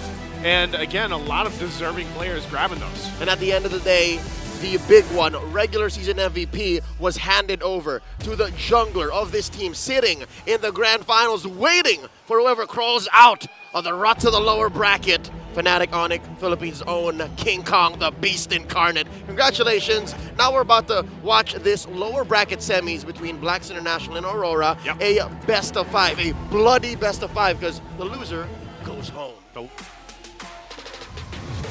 Tension. And yeah, it's going to bring us to an interesting kind of precipice here to see who goes against FCAP.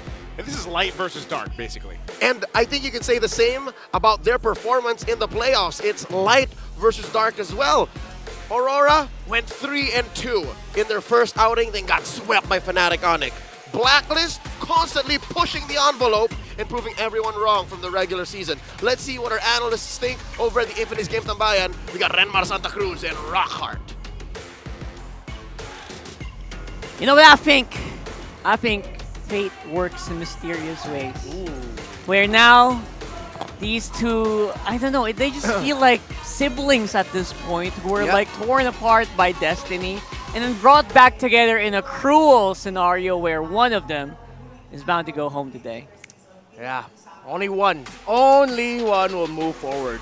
And if it wasn't for the tremendous performances that Blacklist International has shown this playoff so far, if you put in regular season Aurora and regular season Blacklist, you probably would have said, this is probably going to be a relatively easy win for Aurora. But no, the organization that won the M3 World Championship, that has won the MPL Philippines Championship 3 times, they came back with a vengeance, reminding us that if you're talking about playoffs mode, there is also a playoffs mode Blacklist you cannot count out. And that's why, you know what, everyone here is very excited. And earlier, we were like talking to the crowd. They felt a little, they felt a little on edge. Yeah. And they couldn't even properly cheer because right now, it's do or die, guys. It's do or die. And again, I guess I also see the reason why they would feel that way because of the previous game that happened, right? Yeah. That's just something. So right now, the Aurora and Blacklist thing has felt like a little bit of a unofficial rivalry here. Yeah. Where earlier FNOP and FCAP feels like next season they're probably it, but we have a lot to talk about that for later. For now, obviously, if you missed it, Fnatic Onic Philippines is our first M6 representative, and again, rightfully so. They worked very hard to do that. And now, let's talk about the grand finale of Light versus Dark. The Lights of the Auroras and the Black era. We're going to have to wait and see how they fare up against each other. Because right now, we're going to go through a timeline of how they actually fare up. Yep, July 3 and July 4, Yue and Edward announced their departure from Blacklist International respectively. July 27 and July 28, they announced their rosters, and you see the split happen. MV3 gets split up. Comes MV2 for Blacklist, while Aurora make their own little version of the MV3. Dawn of a new rivalry, Aurora gets to sweep Blacklist International. Aurora continues. Aurora got to help Blacklist International make it into the playoffs because they swept RSG Philippines, meaning that Blacklist made it in here. But Blacklist showed that, you know what, we're going to show you how thankful we are, but show you how ready we are for the playoffs. They defeated Aurora in the last week of the regular season. So now, here they are, fighting for tournament life. Only one of them will make way. That's right. And before MV3, there was Edward versus Haji Z. And if you're not familiar with the name Haji Z, that's actually his name when they were facing off against each other in Season 6, where Haji eliminated Edward in MPL Philippines Season 6 quarterfinals, and that was with Omega on his jersey and Edward on Blacklist. Yeah, they couldn't have the story that the last time we saw Edward versus Haji was in Season 6. I believe in the playoffs there wasn't a significant result between these two teams. Of course, in Season 7, that's when Edward and Blacklist International won their first championship before Haji joined Edward and Blacklist International with an MVP, Grand Finals MVP season to secure his first title, and the second for Blacklist. A bit of a reminder as well. That happened 4 years ago. 4 years ago. 4 years ago. That was during swinging pandemic times. Kyrie was still in Blacklist. Hayes was still playing. He's not a coach. He's one of the most decorated players here. Benedette and Brody just came out. And that time, 2020, Philippines who? You don't have an M Series trophy yet? Yeah. So, that was before all of this whole Philippine era stuff. October 22, 2020, the last time they met as opponents in the playoffs in this level. MPL PH Season 6, Haji eliminated Edward. Will history repeat itself? Or somehow, will Aurora, with the expectations of many, actually breeze through and make it past Blacklist International? That's super interesting because it's just weird that two players that have been through thick and thin together in Blacklist are now at the verge of making one of them go home again. Yeah. And again, they just don't stray far from Blacklist and Aurora and Omega, don't they? That's just somewhere there. And it's really interesting as well because Blacklist also was the one who sent Omega home. So a Can lot write of this roots. better, man. A lot of roots, a lot of links between these two teams. Obviously, of course, with Aurora and Blacklist, with Aurora made up with a lot of members or former members of Blacklist International. A lot of things happening on social media early on. If you know, you know. We don't have to spell it out for you and remind you what happened. But now, here they meet. Friendly rivals at most. Or, you know how siblings don't always get along. Sibling rivalry. Yeah, they get along, but sometimes if it's sibling versus sibling, you want to show that you are the better sibling. And somehow we can't really, when it comes to siblings, you can't really go too far against the guy because at the end of the day, you kind of just, you're connected at some level, right? And I think that's exactly what's happening here where obviously they have to beat each other. They're mandated to beat each other, but I don't know how openly you can say that they have animosity against each other. That's just, I don't think that's there. Yeah. At least for now. At this point, it's like, I'm pretty sure it's like nothing personal. Wink, wink. It's nothing personal, honestly. It looks like it's just all business. You got to eliminate one or the other. I feel like, though, for a good amount of people, I know how our community, the pulse of our community sometimes, I know how sometimes our ideas can get a little bit out there. A little bit too much sometimes. Yeah, I feel like there might be people who might start talking, because I've seen a few comments that if Aurora failed to defeat Blacklist here today, it's like them not being able to escape the shadow of their former selves. Because, again, minus Doming, this and Demon Kite, the three core members of Aurora and the coaching staff all came from Blacklist International. So if Aurora can't get the win here today, there might be people talking about that. While on the side of Blacklist International, I feel like they're the team with not that much to lose because they were the team that was counted out in the first place, right? They got everything to gain here. Yeah, they started literally from the bottom. Yeah. Right? So they started from the bottom. They've secured themselves top 4 at most. They can go and continue and secure top 3 at most if they get to defeat Aurora today. So I wonder if that plays into any factor. Knowing the pros, though, usually they say, nah, we're just locked in. We're just thinking about the game. One game at a time. Yeah, like one narratives, game at a time. all of that. I like, know, nah, well, yeah, to them. But it's just interesting like to see it from that regard. That's right. And again, you kind of just have to keep that in mind as well, right? Yep. You have to keep in mind that sometimes there are non-tangibles that are present in the game that people just talk about. They just can't help but talk about it. And you just gotta have to play through it. And at the very least, that's a test for these players, right? Can they muddle through all that line that's being put between them? Can they break through it just by pure gameplay, pure mental fortitude, and pure confidence, and take home the win? Because that's the biggest challenge. The challenge here, obviously, that's already a given. They're already on stage, but within themselves, as players and as people. Can they actually overcome, small barriers that the world is putting between them? Yeah. Well, I think stories aside now, though, or with the stories kept in mind as well, we also really now would be like the best time to really look into the numbers behind it all, the stats behind it all. Oh, of course, Aurora coming into this matchup. If you take into account the stats of the regular season, they have had definitely the better showing. For sure. But Blacklist International, again, the playoffs mode definitely has kicked in. There's one player I really gotta commend on their side. It's Lord JM. He's popped off, man. Like, he was counted out.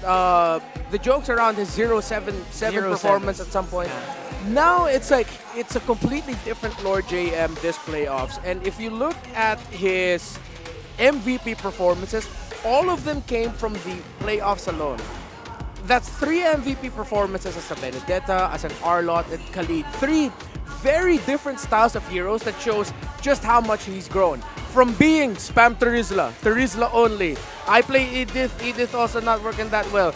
But with the Benedetta, Arlott, Khalid, he got to log in MVP performances. And is that enough for you guys to actually vote for Blacklist right now? Or do you think the light will shine brighter with Aurora? Let us know your comments right now. Let us know your predictions. And there's an online poll. Don't forget to click on it if you're on YouTube or Facebook. And make sure to also just sound off below why you think your team is going to win here. Honestly, I am what do you call this? Unapologetic believer in Aurora and their potential. So I definitely think that Aurora is just gonna take it, but like we saw yesterday, probably 3-2. Yeah. If this goes less than 5 games, I will be very surprised. I get like blow for blow. We've never seen Coach master the basics. Coach Dexter, Coach Bonchan, and Coach Eson go up against each other. For the longest time, they were the chefs in the same kitchen. Now it's like one is a 3-time 1 Michelin star winning restaurant. The other one is getting there. They're just waiting for the star ratings to come in. But very, very popular on TikTok. Yeah, but very popular. a small shop, very popular on TikTok. Yeah, one of those things.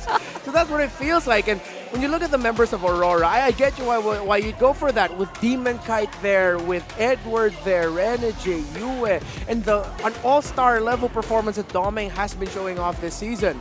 That's why with all of that, despite all of that, I got sold on the Blacklist hype. I'm predicting Blacklist for this series. Despite my brain telling me, dude, it's probably just gonna be Rora, you know that, right? Something about how Coach Bonchan has been drafting, something about how Blacklist International performed against Falcons APBren tells me that the Blacklist that Aurora will face today will definitely not be the same Blacklist they faced in the regular season. Not even the same Blacklist that defeated them 2-1. This is gonna be something different, a different drafting pattern, different playing style, much better in the execution. So we're split on this vote. And maybe a different flavor of yam. Yeah. Purple yam. A different flavor of purple yam, exactly. It's a completely different Blacklist here. And an Aurora that is roaring to prove themselves. Yeah. So I'm very excited for this one. I hope you are too. I hope all of your snacks and desserts and drinks are already on your side, because you got to strap in for this one. It's one of those games that you know is going to be minimum game 4 and predict expectedly game 5. Yeah, I mean, other than Demon Kite versus MP the King, the last thing I want to look at here real quick really is just Haji and Perks versus Yue and Renege. Lately, Perks has been really showing himself as a little bit more of a sharper roamer compared to Renege, who has just also been great. But, you know, more on that later. There's a lot more time. That's right, because right now, our teams are going to start walking into the MPL arena, of course followed by their communities who are ready with their edges. Let's go ahead and find out. Fighting out on top. Face off, representing Aurora MLBB, the RORAs. Representing Blacklist International, the Agents. Para sa Aurora MLBB, ano ang palag mo? Kiel and Haji. Love ko kayo pero Aurora ko! Para sa Blacklist International, ano ang palag mo? Recoded Blacklist na to and hindi nyo na kami kilala. Hindi ko kayo kilala, pero kilala yung team! Okay, game. Siguro ngayon tayo magkakaalaman ng lahat and gusto ko lang sabihin na good luck, have fun, and may the best team win. Palag kung palag, fist bump.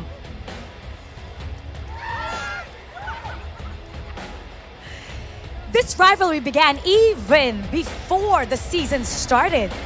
Fate decided that these two must eliminate each other. Who will get the bragging rights? It's time to find out. Loyalty or royalty? Their story has finally come to an epic conclusion this season. The Marshalls, Jefferson, JJ, Patrick, and Wilbur. Blacklist International versus Aurora. Welcome to the stage at the EXP lane. Legend Zero Edward versus Lord JM.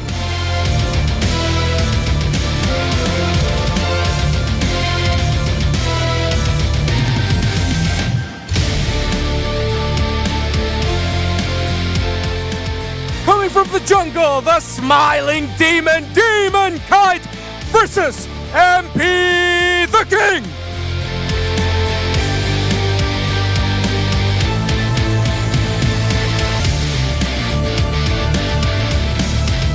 In the mid lane, Yue versus the all-around agent, Haji.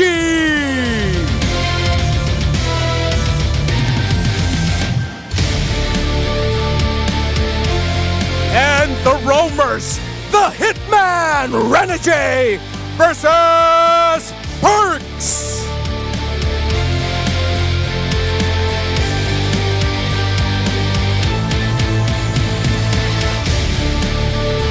Finally, in the gold lane, the next standard, Da Meng versus the Filipino sniper, Oheb.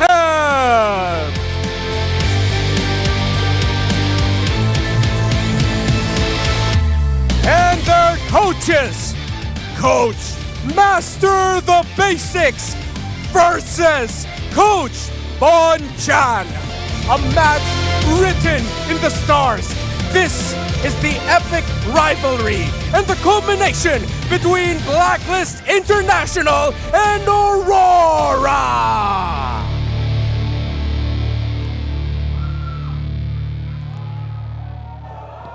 And here we go! It is the light versus the darkness here. Aurora MLBB following through and staying true to the lights. They have led them to this moment where they now have faced Blacklist International, who are looking really recoded. That community edge thing, community palag thing, it doesn't fail. They are absolutely true. Seem to be a different team now. Inconsistent at times, maybe the performance of Renegade. He has been all around for Aurora. Hitman, Healman, Setman, the roamer with the most unique heroes picked this season. Against the roamer that took a while, a long while at that, to find his code. After watching clips compiled by his coach, he said this is how it's done, and then he started to deliver. Tigreal is the hero to watch out for these two alongside the Matilda. That will be contested. And if we're looking at these stats, I am actually very much inclined to say that we don't need to lean too much into this. These stats will fairly represent what Blacklist is right now, especially with their day 1 and day 2 performances. As we look at the player head-to-head, again, Yue and Haji. Yue has admitted Haji has taught him all of the tricks that he learned. He has grown and learned a lot from his former captain, but he has definitely stood out this season as one of the stars, as one of the beating hearts of Aurora, especially if he gets that Valentina. But Haji, as experienced as he is equally so dependable. With the multiple things he had to do this season, he found comfort again in the mid lane. The low Yi is what I'm looking out for in his hands. And the Infinix keys to victory are probably going to reflect that as well. Prioritize the Hitman's comfort picks, like right there, Tigreal is nigh unstoppable in the hands of Renegade here. And for Blacklist, endurance is going to be the key. Strengthen your endurance for a longer series. Even the Infinix Keys to Victory knows this is a Game 5 match. Best team Blacklist or best team RORA? If you've been following the communities and the stories of these two teams for the longest time, you know how familiar that sounds. So show who the best team really is. Will the experience of Renegade, not only in the Philippines and the world stage, be more than enough to shut down his opponent Perks? Or will Lord JM, the hidden secret ingredient of Blacklist International, continue to step up and help Blacklist International secure at least third by making it to tomorrow? Lord JM, man, from his very, very early starts as a Leafa Wanderer into a Turtle, and now fully a Lord. Yeah. I think he has definitely come into play here and become one of a very scary opponent for Edward. And it's hard to imagine a universe where they're gonna go toe-to-toe equally in terms of skill here. Yeah, Lord JM is ready to play as a tank Benedetta with Revitalize. That's something that Aurora needs to watch out for here. It looks like they are going to be picking the blue side. They have a 56.52% win rate there and around 52% win rate with their side selection priority. But knowing Coach Master of the Basics and Coach Techstar, they know Bonchan is more than happy to draft from the red side. And at the very most, you know what? It's the start of them becoming more consistent, because stats like that just means that you're a bit more 50-50. Oh, yeah. I mean, that's literally 56% to 52%. They're edging towards the middle of that coin toss. Yeah. And the goal here for Aurora is to exceed that. Again, understandably, it does feel like they're a rookie team still, because they are a rookie team, despite all the experience are on these players, right? But then again, if they really want to start going in that mode where they are considered to be a team that can beat you not with a coin toss but with conviction, Blacklist is the team that they need to prove it with. Yeah. Not just against Blacklist, right? But against FCAP and FNOP. Blacklist International, with them on the red side, I have one question. How do you handle the Fanny problem that is Demon Kite? And the answer is, you ban it right away. That's a very fast answer here. As if Bonchan can hear what we're saying. That's amazing. And we're talking about Suyo in the previous game, in previous matches. Suyo. Do you actually ban it out, or do you kind of run the risk of Aurora just going away with it? If you ban out the Suyo, you'll still have the Ling, Julian available for Demon Kite, but don't forget these two teams have actually found success with the Bane jungle as well. That's right. So I'm waiting to see if that's going to end up becoming a factor later on.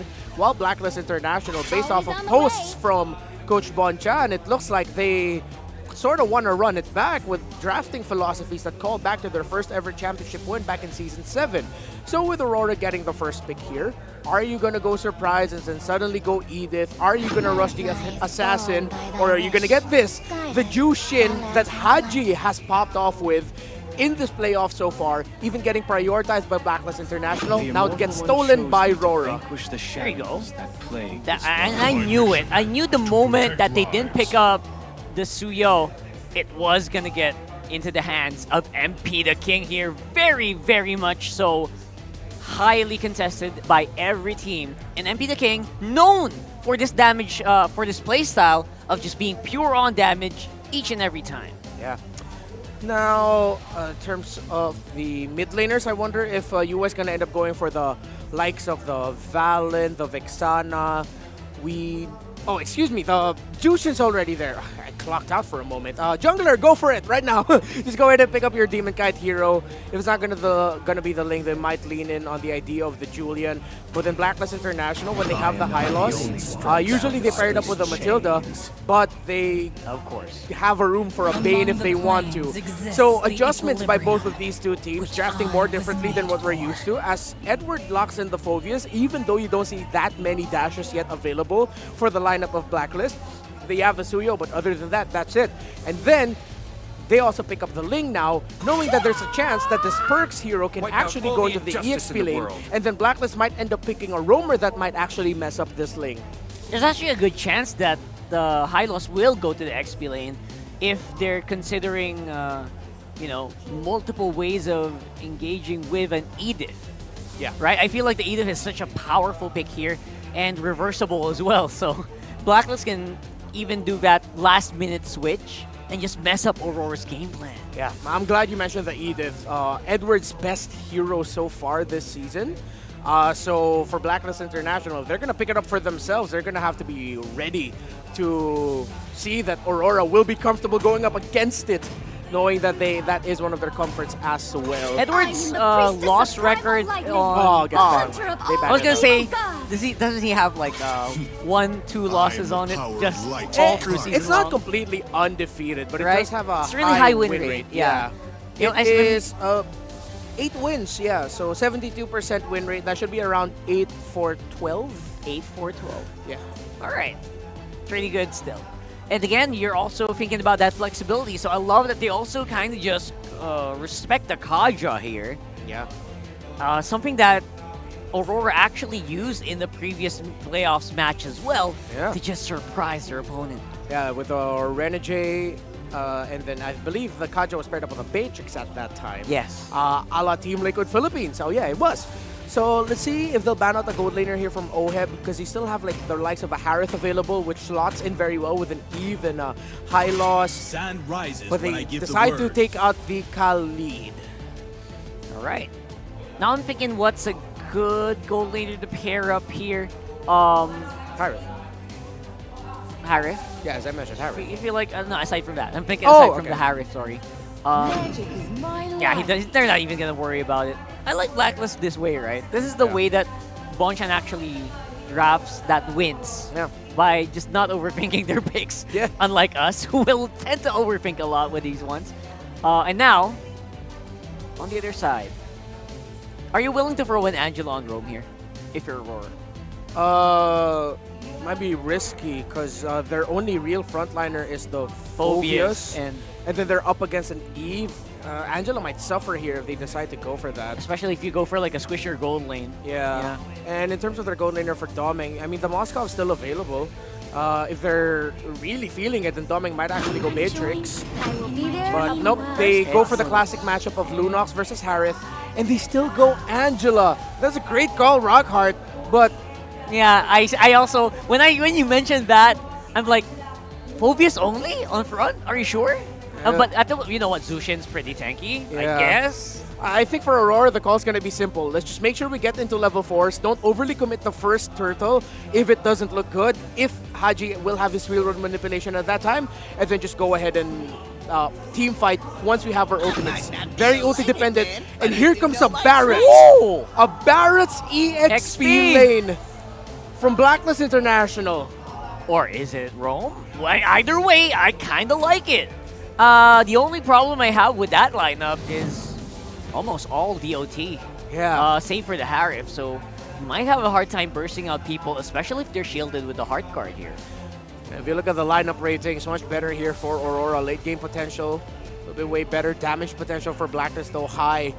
We do know when Suyo hits level 4, his pokes already start to really hurt. Again, the X factor here are the last picks. It's that Angela, how is he going to fare? Doming as a Lunox, how is he going to fare up against OHEB? And most importantly, well, the Barretts. How well is Lord JM going to get those -1s? We'll have to wait and see as we throw it over for game number 1 to Leo and Naisu. Bright lights versus a brand new code. Only one team survived this encounter, starting with game Welcome to 1. Mobile Legends. Naisu and Leo at your service, bringing you the action. And I'm struggling to recall. Joseph, is this the first Barats of Season 14? You know, that's a good question, man, because I was literally thinking the same thing. I don't know if it maybe popped up once in the regular season, but nonetheless, you just don't see him that often. And it is going to be the XP lane, right? So looks like he's going with the tanky emblem set as well. Typical stuff here, but part of that really is just to go ahead and try to have some catch. You know, you're going to use that Daytona's Welcome with a flicker combination. And if you can catch one of the targets, especially to set things up in your favor, then that's great for Blacklist in the lineup that they have here. It's not This is the second or third Barats of the season, and it was debuted in about the same time as we saw Joy pop right back up. Oh, okay.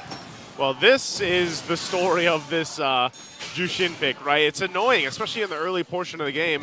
You have to continuously worry about being dragged back with that Lantern Flare. So good poking and good kind of control going on with both the teams right now. What I like about the draft here in Game 1 is it's clear that these two geniuses, Coach Bonchan, Coach Master the Basics, both leading Blacklist International at some point in the past 3 years, they both know each other so well.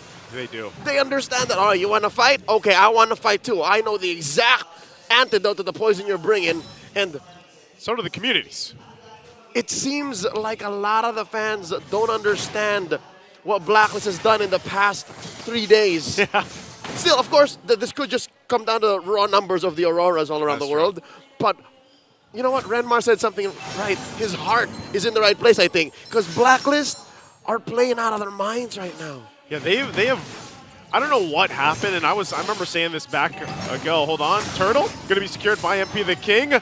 Initiation, that's the Daytona's welcome we were talking about into the RWM as well. Still looking for the kill on Renegade, and in the backside, they're gonna break it on out. MP, Infernal Pursuit right on top, a triple Lantern drag from UA. Goes in for Mora now. Perks and Lord JM still gonna prep the situation. Edward though, keeping him at bay. Infernal Pursuit again with the wave two. Look at Edward go. Abun Jingjing is an angry man. Legend Zero taking it to Blacklist International. And I could have sworn Black was happy with the turtle. And it's not like they had a choice, right? It's not like they could have just ran away and gotten happy with their usual objective. No. Again, these two teams, their lineup, their drafts, they were made to fight. It's funny how that went, because before all that, it was calm and collected, you know, some poking here and there, but Lord JM's the one that started up. He's like, nope, here I am. This is the Barretts. And he also just picked up the Thunderbelt. All right.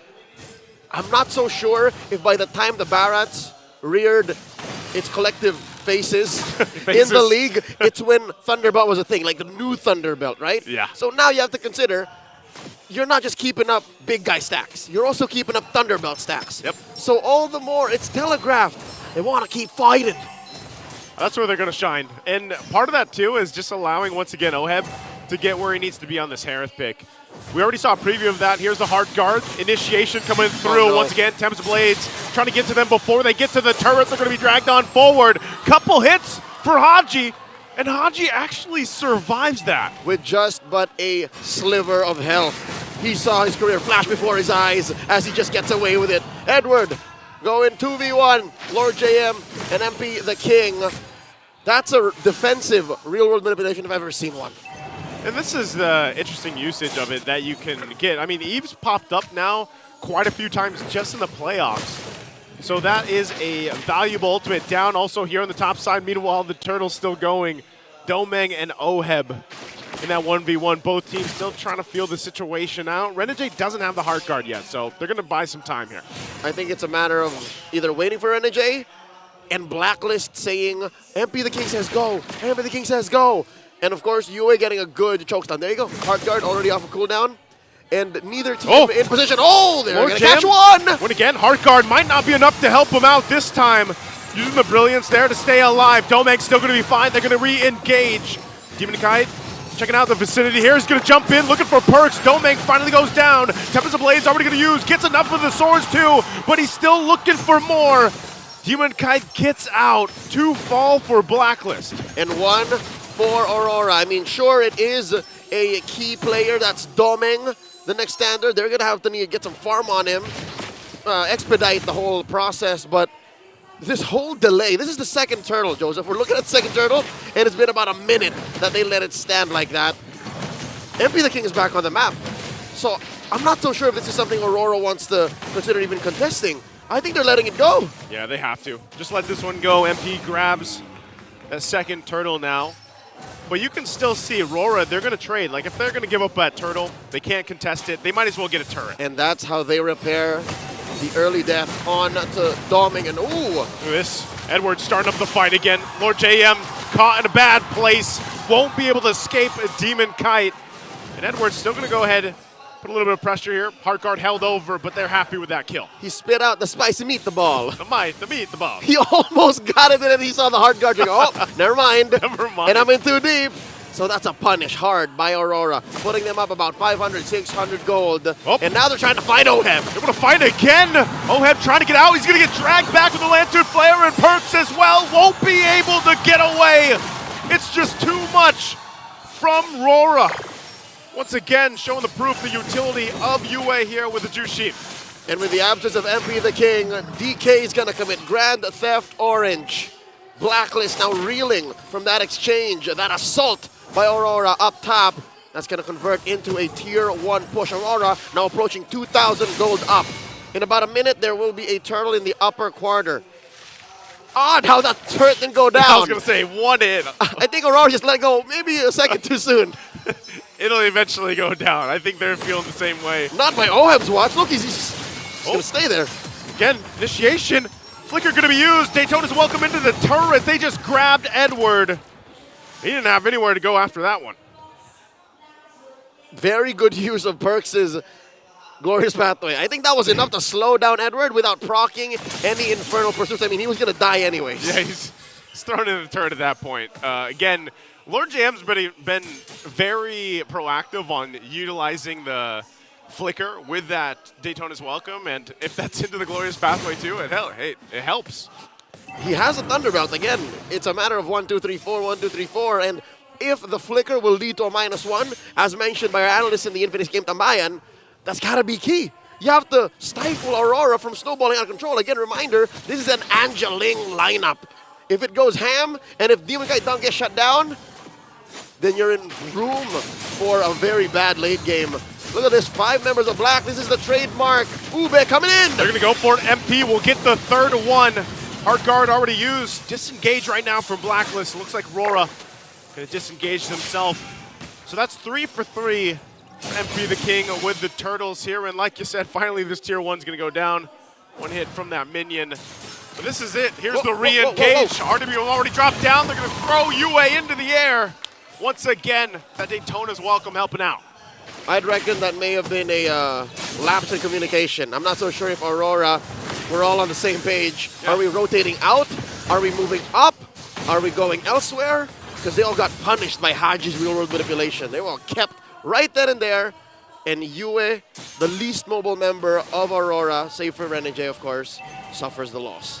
Think how much slow that is, you know, with the real-world manipulation. And then eventually, I'm not sure if Haji has the Ice Queen 1 yet, but even with the Glorious Pathway, like there's so much slow there in Zaman Force, and that's why, you know, RORA, when they were playing with that advantage earlier on, where they were going even under the turrets, whenever they had that Heart Guard and they put the pressure on with a beacon, it's always awkward. It's always awkward to fight because then that's literally the counterplay into that death box. And as the game gets longer here, you know, either team really can actually win those team fights. I'd reckon we're up for an item check in just a jiffy. In a country second, if you know what I'm talking about. Because 30 seconds from now, Lord's going to spawn lower quarter. So we want to know exactly what they're building. Lantern on Haji. So he's dealing massive damage to Edward, massive damage to... I think that's about it. All right? Because that was a country second. He's the only one... It is. He's the only one who's really dealing with a lot of HP right now. Demon Kite cornered out of that small camp. Checking out the items here. Nope, no Ice Queen 1 just yet, Joseph. I guess they just have enough slow between all the utility that their ultimates It's just painful slow. Yeah. Like Glorious Pathway is probably enough. Missile Expert too. That's true. You have that. So they have plenty of slow available, and this is where they're going to be able to shine. You know, once the Lord is up here, they decide to give it a go. They'll play into that advantage. Domeng also picking up a big item right now in this Lunox Holy Crystal. But look at this poking just on the Edward. It's difficult for Edward because he has to do so many things. Number one, he has to break the kill box. Yep. He has to peel for Aurora. Again, he's the only real frontliner. Yeah, he's the guy. He's the guy. You have to, because anybody else is just relying on a Heart Guard. Yeah, and he has to find stragglers. So he's a bouncer working a 300 capacity club. He's working overtime. And he's one guy. Just one guy. No, he's that guy. That's why. It's the only one we employ. He's 3-time MPL champion, world champion. Yeah. and he's him. He's Legend Zero. But as a Phobius, he can only do so much. He can, and that's why I would say his work is cut out for him, and Edward's been doing that job up to this point, but now you're going to find yourself being that guy for the Lord dance that's going to be started up right now by Blacklist. How perfect. It's a big club, and the bouncers checking in. All right, what's going on? What's the commotion? It's just a soft reset. About 3 members of Blacklist International tippy-toe into the tango, and Edward is checking in. And I think the call is, all right, fellas, they're not going deep just yet, and here's where Aurora's lineup shines, controlling the map. You can have Renegade just clear in, as slow as it takes for an Angela, but still, a presence is a presence. And then you have the Ling on Demon Kite just jumping around. Clear those waves with those waves of love, man. Like that's what you're gonna do. Part of this is Demon Kite. He can also kind of help with this, put pressure, but they're just gonna give this one a go. Gonna try to get here on time. Hard guard already gonna be on Demon Kite. Lord's gonna go for the reset. Tempest Blades will be committed. Edward has to flicker out defensively, and they try to fight it in. The Queller is shot, but that Lord will enhance at this point. Most impressive is Blacklist discipline. You see that green dot on Haji, Joseph? He didn't panic, he didn't press the real manipulation, and now they're in prime position to take the Lord! They're gonna go for this one full force once again, and MP will be able to grab that Lord. Edward jumps in, Inferno Pursuit, they drag Lord JM back. There's the RWM though, locking them down, trying to cut them off. Edward finally taken out. They go to the safety of the tier 2, but they're dragged back by Yue. And now they collapse down on Haji. A turret won't be enough, says Demon Kite alongside Renegade. It's a wipeout for Aurora. Just too much damage in Aurora's lineup, and they're able to sledgehammer through the base. And that's all they needed. With the minions and pushing in, Aurora will take game number 1. The Northern Lights, like a flashbang, suddenly take game 1 from underneath Blacklist. Man, did that happen just so quickly. Like you could have held your breath. I think we did. And so did the MPL arena here, because it was just that one fight. You know, it was that one Lord fight that went back and forth. It started, then disengaged, and then turned into that. There's got to be some hesitation that our analysts saw in Blacklist engagement that may have turned the tide. Let's go over to the Infinix game to buy and break down game 1. Funnily enough, you did spot that, right? You spotted that millisecond of hesitation. Yeah. And you pointed out earlier. Yeah, but the thing is, I also understand why, if you're Blacklist International, why you're going to be team fighting like that. Because even though you're trying to look for the best possible team fight or the best team fight, it's hard to do that when you have someone like Yue who positions and times his entries so well. Unlike the Eve, where once that box is brought down, you know what's going to happen. You know what you need to get out of. While the Jushin, when it's paired up with an Angela, you can wait. And waiting is what the Smiling Demon did. This guy just looks like he already wants to go straight into game number 2. I don't know what to say, man. The Smiling Demon gets me every time. He doesn't even smile fully. I haven't seen him smile like completely yet. Yeah. But yeah, he is 5-0-6 here. And also one of the reasons why I knew they were going to pick the Angela, because if you enable Demon Kite on that Ling, it just gives you a good show. Yeah, very deceptive is the lineup that Aurora drafted. So we got to see that there were some scenarios where Renegade would struggle to join or do something because he was an Angela. If he got caught out without charging up that Heart Guard, it's an easy catch for Haji and the rest of Blacklist International. But then Aurora, with their lineup, understood that, hey, we have to adjust our playstyle. Our main frontliners are going to be, surprisingly enough, the Jushin, the Phobius, and even Demon Kite. But Demon Kite will frontline once he has the Heart Guard onto him. That acknowledgement, that adjustment allowed them to reach them to this scenario. Yes, it looked like it was a really great team fight for Blacklist International, but again, the late entry and the decision of Yue, once he entered, that was a signal for Renegade and Demon Kite to run over Blacklist International. I was about to say, Yue is my personal MVP here. Because not just the first one where he got free people on the Lantern, that was fun. I forgot that you could do that. But the decision making that he's able to do all while being in the front. Yeah. As a mage, just really blew my mind here.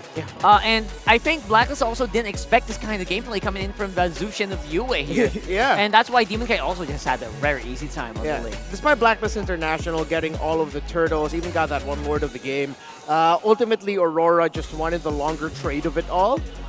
Again, Demon Kite, this kind of lineup puts pressure on him in the sense that if Demon Kite really messes up, then nothing good's gonna come from Aurora. It will fall into the hands of Doming, but Demon Kite played an excellent game. In a game wherein you have your mid laner as the roamer, as the frontliner, you have the Phoveus as your wall, you have an Angela to just be like, yo, Renajay, I need the buff so I can go in and join the fight. Demon Kite needed a lot of patience, needed a lot of discipline, and the good news for Aurora is he went in at the best possible times. And again, he can do that over and over again, just because I guess the comms are really, really good with Aurora, right? Yes. So you can only do that if you have 100% trust on your teammates, and maybe 100% KP for you, just kidding. But yeah, overall, you can't pull that off unless you're ensemble. You're all together. You're all jiving. You're all grooving to the same tune. And that's exactly what we saw here for Aurora. And I would also say we saw that in Blacklist, right? They look very in tune with each other. The decision-making, I guess the hesitation that Leo and Nice were talking about was probably just the only thing that kind of just tore this whole thing apart. It's like Jenga pieces falling. Yeah. I understand the hesitation the Blacklist International showed. Come the team fights, come from any scenario wherein they don't initially see the Ling, they'll always have to watch out for two swooping in and turning the tides around. Again, the Angeling combo, that's what you're looking out for. And then if it's not going to be the hard guard, you're also looking out for the Brilliance. Are you going to get Doming fast enough so that he wouldn't be able to Brilliance out? Because if you don't get the Lunox down fast enough, then you pretty much get rid or use so many of your abilities for nothing. Everything goes to waste. So the hesitation I feel like that we saw from Blacklist International, pointed out by Leo and Naisu, was more of just warranted cautiousness at the same time. But that's my take. I understand why, like, if you're looking at it from a bird's eye view perspective, that you're gonna think, oh, they're hesitating a little bit. Yeah, I mean, you're gonna ask people, why are these guys hesitating? Guys, it's easy to ask that if you see the whole map. Don't forget, these guys don't see the whole map, all right? just a refresher for everyone. Like, why did Blacklist do this? Why did Blacklist do that? You can kind of go for the trap, because if you're on that POV, your information is usually very limited. That's also one of the challenges of this game. The MLBB, the game.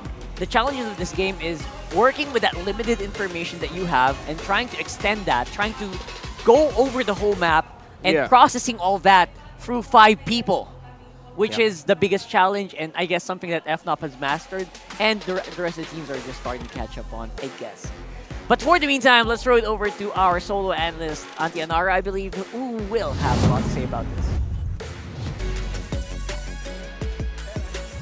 The classic Angeling tandem allowed the Smiling Demon to strike their opponents with his Ling as Aurora MLBB takes game number 1 against Blacklist International. At isang magandang buhay, my name is Auntie Nara, and I am here to break down what happened in that game number 1 between these two teams. And what a wonderful matchup for the both of them, as we have seen how they were able to execute their entire lineup. We were talking about in the panel a while ago how this lineup from Aurora MLBB is very much reliant on the snowball coming from Demon Kite. And yes, we were kind of wondering how this will work, given that Renny J was using the Angela and no one else was there in front of them. So a huge props to Yue for being able to execute that Juicin so masterfully, to the point that Blacklist International, in the absence of their Purify, wasn't able to respond properly to the lifts given to that lantern from Yue. And all throughout the game, we have seen Edward at the forefront. And while the team fights for both of these teams were great, what made this entire lineup possible for the side of Aurora MLBB was the fact that after losing that Lord, which they danced for like 3-4 minutes, is that they were able to instantly convert it into wiping out Blacklist International. And this is a very, very much classic Lord dance invented by both of these teams, which allowed them to fully execute this strategy. That game was so wonderful that it was full of team fights for the both of them, but it was Aurora MLBB that won in that specific matchup because of the classic Angeling tandem, and they were able to execute just that because of all of the roles of all of their teammates. And what a wonderful matchup that was. We have seen Aurora MLBB take game number 1, but then again, this is a best of 5 series, so definitely this is not at the end of the road yet for Blacklist International. But to know more about what's happening in the world, let's go to Mara Aquino. We're back for another episode of M News, where we give you the latest in the world of competitive MLBB. We got 3 stops. First, we're heading to Latam. Maycam Evolve has dethroned champion RRQ Akira in MPL Latam Season 2. We've always known the Brazilian King of Kings as a team that dominated South America's scene until Aurora, Maycam Evolve's jungler, led the team to sweep RRQ in the grand finals. Maycam Evolve will now qualify for M6 group stage, while RRQ Akira will start their campaign from the wild card. Next stop, Myanmar. Falcon Esports will be soaring to Malaysia for the M6 World Championship after defeating Mythic Seals in a full 7-game grand finals. The clutch triple kill from Benny's Bruno turned the series around to help his team clinch the ticket. This will be Falcon Esports' 4th international appearance as Myanmar's representative. They previously participated twice at the MSC and now twice at the M Series. And for our final stop, NACT Fall 2024. Now the grand finals is set for North America, where Cloud9 will be facing BTK. Now for more of that, let's check in with our M correspondent all the way from North America, Steph Weezy. Pasok. From the Philippines, my name is Steph Weezy, a NACT caster all the way out in North America. We have a tournament of our own. I know you guys just stepped into the playoffs, but guess what? We're right there with you. For the NACT, we've seen over 100 teams sign up. We had amazing qualifiers, lasted for a few days, but only 8 teams were able to surpass the rest and move on to the regular season. Our regular season spanned over the course of 3 weeks in a new format, a Swiss format, kind of similar to what we'll be seeing in M6, where the top 4 teams with the most points move forward to the playoffs. And here we are inside of the playoffs right now and getting ready for our grand finals with 2 teams soaring above the rest. Can you guess who it is? I bet you can. Cloud9 and the Bloodthirsty Kings are going to be fighting it out again for a chance to hold that banner for North America and a chance for a ticket to M6 in Malaysia to be the best in the world. It's no secret, North America had a little bit of a struggle inside of MSC, but through NACT, a lot of the kinks have been ironed out and these teams are getting ready. They have one mission and one mission only: make North America great again. Be looking out for North America as we close our doors for the NACT October 20th. Definitely grab some popcorn and get some drinks, and we'd love to see you there. But all you regions, better watch out. North America is on its way. Thank you, Steph Weezy. Cloud9 and BTK, 2 epic rivals. We'll be seeing you for M6. And that's it for M News. We'll see you next time. But now we're gonna head on over to our panel. Pasok. Thank you so much, Mara Aquino. We're gonna have some conversations for sure with Steph Weezy here later. I love the support. Great.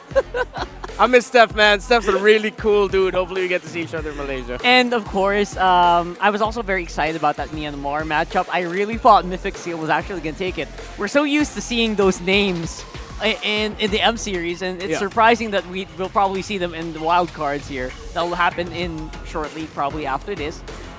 And yeah, that was the first time, by the way, that we saw the Suyo make an appearance in the playoffs. So I really was very thrilled for that. So stuff happening all over the world. Yeah, lots of things to watch out for. little by little, all the journeys all over the world are starting to culminate towards Malaysia. Again, Fnatic Onic Philippines is already on there. MPL Indonesia are going to have their playoffs next week alongside MPL Malaysia, if I'm not mistaken. Yeah. MPL Cambodia's playoffs are ongoing right now. There are upsets there happening as well. They have a similar story. See You Sue in 6th place eliminated 3rd place Team Flash in Cambodia, similar to what happened with Blacklist International versus Omega. So it's really cool seeing the narratives all throughout the seasons, or all throughout the world, heading into the M Series. That's right. And we are also waiting for NACT to also kind of just finish off. Let's go midnight. C9's probably in a good spot here as well. Yeah. BTK is a household name for M Series, but you never know. That's why after this, we're all very excited to watch there as well. And again, all stuff happening. Let's go back here where we are right now.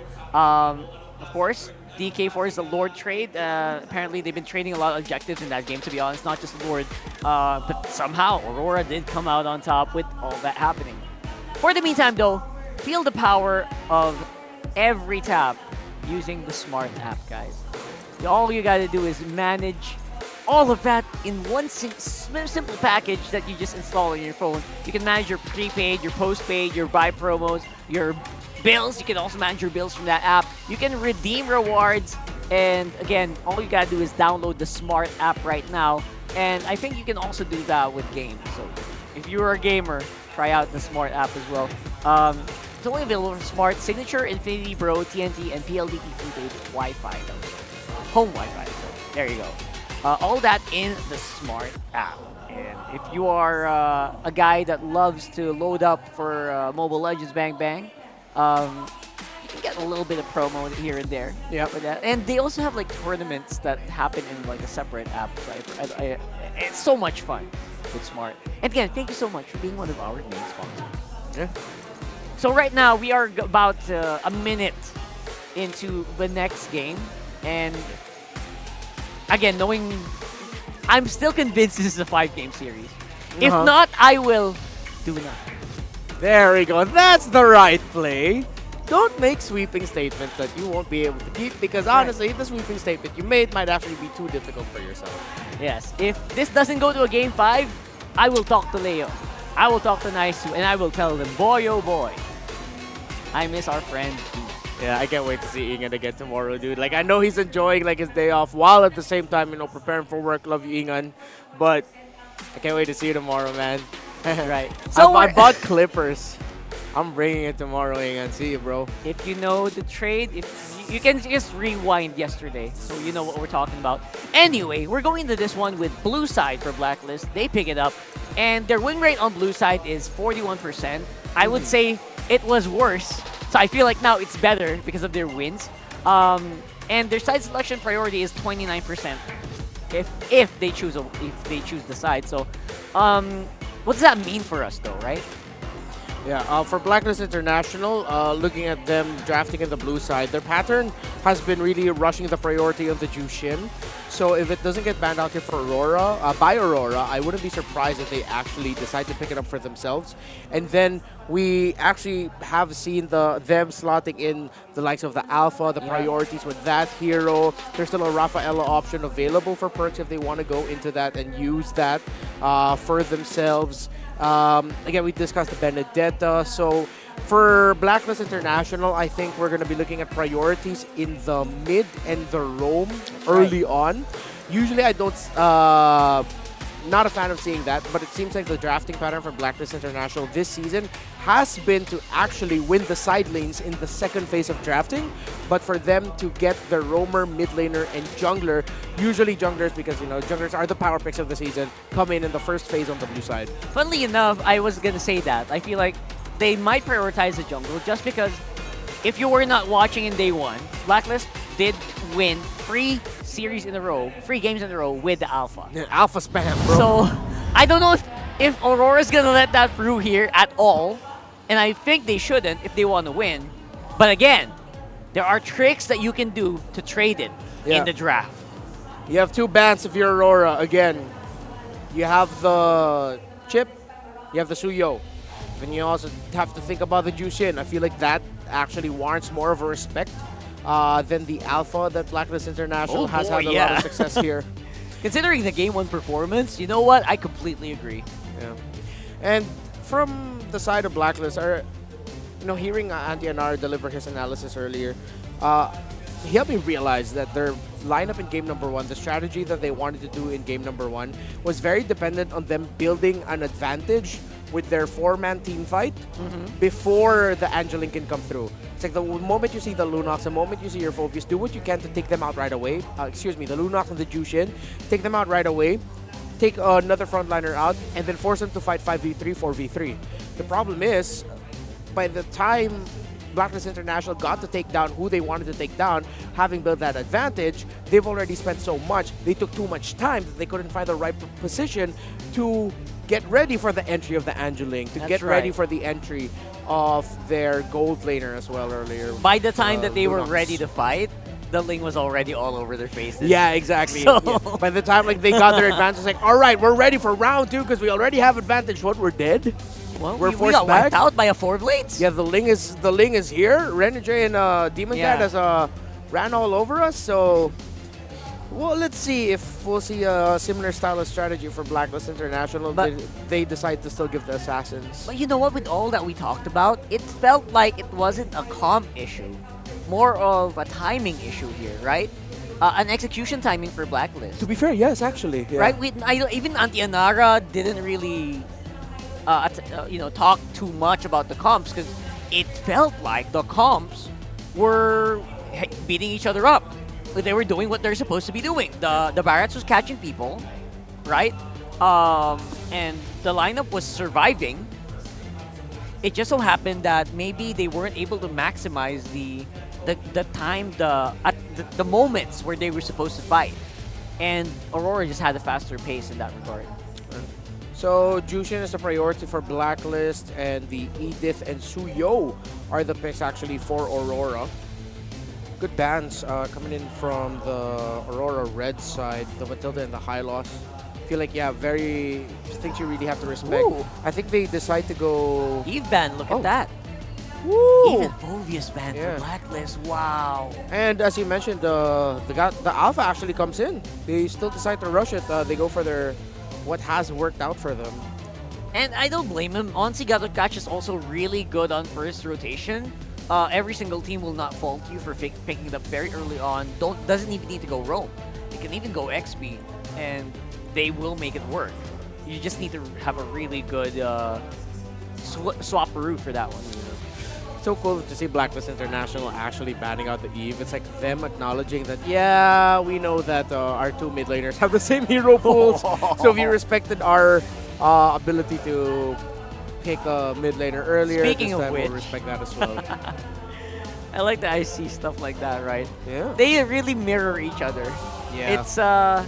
It's very uncanny the way that they're getting their picks mirrored up, and it only convinces me more that they feel like they're twins that were separated at birth or something. That's how they feel like. More like twins separated at college. College. All right, at college. It's not like they knew each other already. Yeah, they already knew each other for a very long time. So So this guy was sent off to live in like North America, and this guy was sent off to live in like Singapore, and now they're meeting each other. Come on, and they man, realize they're more similar to each other than they thought. You're writing a hit Filipino summer movie off of the top of your head by saying all of that at this point. Featuring, Catherine Bernardo, Sure. stuff like that. 100%. And it really does. It really does. It's even till now, it really slaps me so hard that all these people that are on stage right now used to work together almost. Yep. Almost all of them used to be in the same team. Okay, so with Aurora getting the 4th pick later, let's see if they're going to lock in their gold laner then. Yeah. So They ban out the Natan, by the way. yeah, both lineups are going to the second phase without a gold laner and both with flexible roamers. Although it seems like Edith really has found her home in the EXP lane. Aurora respecting the Tigreal here off Blacklist International, specifically perks. All right. with the Harris. I'm surprised that the Hylos. I'm not surprised the Hylos and Tiger got banned out, but now that kind of puts a lot of pressure on Rogue here. Yeah. I think Aurora might actually be forced to picking into the carry or the Beatrix. They're gonna need some really chunky damage. The problem is if the Gacha has like a Vengeance, instead of packing Flicker, when the Gacha dives into the backline, the Beatrix is not gonna have a good time. Yeah, we're gonna see what that actually happened in day 1, right? Where Doming played the Beatrix, and he actually killed himself with a Vengeance from the Hylos. The Hylos are Gato. Yeah. We saw it. Yeah, it gave him difficulty like come the mid game. Yeah. So you're right. Good respect ban on the Cho of Renegade. Again, the man is really well. Oh, excuse me. Was they pick actually. it. All right. It ended up in his hands. Oh, look at the insta-lock here. Rafaela and Bruno for Blacklist. They bring it back again. They found success with this. Moscow was banned out earlier, so what's it going to be? Might just be the carry, but the problem is you're already up against a Bruno. I think you might just end up having to default into the Beatrix. Beatrix or Lunox? Lunox, okay, but you're too magic damage dependent. Yeah, you'll probably lose out in terms of tower taking. Yeah, to be fair, it might take time for Blacklist to build Radiant armors if they go that route. What about Ixia? Ooh. Melissa. With the Jushin, not really. Not really? The Juice. Yeah. Melissa gets a Gatot, not really. I'm leaning more towards the Beatrix or the... Oh, why not? Excuse me. I keep forgetting about this Cowboy, man. I was thinking about, like, what's a strong back line, has really good damage, that it's up to speed with the Bruno. And not reliant on normal attacks. Not too reliant on the normal attacks. In fact, you want to juggle your skills so that you can have stronger basic attacks. That was good. Clint is a tremendous pickup here for Aurora. I like it. Usually people knock on Clint, but history has shown us that if we knock on Clint fights back. Yeah, he'll come he gets the knocking wins. He'll come knocking back, dude. So, what do you think? Did anyone get like an advantage here?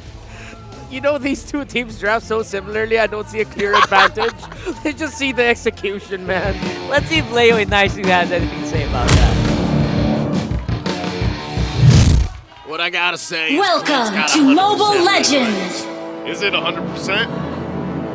I remember everyone hated on it, and then suddenly it wins. Well, I'll tell you what. It's high noon. It's always high noon when Clint gets picked. Welcome to Game 2.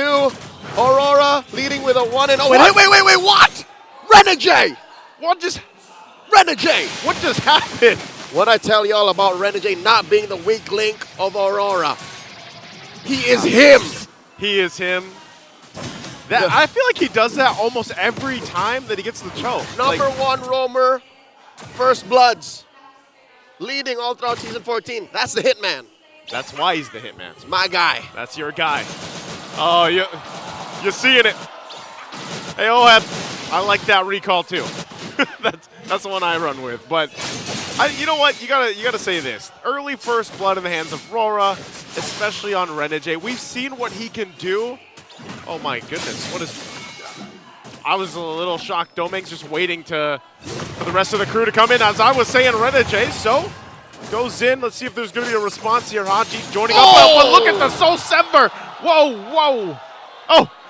Wait. All right, it seems like our players are experiencing unexpected results. We're going to have our marshals deal with that and give our players a breather, and everyone else as well. But you know what? Save for the reactions that we got there, I think what happened in First Blood was what was going to happen anyways. Yeah. So whatever Renegade did, that's this. The truth stands. Is that Coach Jeff? Is that Coach Nobody? Informer? I mean, not Coach Josh? I think they were up front. Yeah, that was them. Yeah, that was them. Whole lot of people out here. Prior to this, they had lunch. They had dinner, I think. Yeah, I saw pictures. Social media. Yeah, so they are considered. Yeah, confirmed that's them. They were together. Yeah, we get a chance to check in on people, you know, whether that's online on the different social media. Or in the real. But yeah, you know, regardless of what happened there, I will say this, man, like, that Soul Sever, was doing some damage, and it was gonna get someone regardless. And benefit of the doubt, maybe Oheb wasn't ready for the fight. Yeah. But Aurora had it coming for him. They did. Aurora cut it deep. They did. That was a 3-man? That was a 3-man, yeah. Haji wasn't there in time, but I don't know. It's going to be interesting to see once we go back to the game, too, because, yeah, you saw the emotion, especially from Doming. And it's going to come on, folks. Don't worry. About 40 seconds before we jump back into the land of This is Dawn. like a throwback, by the way. This gold lane matchup, a Bruno and a Clint. Like, this is like, if you played MLBB back in the day when it first came out. Back in my day. Don't make me bring those out. Back in my day. When did the game come out? 2016, 17? 16, 17? Yeah, these heroes go way back. These heroes go way back. Oh. That looks like a familiar face. That it does. So does that right there. Hey, that's speaking actually of. Renegade. That is Renegade's ID photo. Does she have his ID photo? I think that's Renegade's paramour. Ah. That's his lady. That's his lady. Miss Hart. She's lucky. That's a lucky lady right there. That is. And of course the agents coming in en masse. Joseph, do you see the side full? Both sides are full. Both sides are full for this one, man. And at some point, they were once part of the same fan club. Yeah, now they're split in half. The panel mentioned that too, you know, Rockhart and Renmar. They were like, yeah, there was a point in time when everybody on the stage was probably working together or on the same team in some form or another. So, again, a lot of that also deals with the familiarity between how they like to play or how they like to move or maybe even how they like to draft. But just the same. Oh, catches Renegade. Oh my goodness, Renegade will still survive. Escape man. From Hitman to Escape Man. He's a fugitive. Get him. Turtles up. With that said, you're looking at the goal lead of about 1,500 for Aurora. And Demon Kai taking his time. It's a clear goal signal for him to take the purple first. But wait, I think there's a matter of footsies that need to be fixed here. They're leading hard. They are right now. Perk's really low. He's going to rely on the heal, but Renegade going to jump in, not even having the level 4. Trying to get the concussive blast off, but because he's going to be a jump in anyway. Still going for the fight. Renegade will go in. Flicker. Now he has the kick. Tries to get some more damage, but he bought enough time for Demon Kite, and Renegade will still live. And the rest of the team goes for Lord JM. How does he do it? He refuses to go down. Renegade just does not die. And throughout all that, it's like he has an extra Jikundo in the Jikundo. Throughout all that, what? Doming was just pushing. Doming took down tier 1 up top, and yeah, wake up call. Anybody who's just tuned in to MLBB Esports in the past 6 months, Renegade's been playing Cho since before any of you were born. Hey, man. A lot of y'all were still just babies when Renegade picked up Cho and said, it's a cool hero. That's when he started making the highlights and everything else, right? So at this point, and this is why I said it was so important that he got that first blood earlier, because when he does get a first blood, like I feel like that's when you see Renegade the most activated. Yep. Because we've all seen him be punished, you know, go 0-3. But when he has a lead and he has an advantage, he really plays into it. Or JM. Gonna go ahead and jump out. Using that Avatar of the Guardian. Demon Kite on the hunt. He's gonna go ahead. Soul Severin. Good tankiness, revitalize as well. Demon Kite might line up the Queller, but meanwhile, doesn't pick up the kill, but there's a fight happening up here. They go in with the Spear of Alpha. Renegade still gonna be alive. Yue keeps him at bay still. So no one on either side of the map goes down. But check out bottom. Edward is continuing to apply pressure, clearing that wave fast, cutting it from the back, and letting that wave crash into that tier 1 down bottom. And now the answer from MP and Lord JM. Are they going to want to fight? Nah, just to kick him out. Just get him out of there. Again, this is a lot of kind of back and forth. And, you know, I know we don't have the full number on there, but you can see the goal difference if you can do some quick maths in your head. High Dragon is about approaching 5,000, if not. Yeah. That's huge. That's huge. Under 5 minutes, Joseph. Under 5. That's what I'm saying. Under 5 minutes. Look at what Renegade's doing, too. Again, he's going to have to rely on the team to help him out, but this is now a turtle for the taking here, freely going to the hands of Aurora. 100%. objective take rate for Aurora. And Renegade is continuing to be such a nuisance. Finds the backside on Perks. Give him a gut check. Are you going to purify? Are you going to purify? Just a little check, you know? Trying to keep them on their toes, basically, at this point. He's still going to go do it. Oh, now he knows that OM's in the bush. He knows there. They want to get that turret. That's all they want from this. I don't think there's going to be a further engage. Avatar of the Guardian won't land for Lord JM. So Aurora happy with the objective. That tier 1 goes down.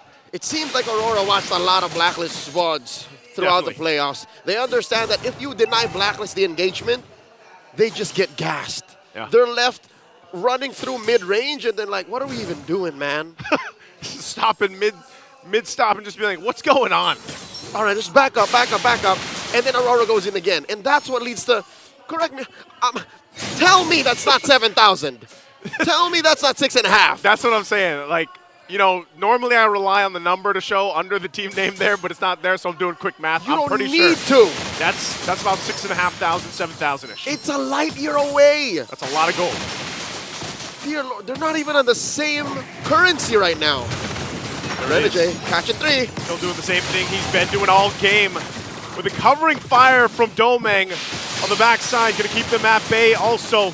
And this is what we were talking about with Blacklist, just trying to like play this dance to Aurora's tune here. And the front man right now of that is Renegade, and he's just kind of psyching them out. There's only really so many ways you can catch Renegade. Number 1, you punish the Lantern Flare, right? But that's going to take a while. Renegade's not going to stand there for 3.5 seconds to allow for you to hit him with a choke slam. Yep. You hit him with a Holy Baptism. Also not as instantaneous as a quick Jeet could go back. Yeah. You can maybe catch him with a Spear of Alpha, but you're wasting a lot of possible frontline catch. Yeah, you are. I think for Blacklist, though, that's part of it. They got to be able to shut down Renegade from doing all this. The only problem is once they use everything, there's going to be an initiation follow-up from Aurora. But ain't that the trick? Ain't that just exactly what Aurora wants to do? For you to put so many resources to hold it. Haji using that beacon.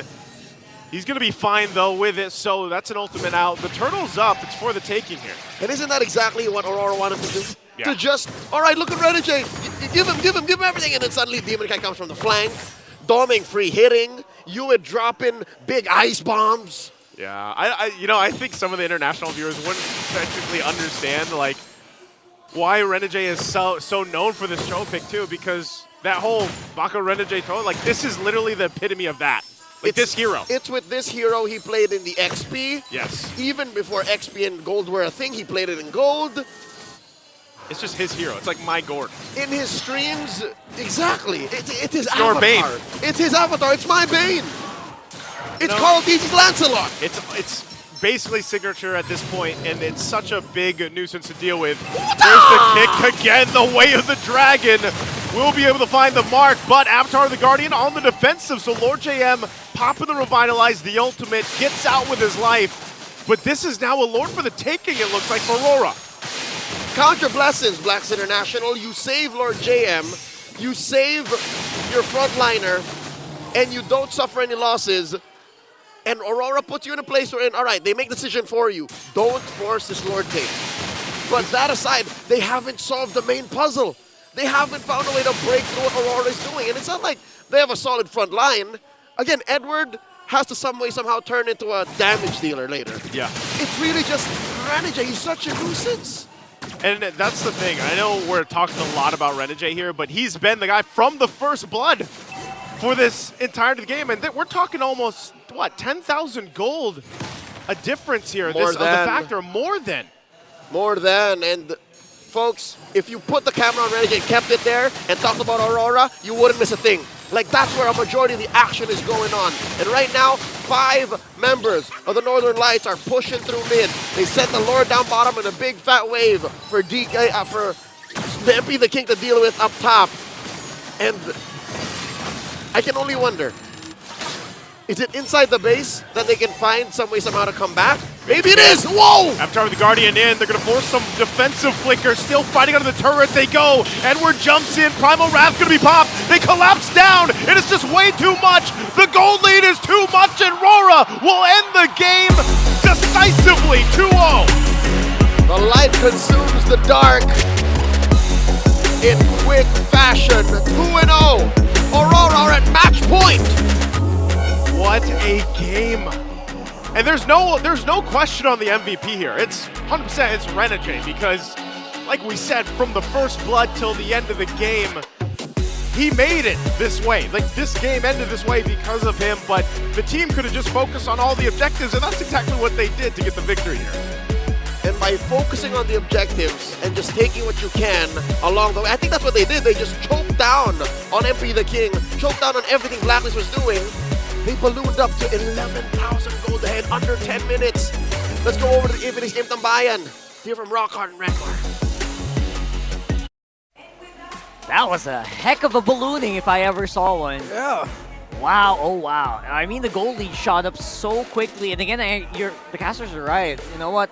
You gotta credit that a lot to Renegade being so, what's it, min-maxing on that Cho. Yeah. So much. It was, dude was locked in. Like, he was in his comfort zone. He already knew what he needed to do. Despite all of the purifies that Aurora had, he didn't care because he was getting the vision, he was setting the tempo, he was forcing back Perks and Haji.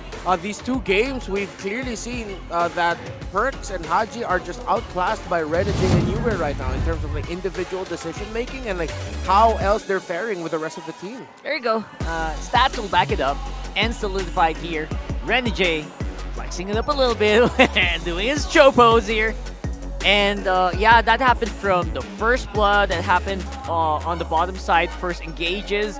They were fighting near the second tower, and I was surprised he was still fighting even with 5% HP left. So much trust for his team, and that really enabled him to go all out and get such a huge lead. Yeah, it was a support healing roamer versus roamer that's strong invade, pick off, and then with EXP laners both covering for extra set. But right now, again, usually that's the answer for lineups that have a support healing roamer. You get pick off. If it's not a suppress, it's a -1 crowd control that forces out purifies that allows other layering of crowd control to come in. It was just Aurora playing a very clear and very familiar idea to all of us in terms of like what needs to be executed and how it is to execute. Another thing I just need to point out, Domeng looked very comfortable in that lane matchup. That Clint just outclassed Oheb. Yeah, that Clint was, well, again, we are always surprised by the last pick Clint. And I would say the Blacklist also wasn't really prepared to take the Clint on in a head-to-head duel from minute 1 until 5, right? I feel like it was going to take a while. It was already a given that you expect the Bruno to not be able to fight yet, even with the help of the Rafaela. And we saw it here. The Rafaela felt like a soft counter alongside what they were trying to do here. Yeah, looking at the lineup of Blacklist with the Rafaela, it didn't feel like a response to anything. More so, it felt like just a means to really empower everyone else. But then when you're up against a lineup that not only puts a lot of pressure on your individual hero, but the hero of the team, one hero to hope that the healing and the movement speed increase given to a Bruno, a Jushin, an Alpha, and a Gata Gacha to shine, plus the revitalize of the Gata Gacha, to hope that that will be enough to deal with the raw firepower that the lineup of Aurora has. It was a little bit too hopeful. I guess that was my thing about this. Like, what were you trying to achieve with move speed and heals if your damage dealers are already like down on the ground? I guess that's the problem, right? They were expecting this lineup to go a bit later. Yeah. They were expecting this game to maybe go to 15 minutes. And you know what? 14 minutes, 13 minutes, I don't mind this lineup. Yeah. This lineup can fight. Look at that. I mean, I feel like with a lineup that has an Alpha and a Bruno, you want that mid-game. We didn't even reach mid-game here, I think. That was like 9 minutes. It felt like it ended way too quickly. By the way, 9 minutes and 43 seconds. Again, very quick game. Yeah. Which is becoming a trend with some teams here in the MPL playoffs. Again, it really just goes to show the early game, the first 5 minutes of the game is a good indicator to see of who will win the game. Because having a much better, and that's what Aurora had, they had a much better first 5 minutes of the game up against Blacklist International. Once you do that, then it makes it easier for you to actually win the mid game. And now that we saw that, it looks like Blacklist International just really couldn't find their footing of how to execute their lineup because they had a Cho just dancing all over them constantly. I guess. No comfort at all, no comfortable spot. And there's a very specific, how do I call this, condition to make the lineup of Blacklist International work, to make it work up against Aurora. Number one, you have to control that Cho somehow. If he's too angry, then just control his tempo. If not, then that's what happens. I guess it's hard to do it with the Cho dancing on you. That's Yeah. 100%. And let's see if Antianara.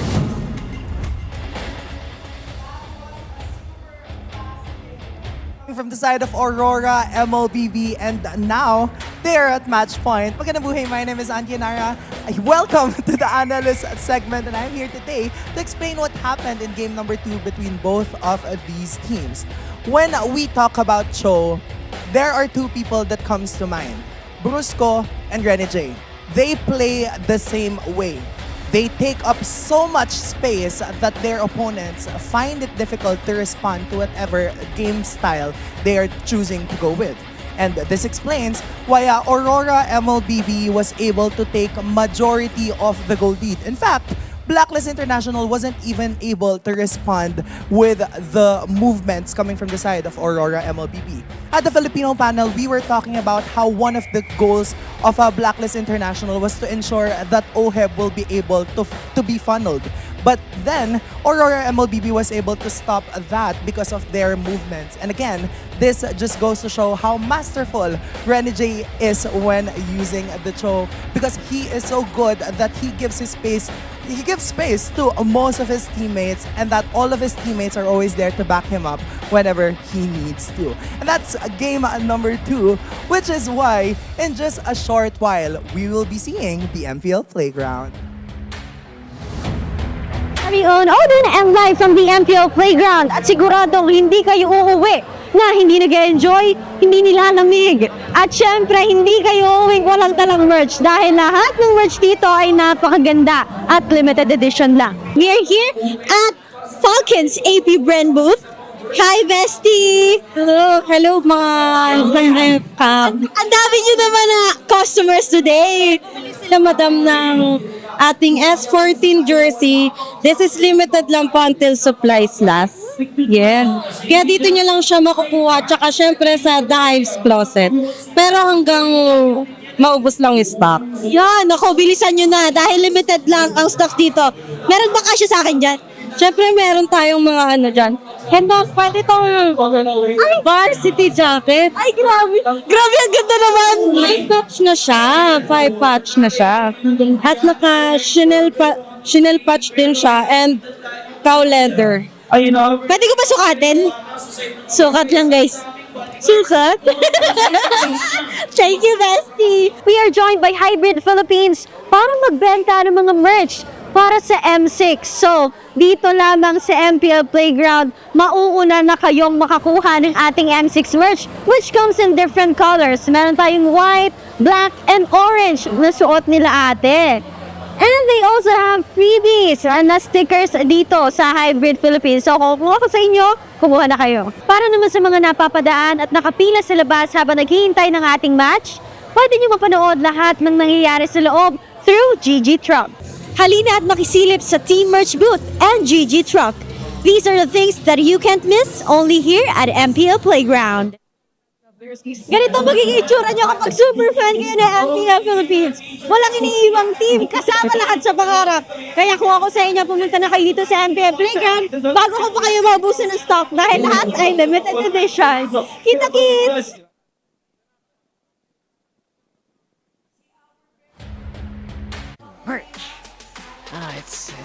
It's a good time to have money. I don't have that. I don't have I money. don't have that.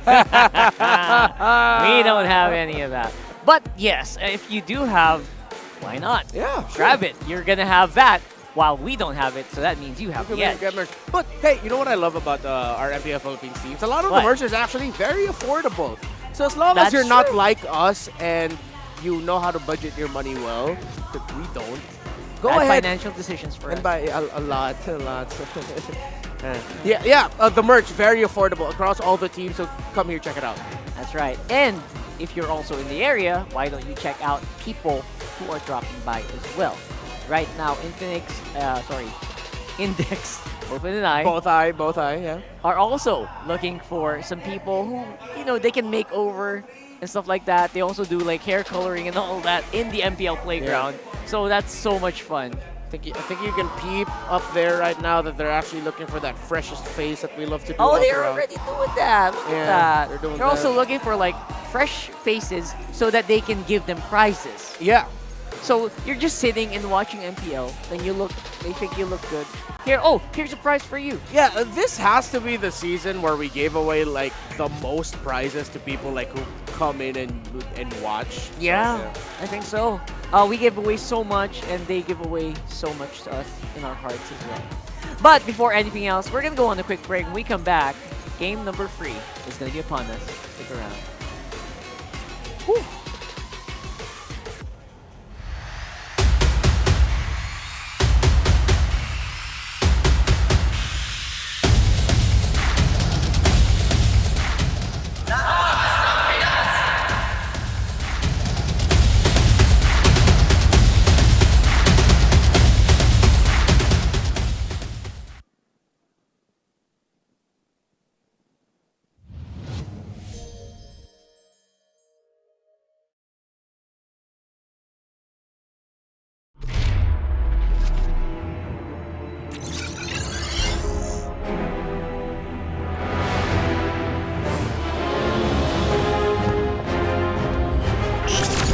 Don't know the power of the dark side.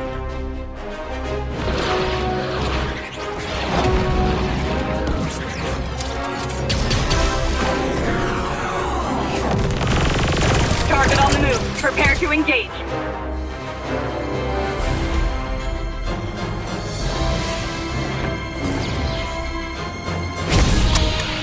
May the Force be with you.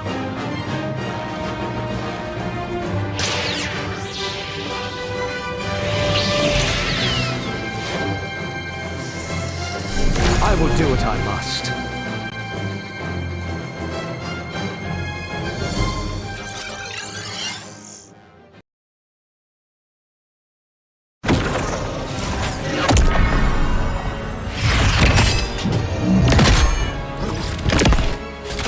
At last, I am complete.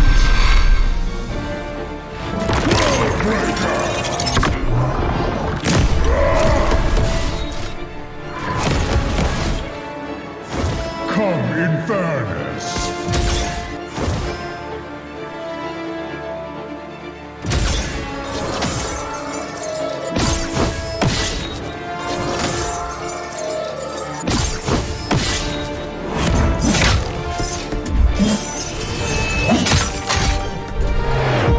Annihilation awaits. Boundless is my hunger.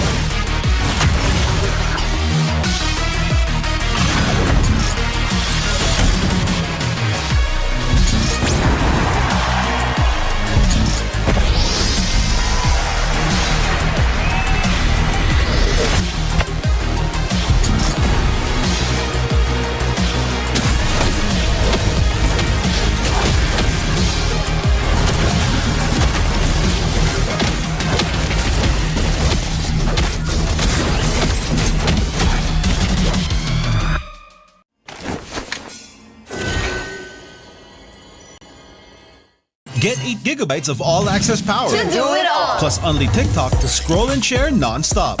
Power, work, life, and more. With Smart Power all-access data now up to 90 days. Load now. Tuloy-tuloy live selling, tuloy-tuloy content, tuloy-tuloy gaming. With new Smart All Access 99. May 9 gig ka, now for 15 days. Load now, live more today, and tomorrow, and after, and the day after.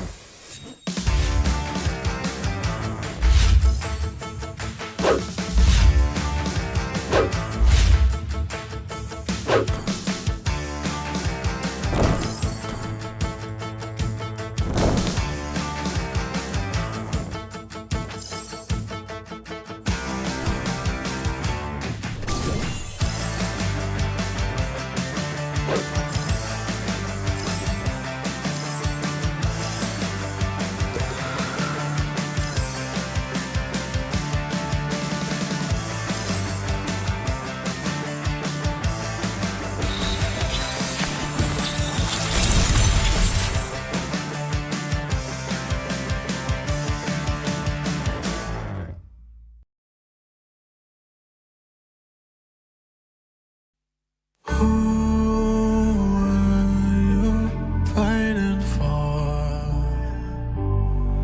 no one would ever know your name. Who are you waiting for? No one would be there to save you. You would be alone when hope was gathering together with the sun. Even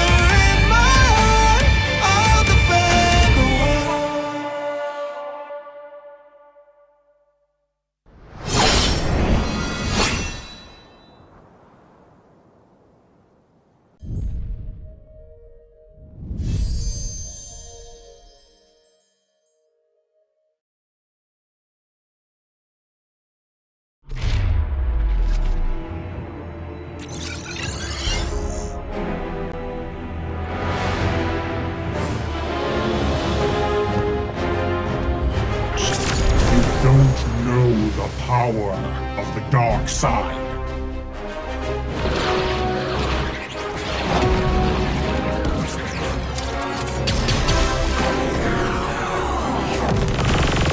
Target on the move. Prepare to engage.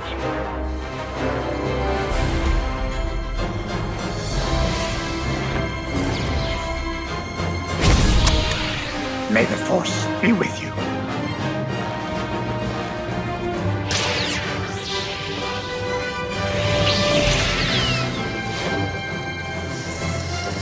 I will do what I must.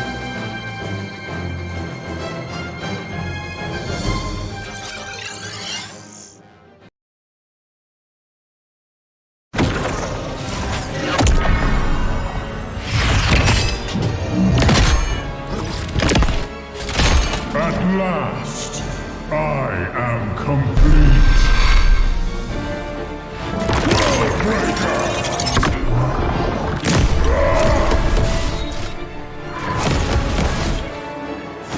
Come in fairness.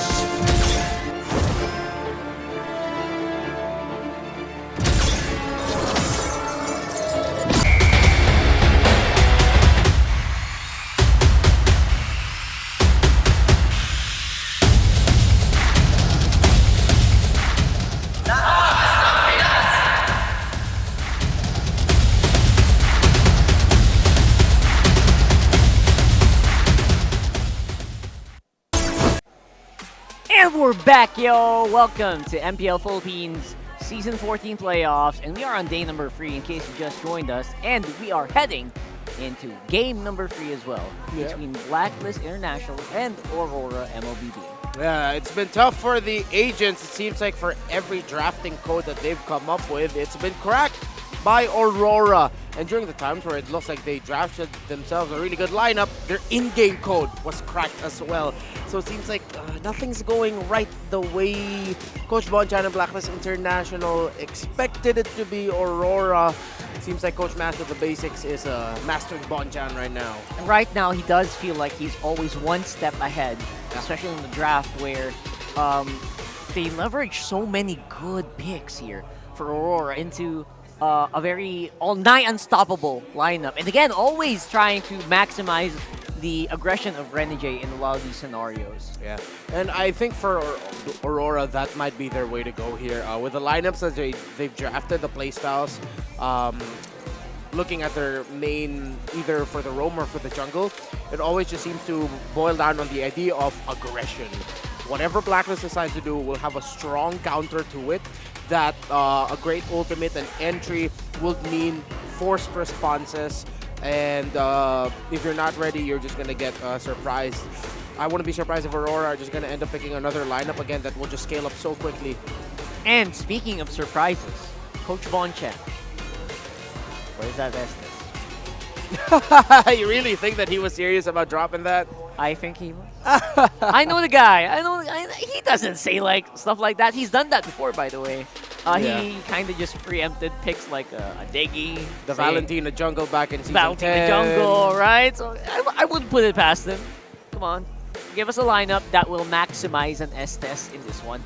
But then again, that's a little bit of a joke, obviously, because we don't know.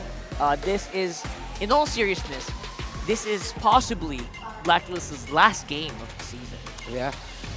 Again, one of the questions heading into today was the consistency and the performance of the Hitman, and he's been showing up. Yeah. Again, I go back to my previous statement. Renji and Yue are outclassing Perks and Haji right now in terms of the rotation and taking care of the key portions of the map at the right time, are rotating at the right time. Even though in game number 1, he ended up with a Angela that it wasn't even the main roamer. It was playing back, playing clear, and then going for the hard guard when you have it available, or just side-by-side support. It was actually the Jushin that they had in game number 1 that was like the main frontliner alongside of Phobius even. So it continues the theme, like after a night of discussions between the community, between members of the community questioning the consistency and dependability of Renegade, here he comes in game number 1 as the heel man, game number 2 as the hit man. I wonder if he ends up becoming the set man and the key for Aurora to win game number 3 and take it to the battle for the final M6 slot tomorrow against Falcons APBren. You know what? if they leave that Tigreal open, I wouldn't put past him to become the set man here in game number 3 for Aurora. And now for Blacklist, we're thinking, you know what? Who do we actually pick up first? Now we have option to go for 2. Zushin is going to be the first pick here for Aurora this time around. Okay. Aurora drafting on the blue side, Blacklist International on the red. So wow, look at that. Immediately, Suyo and Hylos is the answer of Blacklist International. Seeing the Jushin. Jushin lineups necessarily don't like to go up against a lot of heavy diving. So they need one more diver. It can't just be the Hylos. Another body to throw for Aurora to force to respond to. I wonder if they're inclined to pick up the Edith here for Edward. Actually, that does look like the route to go. Especially here on first rotation, you had 2 picks, powerful. Maybe pick one for your jungler. It's Ling, there you go, but it's a Phobius. Edith is nowhere to be found. Okay, so they are going to be saving their roamer pickup for later. Which still can be an Edith, by the way. If they want to. If they want to, yeah. But Tigreal is the higher priority, obviously. Yeah. Aurora bans are Lu Yi, Gatot-Gacha, and Hayabusa. Blacklist bans are Chip, Fanny, and Matilda, in case you guys don't see it. Okay, so Aurora gets picked up by Blacklist. You heard that right. So, let's see. With the Link getting picked up by Aurora, Blacklist respect ban the Angela so that they avoid the Angel-Ling combo. But that will actually... I feel like that last 2 bans are a bit of a precious resource. They do ban it out though still. Yeah. Yeah, so many possible things. Again, you kind of also have to think about the Tigreal here. Think about the possible gold laners. And they haven't even touched on that yet. Yep. Their ban comes in from Aurora, I believe. Oh no, excuse me. That's a Blacklist ban. Blacklist ban with a Harith. Okay. And one more ban for Aurora. Just to sweep it all down. Most likely a gold lane ban, maybe Claude or Moskov. Those are things that probably can kind of ban out. So right now, they do kind of still need that gold lane. Taking away the fighters here. Potential pickups for Lord JM. Again, I'm just really looking for dive or someone that can... Again, the idea of throwing a body. If they're going to go Hylos, Roam, or Aurora mid, then just pick up the Edith here if you're Blacklist. Edith is... it got banned. Edith got banned out by Aurora. Moskov is the pick for Blacklist here. Okay. All right. That's actually pretty good. Still, I think Aurora would have loved to pick that up as well if it was left open. Harith has been banned, gold laners. There it is. Oh, I posed the question and here it comes. Healman in game 1, Hitman in game 2, and looks like we're getting Renegades, signature Tigreal, the set man for game number 3 if they do decide to lock it in. It's getting hovered. Yeah, I wonder if that becomes like a pattern, right, for every game. Game 1, you go Healman. Yeah. Game 2, you go Hitman. And then game 3, you go set. Purple Dragon is ready anytime. This is how funny that actually happens. It's a Beatrix! And Did it's I hear that right? Yeah. Okay, so Aurora decided to go Beatrix here for Domeng, one of the signatures of Domeng. When he was still in Minana Evos, he made a lot of name for himself as a great Beatrix player of the league alongside a Claude hero pickup. So those are the last 2 picks to round out the Jushin, Phobius, Ling, Cho, Beatrix for Aurora. While it's Suyo, Hylos, Aurora, Moskov, and Blacklist are the one who get the Tigreal for perks. Wow. The pick, the pairing that when they started playing it more and perks started improving, started to turn the fortunes of Blacklist International around. Can it once again turn the fortunes of Blacklist around? Man, what's that gonna be like, right? And I really wonder if it's worth it to really swap out a Tigreal for a Cho. But I guess if you're Renegade, I mean, everyone else would probably agree that, you know what, why not? Not the coach. Yeah, not the coach. The actual question, why not? Let's see. I mean, right now, it's just a I guess this is what Blacklist goes for. They depend their tournament life on this pick, and honestly, it looks really, really cohesive if put together. Now, the question is, can this lineup also survive all the way up to mid-game and all the way up to late? That's something that will be answered, and we will find out as we head into game number 3, brought to us by Leo and Nice. Starring Aurora MLBB and Blacklist International could be the final outing in this best of 5. The lower bracket semis, only one moves forth. You're hearing the dulcet tones of Nice and Leo at your service. I just noticed, man, killer trades. Renegade's Cho for Perks' Dig. Yeah, and I know that they were hovering over it, and that's fine, but I think after what we saw put on show just the previous game, Renegade's going to feel comfortable with that Cho. Now, if it gets shut down, that's what we were building up throughout game number 2, where we were like, you know, if it's handled properly, then Renegade doesn't get to go and carry a game through himself. But also the other thing that sticks out is Demon Kite, once again, getting the Ling here. And they have a ton of utility with this lineup from RORA, so hopefully Blacklist has brought enough to the table to counter into that. Truth be told, I agree with you. It's more of what's on the map and what's in their tanks, less than what the draft shows. Yeah. Because right now, it's more cerebral for Blacklist International. They really have to give everything they got because this might be their most crucial game in all the playoffs just yet. Sans their best of 3, well, sorry, their best of 5 3-game series against Omega. That was for tournament life. This for reals is for reals for tournament life. It is, and it's at that point where Blacklist has to get this game under their belt here, at least, you know, get a little life in the series. And I think that's also why that little break that we had allows them to have that kind of mental reset that they probably need because, like we mentioned, that last game was a doozy. It was 9-42.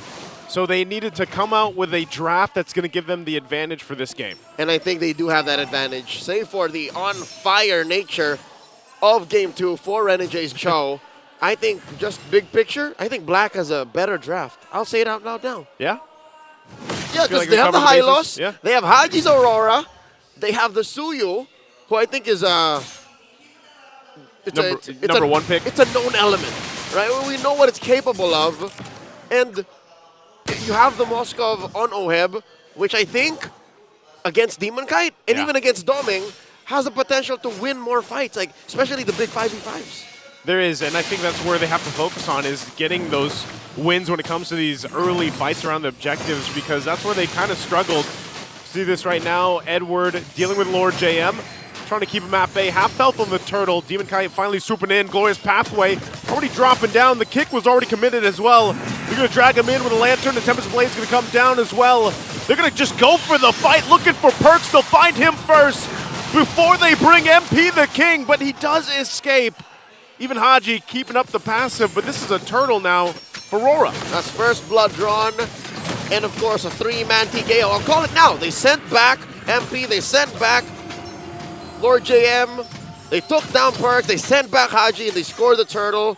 Big win for the Northern Lights. Now 1,000 gold head, 3.5 minutes in.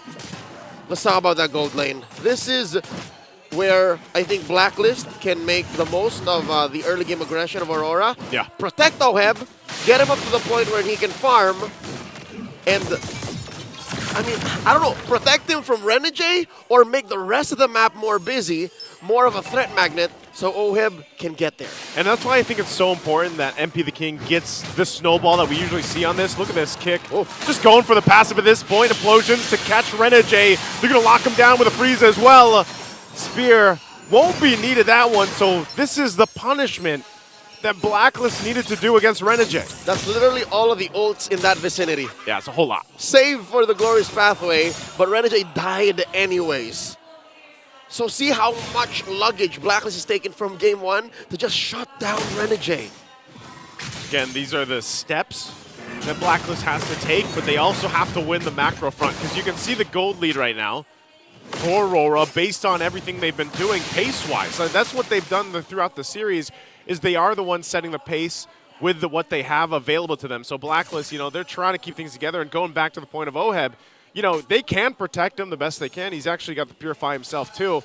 But as long as he's able to farm up, get what he needs, and then joins the fights later on, because of the fact that they have the implosion, you know how much of an effect that can have when it comes to those team fights with a Moskov paired up. And then they sprinkle in a little extra safety utility with Haji on the Aurora, who, yes, like you mentioned, paid dividends in their previous series against Omegas. Yep, so he knows. Blacklist just have to get into that mindset of we're not here to beat Renegade, we're here to beat Aurora. As a team. And slowly but surely, 5.5 minutes in, second turtle coming, they're not even paying attention to the Hitman. And I think this is the best that they can do. But Renegade forcing himself to be noticed, getting in Blacklist's face, pulling the turtle out, still a dance, and look at this. Demon Guy just taking his sweet time. Look, he's just crossing around up top. Oh, he's going to go up Father there. Noheb. He's going for Oheb at least. I don't know if he's going to be able to pick up the kill. We can't get a glimpse on it. He goes under. Demon Kite will pick it up. 1 versus 1. Who cares about the turtle when he can get a kill? And now into the jungle. Perks will go in with a flicker implosion. They're going to catch Renegade again. A little bit of a clap back still. Demon Kite paying attention to that tier 1, but in the mid lane, the dunks are happening here from Edward. Frigid Glacier going to be knocked down. They drag Lord JM back. Looking for one more, but MP the King's going to jump in. Doesn't have enough damage. Look at that. Edward pumping out his own, but MP finally falls to Domeng. Looking for the shot, but the passive is there, and Domeng overextends into it as he gets taken out. Bouts of miscommunication for Aurora, leading to the deaths of Domeng and Edward.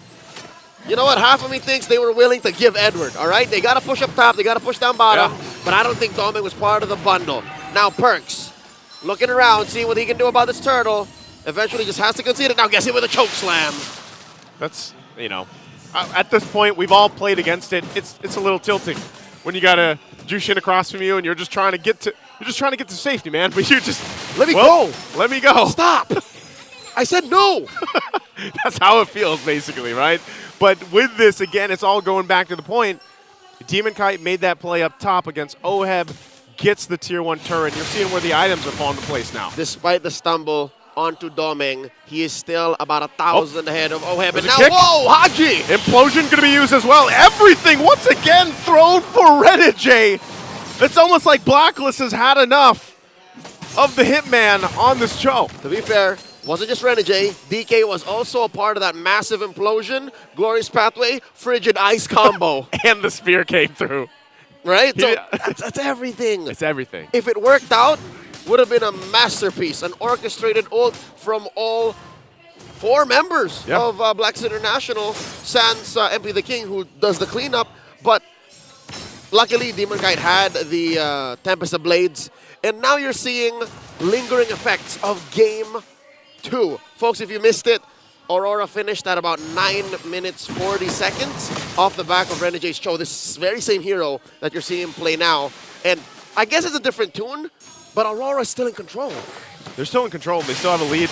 They're still working on these turrets, whittling them down slowly, and Demon Kite playing that top lane, pushing it when he can as well. All this is going to lead to eventually that Lord dance and see if they have enough fight in them for Blacklist. Theoretically, Oheb should be able to do the same thing Demon Kite is doing, right? Splitting the map, farming where everyone else isn't, and then just being part of the fight anyways. But it's not the same. It's not the same, especially with what happened minutes ago. Like, Demon Kite, you know, Oheb was doing that. He was just farming, doing his thing. He's like, yeah, I got a turret too. But Demon Kite just went in, swooped in, and made him second guess that. It's simpler for Demon Kite to do this. But for Oheb, it's a 2 or 3 step process for him to hit the SOD, see if the coast is clear, and then wail at people. For Demon Kite, he can actually do it on cue. And that's what makes it so difficult for Blacklist to find an opening. They have to consider the farm on Oheb, which they've done now, sent him up top, and they have to deal with Aurora's constant pressure. Perks here, underneath the microscope, getting hit, and now the fight breaks out. And they're just going to go and secure the Lord here. RORA might not even need to press anything further. Spear Destruction going to be thrown. Renegade will flicker on out to disengage. So, hey, that's an objective secure. Demon Kite jumping in, able to find Oheb. The 1v1 again. Tempest of Blades. Oheb has nowhere to go. Just as we were talking about it, man, is it a struggle for Oheb. Immense game sense coming in from the smiling demon. I could have sworn I saw a grin on his face as soon as he checked that bush coming in from the Finch poise. That is irreparable damage. Oheb had nothing to do but just take it. His Purify's not going to do anything. He was on the other side of the wall to hit a stun with the spear. Yeah. That's going to put Aurora way beyond 3K. Best believe, Joseph, this is just the start of the snowball. This is the start right now. Renegade once again. Him and Edward lining things up. Infernal Pursuit will get a flicker out from Haji. Also, once again, look at Oheb. Topside. Demon Kite again gets him. Implosion, they'll finally catch him, but for Demon Kite, it was all worth it because they'll get more space, more turrets to work with, and the Lord still on the bottom side. Numbers-wise, the Blacklist did get a shutdown kill there, but I'm thinking big picture. I'm thinking mentally. Where is Oheb at? Oh no, underneath tier 3! They're still going to fight even without Demon Kite. Edward jumping on in. Domeng working on the turret. This might be a moment for Blacklist to get a couple kills and fight back. Yue still up for now. Whittles them down enough. Domeng goes and flickers. Pops off. Able to get one. Couldn't get the others. And that spear, again, not finding the connection. The next standard, showing shades of the nickname henceforth pulled from, flickering forward to stop the punish from Blacklist. Whew. There was so many low HP bars there. Some savage moves. If he had the Renner, yeah, maybe he got a double. Maybe. But he got that was Nibiru. Yeah, he had the Nibiru out. If only, but even so, you saw how much like just Yue was doing to them. Like he brought them down quite a bit with just the Lantern Flare. Could have sworn Yue was gonna die too, but I forgot. You can actually Lantern Flare backwards. Yes. So on the disengage, you're still putting it towards the chasers. That's a huge gap between you and your pursuers. 30 seconds up until this next Lord spawns. It's going to be enhanced upper quarter.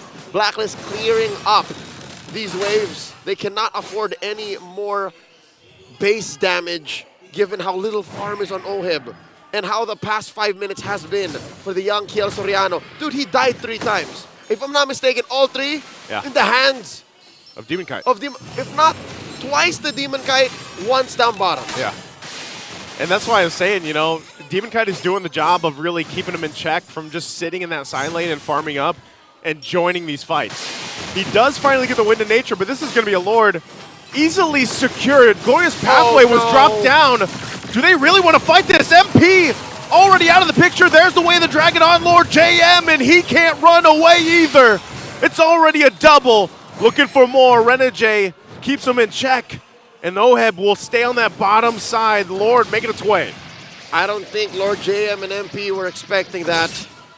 They leaned hard into Aurora's trap with open arms, and now underneath tier 3 and mid, Renegade, who catches a few spears. Just the last one. There's the implosion coming out from Perks, hoping for them to pick up a kill. Demon Kite jumps in on the backside, still working on the turret. Lord is still up. Haji and Oheb, Lord JM and MP back up. They're going to be able to defend this one. The disciplined approach by Aurora into this end game scenario.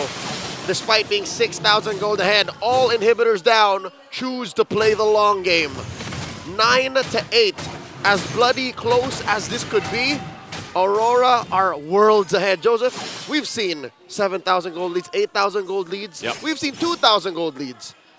This feels closer to the former.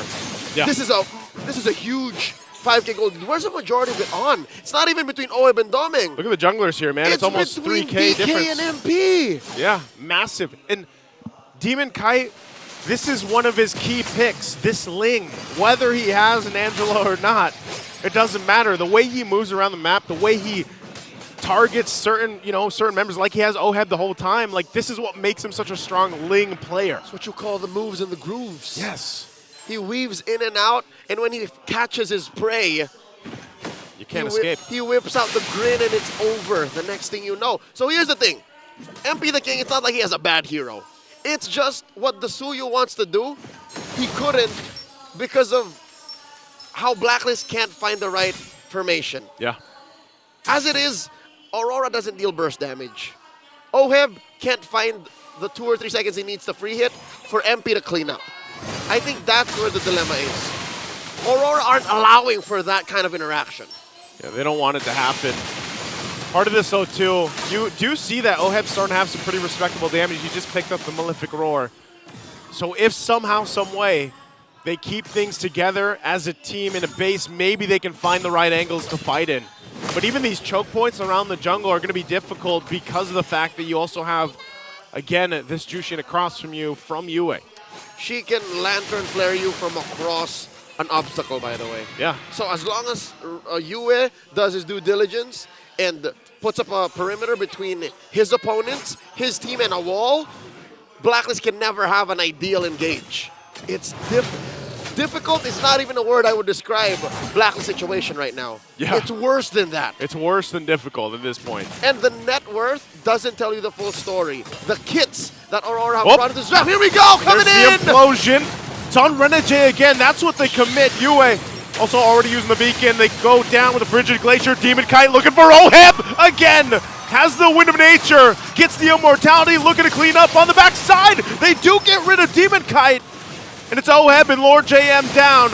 RORA looking to go into the base here. 3 members forward. Renegade joining the fight. They're going to be working on this. It might be too much. MP trying to keep them at bay. Keep the waves clean. And so far they'll do it. Haji still alive, but Renegade's going to jump in. Gets the kick. They work on the base. And the lights are too much for the code of Blacklist as RORA wins in a sweep. 3-0. 3-0. In a flash of light, the newest franchise in the league secures the lower bracket finals, eliminating Blacklist International. Did not expect this one to be a sweep here, Leo. Man, RORA just came out with a goal in mind, and they executed it to a T here. We were expecting a different shade of black. We saw glimpses of it in the first couple of days of the playoffs, but how about a new hue from Aurora? This is them in their most aggressive. Yeah. We saw some of it in the regular season, but that Cho, I think single-handedly Renegade revived the Cho. He did. And as much as this game, if you could say, like, he struggled here and there, he still had some valuable kicks, some valuable plays. His distraction alone of just being in the vicinity was enough even. And in addition to the success of the Hitman moving through the brackets, a heartwarming moment between former teammates, a reunion between Blacklist International veterans and Aurora, celebrating their victory. It's been a pleasure, Naisu, serving with you on this desk. Yes, sir. We'll be throwing it over to Mara Aquino. She's with Blacklist International. Blacklist International. Coach, this is the last time that you will be on the stage. Coach, a lot of people wanted you to succeed. Nandito lahat ang inyong agents. In fact, even the other side, a lot of people are cheering for you. Coach, anong gusto mong sabihin sa lahat ng sumusuporta para sa Blacklist International? So unang-una, maraming salamat simula nung first week pa lang na sobrang struggle namin hanggang dumating sa point na nakapasok kami ng playoffs, naka-advance kami sa mga sumunod na araw. Always nandyan kayo para magbigay ng lakas para sa amin. And para naman sa mga players ko, sobrang proud ako sa inyo. Wala kayong dapat ikalungkot. Dahil sa span na 3 months, sobrang talagang proud ang nararamdaman ko para sa inyo.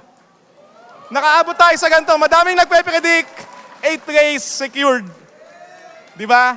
Nakaabot kayo ng playoffs, naka-advance tayo sa mga sumunod na araw. Wala na akong ibang hihilingin pa. Mahaba pa yung pagsasamahan natin. Coach, what we want from you next season is for Blacklist International to come back even stronger. Once again, everybody, let's give them the respect they deserve. Blacklist! One more time, Blacklist! You may now take your bow. And your journey for Season 14 ends here. We will wait for you to come back stronger in Season 15. And now, put your hands together for Aurora MLBB. Congratulations, Edward. Baby brother, bigay ko sa'yo ang mic. Edward, na-eliminate mo ang dati mong koponan. Destiny decided that kayo ang magtatapat para sa elimination. You were successful, you get to move forward. Ano ba to sa'yo? Happy moment ba to? Bittersweet? Kung makukwento mo, ano yung pinagdadaanan mo ngayon? Anong nangyayari sa puso mo at sa utak mo ngayon? Ano lang. Wala, nakakalungkot na masaya kasi ayun nga, former teammate ko sila. Tapos kami yung naglaglag. Wala. Wala, ewan ko. Nakachamba lang. Para sa koponan mo, you guys did this so flawlessly. It was a sweep. Anong masasabi mo bilang bagong koponan kayo, pero ngayon you get to move forward. You're part of the final 3.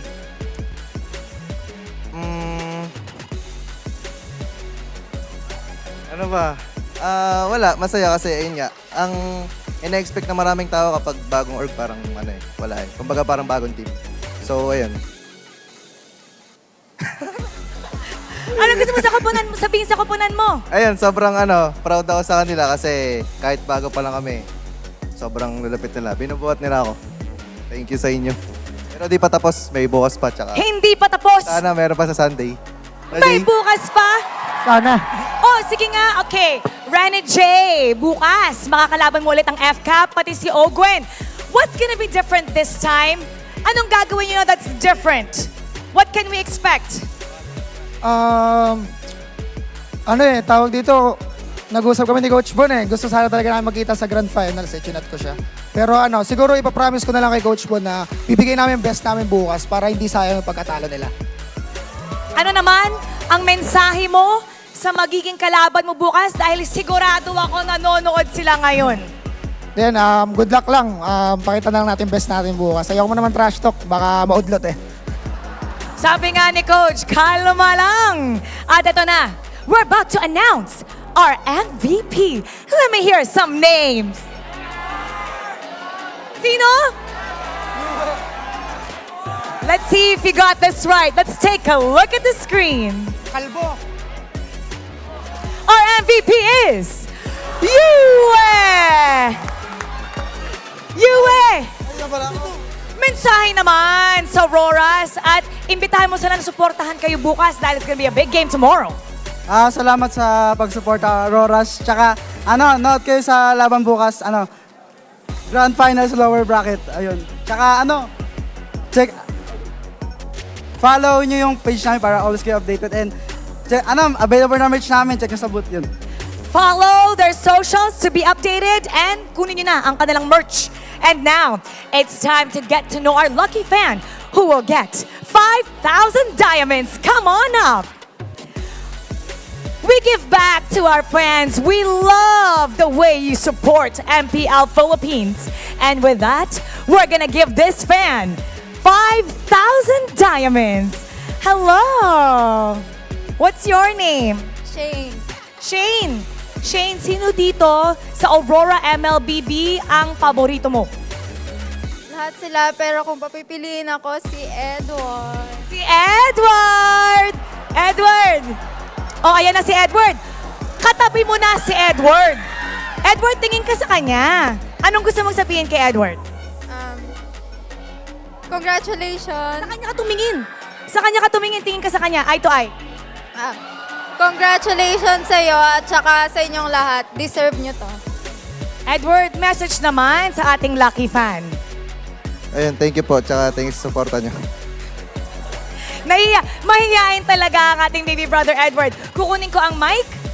Shane, you get to take a bow with them and take a walk. All right, Aurora MLBB, you may now take your bow and take your walk of victory. Congratulations. They are shining brightly. The future is strong para sa Aurora MLBB. Hindi pa tapos ang laban. Kailangan nila ng inyong suporta bukas. But now, we're gonna break that game down for you. We're gonna go back to our panel. Pasok.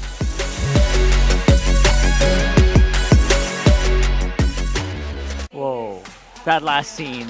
Yep. Literally Aurora eliminating TLPH and Blacklist International. Ooh, right, yeah, they're beside each other up on the banners Wow. right there.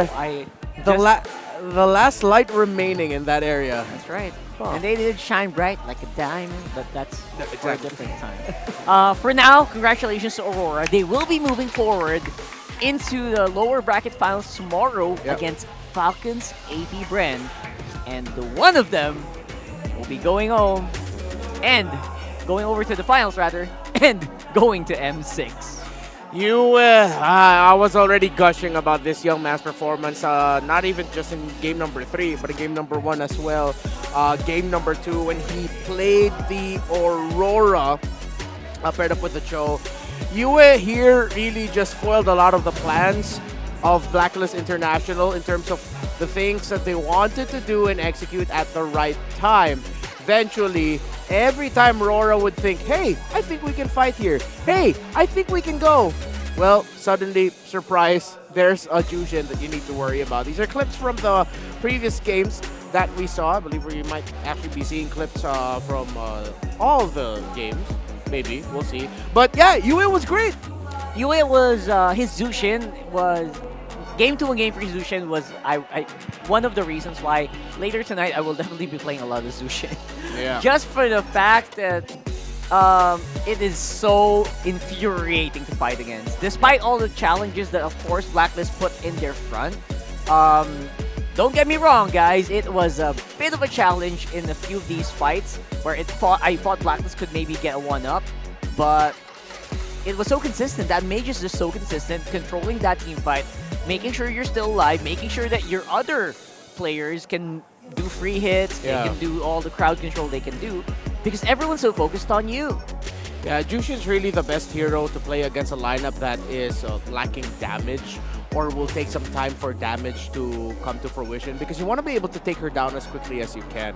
She shines in longer team fights. Longer team fights means she has more time to dish out the crowd control, deal damage, raise them up, and then reposition them. And that's what we just kept seeing.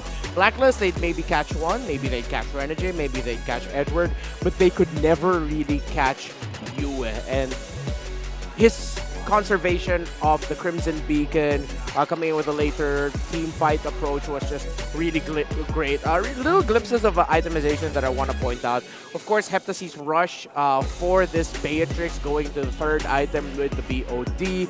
Then for Yue, goes for the COD, goes for the Glowing One, and then the Blood Wings as well.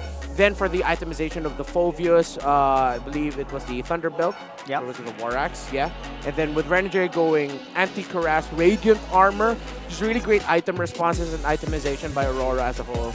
And the stats won't show this, but you know what? Aside from Yue, Renegade and the Edward swap the switcheroo. Yeah. They do that switcheroo so smoothly where Renegade is in trouble, Edward's gonna dive in, and Edward's diving in, Renegade's gonna go and get someone from the back. It was so smooth. It was like a dance, and I gotta really commend him for that. That enabled Domeng to just shine so easily, free hit so easily, and with Demon Kite as well. Yeah, that's one thing that Filipino teams really do best. It's the juggling of responsibilities between the roam and the EXP laner. Not all teams are willing to play their EXP laner as a roam, and while the roamer will play sort of as like a follow-up setup, similar to what EXP laners do. But then the best teams, the ones who will go far and shine and can execute the EXP roamer juggle of responsibility, are the ones that really stand out. Yeah, because right now it does feel like we do have a few more things to talk about here. Aside from that, by the way, not just juggling capabilities, but also juggling damage. Like the, what do you call that? When people are hitting you, for example, like people hitting you, and then you hit someone just subs in, it's so smooth. You know, that's the stuff we're talking about. And for the meantime, since we do have some time, we invited a friend here to talk with us and maybe get his insights. Can you guess who it is? You know this guy. It's Mirko. Who's this dude?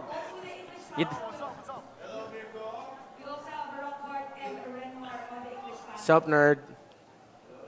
You guys, do you hear us? Yes. Yes. Can you hear us? Can you hear us? Yeah. How about the English panel? You miss me, bro, huh? You miss me? I miss you very much. Be careful with your words. Again, we are broadcasted now. Be careful with the words. Okay, Marco, just to hit things ECH, off brother. today, I have a question for you. After watching the playoffs here in the MPL Philippines, who is your pick from MPL ID's playoffs teams to qualify for M6 and why? For me, for MPL ID, I think my prediction has always been from the start of the regular season, Bigatron and RRQ. And it's really just because for me, Bigatron is kind of like, they're on an APBren Season 11 arc, on a Fnatic Onic Philippines Season 13 arc, you could say as well. You know, where they kind of failed in the playoffs of Season 11, Season 13, but now they're looking as strong as ever, looking to try to fix those mistakes that they made in Season 13. I think we have a question from the English panel. So it's Bigatron and RQ, but more on Bigatron, right? Okay, so... More on Bigatron. Yeah. There- Can you hear us? Okay, yeah. There it is. Loud and clear. Can you hear us, Marco? I can't hear you, Renmar. Oh, you can't hear me. Oh, there. What about now? Oh, now I can hear you. There we go. All right. So, I've already admitted to you that way back in Season 13, even though it was difficult for us, I am a self-professed Bigot Trooper as myself. So, a question for you is, who do you think are the key players of BTR and why is it Eman? I love that you've decided for him. That's true, that's true. You know, I've always been an Eman Glazer myself, Renmar, so we share that sentiment, you know. But I would say as actually when it comes to Season 13, when we're talking about Season 13, yeah, Eman is definitely one of the pillars. But now, I think he is, you know, every single member has brought a level of impact to the team that can't really be, all of them are irreplaceable in my opinion, right? Because all of them are really, really good. But if I had to pick a few of those players who shined the most this season, I would still actually go for Luke over Eman, but then Eman right after that. It's because Luke goes for a lot of the initiations that we see, and for the most part, when they win, it's off of a Luke engage. When they lose, it's also off of a Luke engage. So it's a really 50-50 battle that Luke plays. This is something that has been kind of the core for Luke for the longest time when he was in Geek Fam as well. A double-edged sword, you can say. Yeah, you know what? I also agree with that. Luke is, ever since he transferred over, he's been one of my idols. But, you know what? Last season was a bit of a different story for Bigatron, right? Despite their dominating regular season run now. But, can I just ask you, what changed this season for these guys? Oh man. Firstly, I guess the big change was the coaching staff, right? Obviously, Luke came in to replace Arizo, but then they also replaced two of my idols personally. Two of the coaches that I had, well, three of the coaches that I had a lot of respect for, Razeboy, Kescute, and NMM. Kescute, NMM, now coaching for RQ. Razeboy, now a streamer. Shout out to him if he's watching. But yeah, they've lost their coaching staff, so it's, I would say, a very different play style. I think when it comes to the draft, it seems like there's not as much improvisable picks that they go for. Like they used to go for a lot of different weird picks out of the blue, but now we don't see that. Now it's a bit more structured and template, which can be good, can be bad. I think it's a little bit bad in when we get into the playoffs. But in terms of playstyle, I think they've kind of went away from that textbook Bigatron style that we saw in Season 13 that made them the regular season champions, but also kind of made them predictable and readable in the playoffs. So now they're willing to take so many more risks. They're willing to gamble in a lot of these team fights. And it's all about the confidence, I think, that they have here. Even after losing a couple of matches, they're like, yeah, it's all chill. All right. So if Bigatron, despite some losses and then still gaining confidence from that, learning from their victories and their defeats, let's name out their members again. So, Luke, Ken, Moreno, Eman, Key. How will they fare against Kirk, King Kong, Super Prince, Kelra, and Brusco? That's a hard question. How would they fare against our now known M6 Sorry, World Mirko. Championship representatives, Fnatic Onic Philippines? Listen, right? Right now, it's an unfair kind of question here, all right? I've seen FNOP in the playoffs. They're looking crazy. I expect Bigatron to have a similar playoff run, but we'll have to see. I don't want to... Actually, you know what? Bigatron will not qualify to M6. Bigatron will be destroyed by FNOP. Oh. Yeah, FNOP will win M6. There you go. It's the mirrors. Gotta watch out for your personal blessings, bro. Gotta juggle that. Okay. I agree. So I hope you've prepared for this question, Mirko. We've asked this to Eterna yesterday. Ano ang palag nyo? What is your edge, brother? What can you say? What's your message? You just gotta set it out. You gotta put out the gangsta out of you, bro. Okay. Since it's very meta right now, I got all my predictions wrong. The mirror curse still looks very, very hard. Yeah, I'll just say what I said before. The Philippines will win M6. Nothing will change, and yeah, Indo will get grouped. Warrior looking straight at the camera while saying that. No. Wait, let me just confirm. Because I want Indo to top curse them 4? to make them win, bro. Indo top 4 region? Top 4? Indo, not even in the top 10 region, bro. I see. What? Okay. Okay. All right, okay. Best, come in. Well, it's the reverse, Yeah. right? It's a mirror curse. Yeah. So clip everything he said before that without any context whatsoever. I hope it comes true. Anyway, Mirko, thank you so much. Any final words to our viewers? No, you guys have been amazing. Thank you so much. Hey, you guys have been amazing too in the broadcast. Good show. Thank you so much. Good luck in Love Bandung. MPL Indonesia. Thank you so much to our English panel. So we've heard the thoughts of Mirko about the M6 finalists supposedly for MPL Indonesia. We'll know more about that in the upcoming MPL Indonesia playoffs. So thank you so much, guys. Ayan na. Sana There you magkatotoo go. yung sinabi Yeah. niya. Always a treat to talk to Mirko. Yeah, Always a treat. Always love hearing his insights, and I love how he acknowledges. Sometimes just gotta switch up, whether it's a curse, whether it's a bless. Again, MPL page has been super unpredictable, so you know, don't take it personally, man. It happens. And of course, it's not done yet. We have a mic check here, obviously, for Aurora. Let's see. Go, go.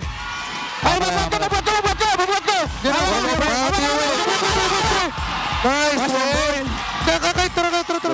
Kaya may tatangin mo eh.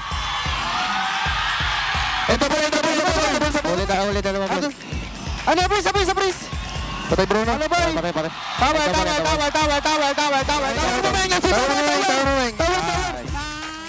Alright, Aurora playoffs mode, their mic volume increases by 10 to 20%. Yeah.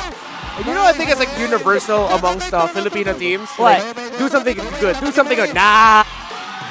All of Long them nice. has that. Coaches Nice. that had a lot of respect for Race Boy. Always a Caspi, treat, and I hope you guys are learning a lot today. Especially our international Shout out to him if he's students, obviously, they're all watching. watching as well. But See yeah, what they've they could lost their possibly coaching staff. fight off against each other here. Yeah. And of course, everyone on the watch parties. Merck also holds some awesome watch parties, by the way. Yeah. You should drop by there sometime. Alongside the other casters all around the world. I'm not sure exactly if Trex has been streaming or Steph, but I know LaFell, Gideon have been making their own streams as well. So watch out for the MLBB Global Talents and their streams. That's right. And if you're in the Philippines, also pick up your Maya card. This is limited edition, by the way. You can order that. It has Nana, Layla, Zilong, and of course in the Maya app, you can get it for just 199 pesos. And start paying with your globally accepted card now. And again, it's all banking with Maya, the #1 digital bank in the Philippines. Yeah, that's a global card. So imagine going to Paris, Madrid, Indonesia, Barcelona, Jakarta, all around the world with your Maya card with the Zilong on it. We can use it on Malaysia. And in Malaysia, Hey, too. there you go. All right, here is your updated playoffs bracket, guys. So FCAP did lose out on 1-3 against FNOP. That's why they'll face Aurora tomorrow in the best of 7 in Yep. the lower bracket finals. That's why big stakes. Hammering on the idea and strength of Filipino teams. We love the lower bracket. So why not make our lower bracket finals a best of 7 series? 7 games to see who will make it to the grand finals and represent us for the M6 World Championship in Kuala Lumpur. That's right. And speaking of representation, you know what? These teams are also getting represented by their fans in the Infinix Fancy Laban. And that's happening here, and they're also in a playoffs mode. Yeah. I hope the fans are also in playoffs mode right now. Happening here at Green Sun Community Hub at the Green Sun Hotel Makati alongside the MPLPH Season 14 playoffs. So it's gonna be Barangay versus who wins against Auroras and the Cavalries, again, happening tomorrow. Wow, Ruthless is the format of the fan tournament here in MPL Philippines. The Fancy Laban brought to us by Infinix. Best of 1, single elimination. Best of 3, single elimination. Then tomorrow will be the grand finals. Yeah, and don't forget, winners of this Every tournament Sunday. will be bringing home an Infinix GT20 Pro and 25,000 diamonds. Woo! And again, getting that GT20 Pro honestly is all worth it already. Oh yeah, that's a device. Technically 5,000 pesos because you get the diamonds as well. That's a lot of skins. A lot of skins. That's one collector draw if I'm not mistaken. And again, you can use that to power up your gameplay. What better way to play MLBB than to use the phones that the players are here, the pro players are using. Yeah. Right? And Woo! wow, What I a still- day. I still can't believe, man. Our lower bracket finals is best of 7. Best of We 7. have to treat tomorrow as if it was the grand finals already. And you know what? A lot of fans will probably do that. The Bees and the Auroras definitely are going to be seen here tomorrow. So get your tickets ready, and we will see you then. This is Renmar. I'm Rockhart. It's been a pleasure hosting the cast for you, and hope you guys will be looking forward to us again. Right now, for the meantime, throw it over to Mara to close out the day. From 6 of the Philippines' best teams, we're now down to the final 3.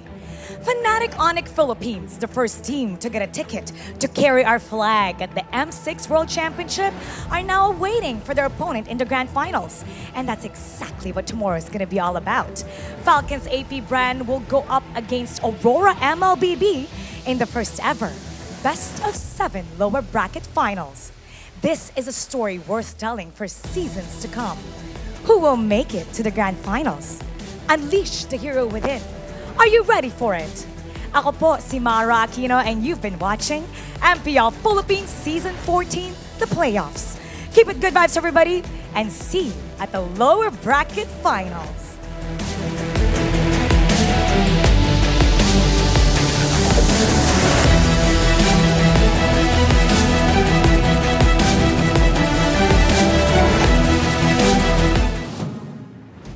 The 14th season of MPL Philippines is brought to you by the following sponsors. Smart, the official telco partner of MPL Philippines Season 14. The official tournament phone of MPL Philippines, Infinix GT20 Pro. Official supplier, EMC Asia and Index Salon. Don't miss any MPL action by following our official Facebook and subscribing to our YouTube channel. Follow MPLPH on TikTok for more content. Experience the Lakas ng Pinas playoffs of MPLPH Season 14 action live at Green Sun Hotel. Grab your tickets now via official MPLPH website. You can also get a chance to win 1,000 diamonds by sharing your hashtag MPLS14 live experience on Facebook and TikTok. And to ensure the equality and fairness of our games, MPL Philippines is also monitored and supervised by the Games and Amusements Board.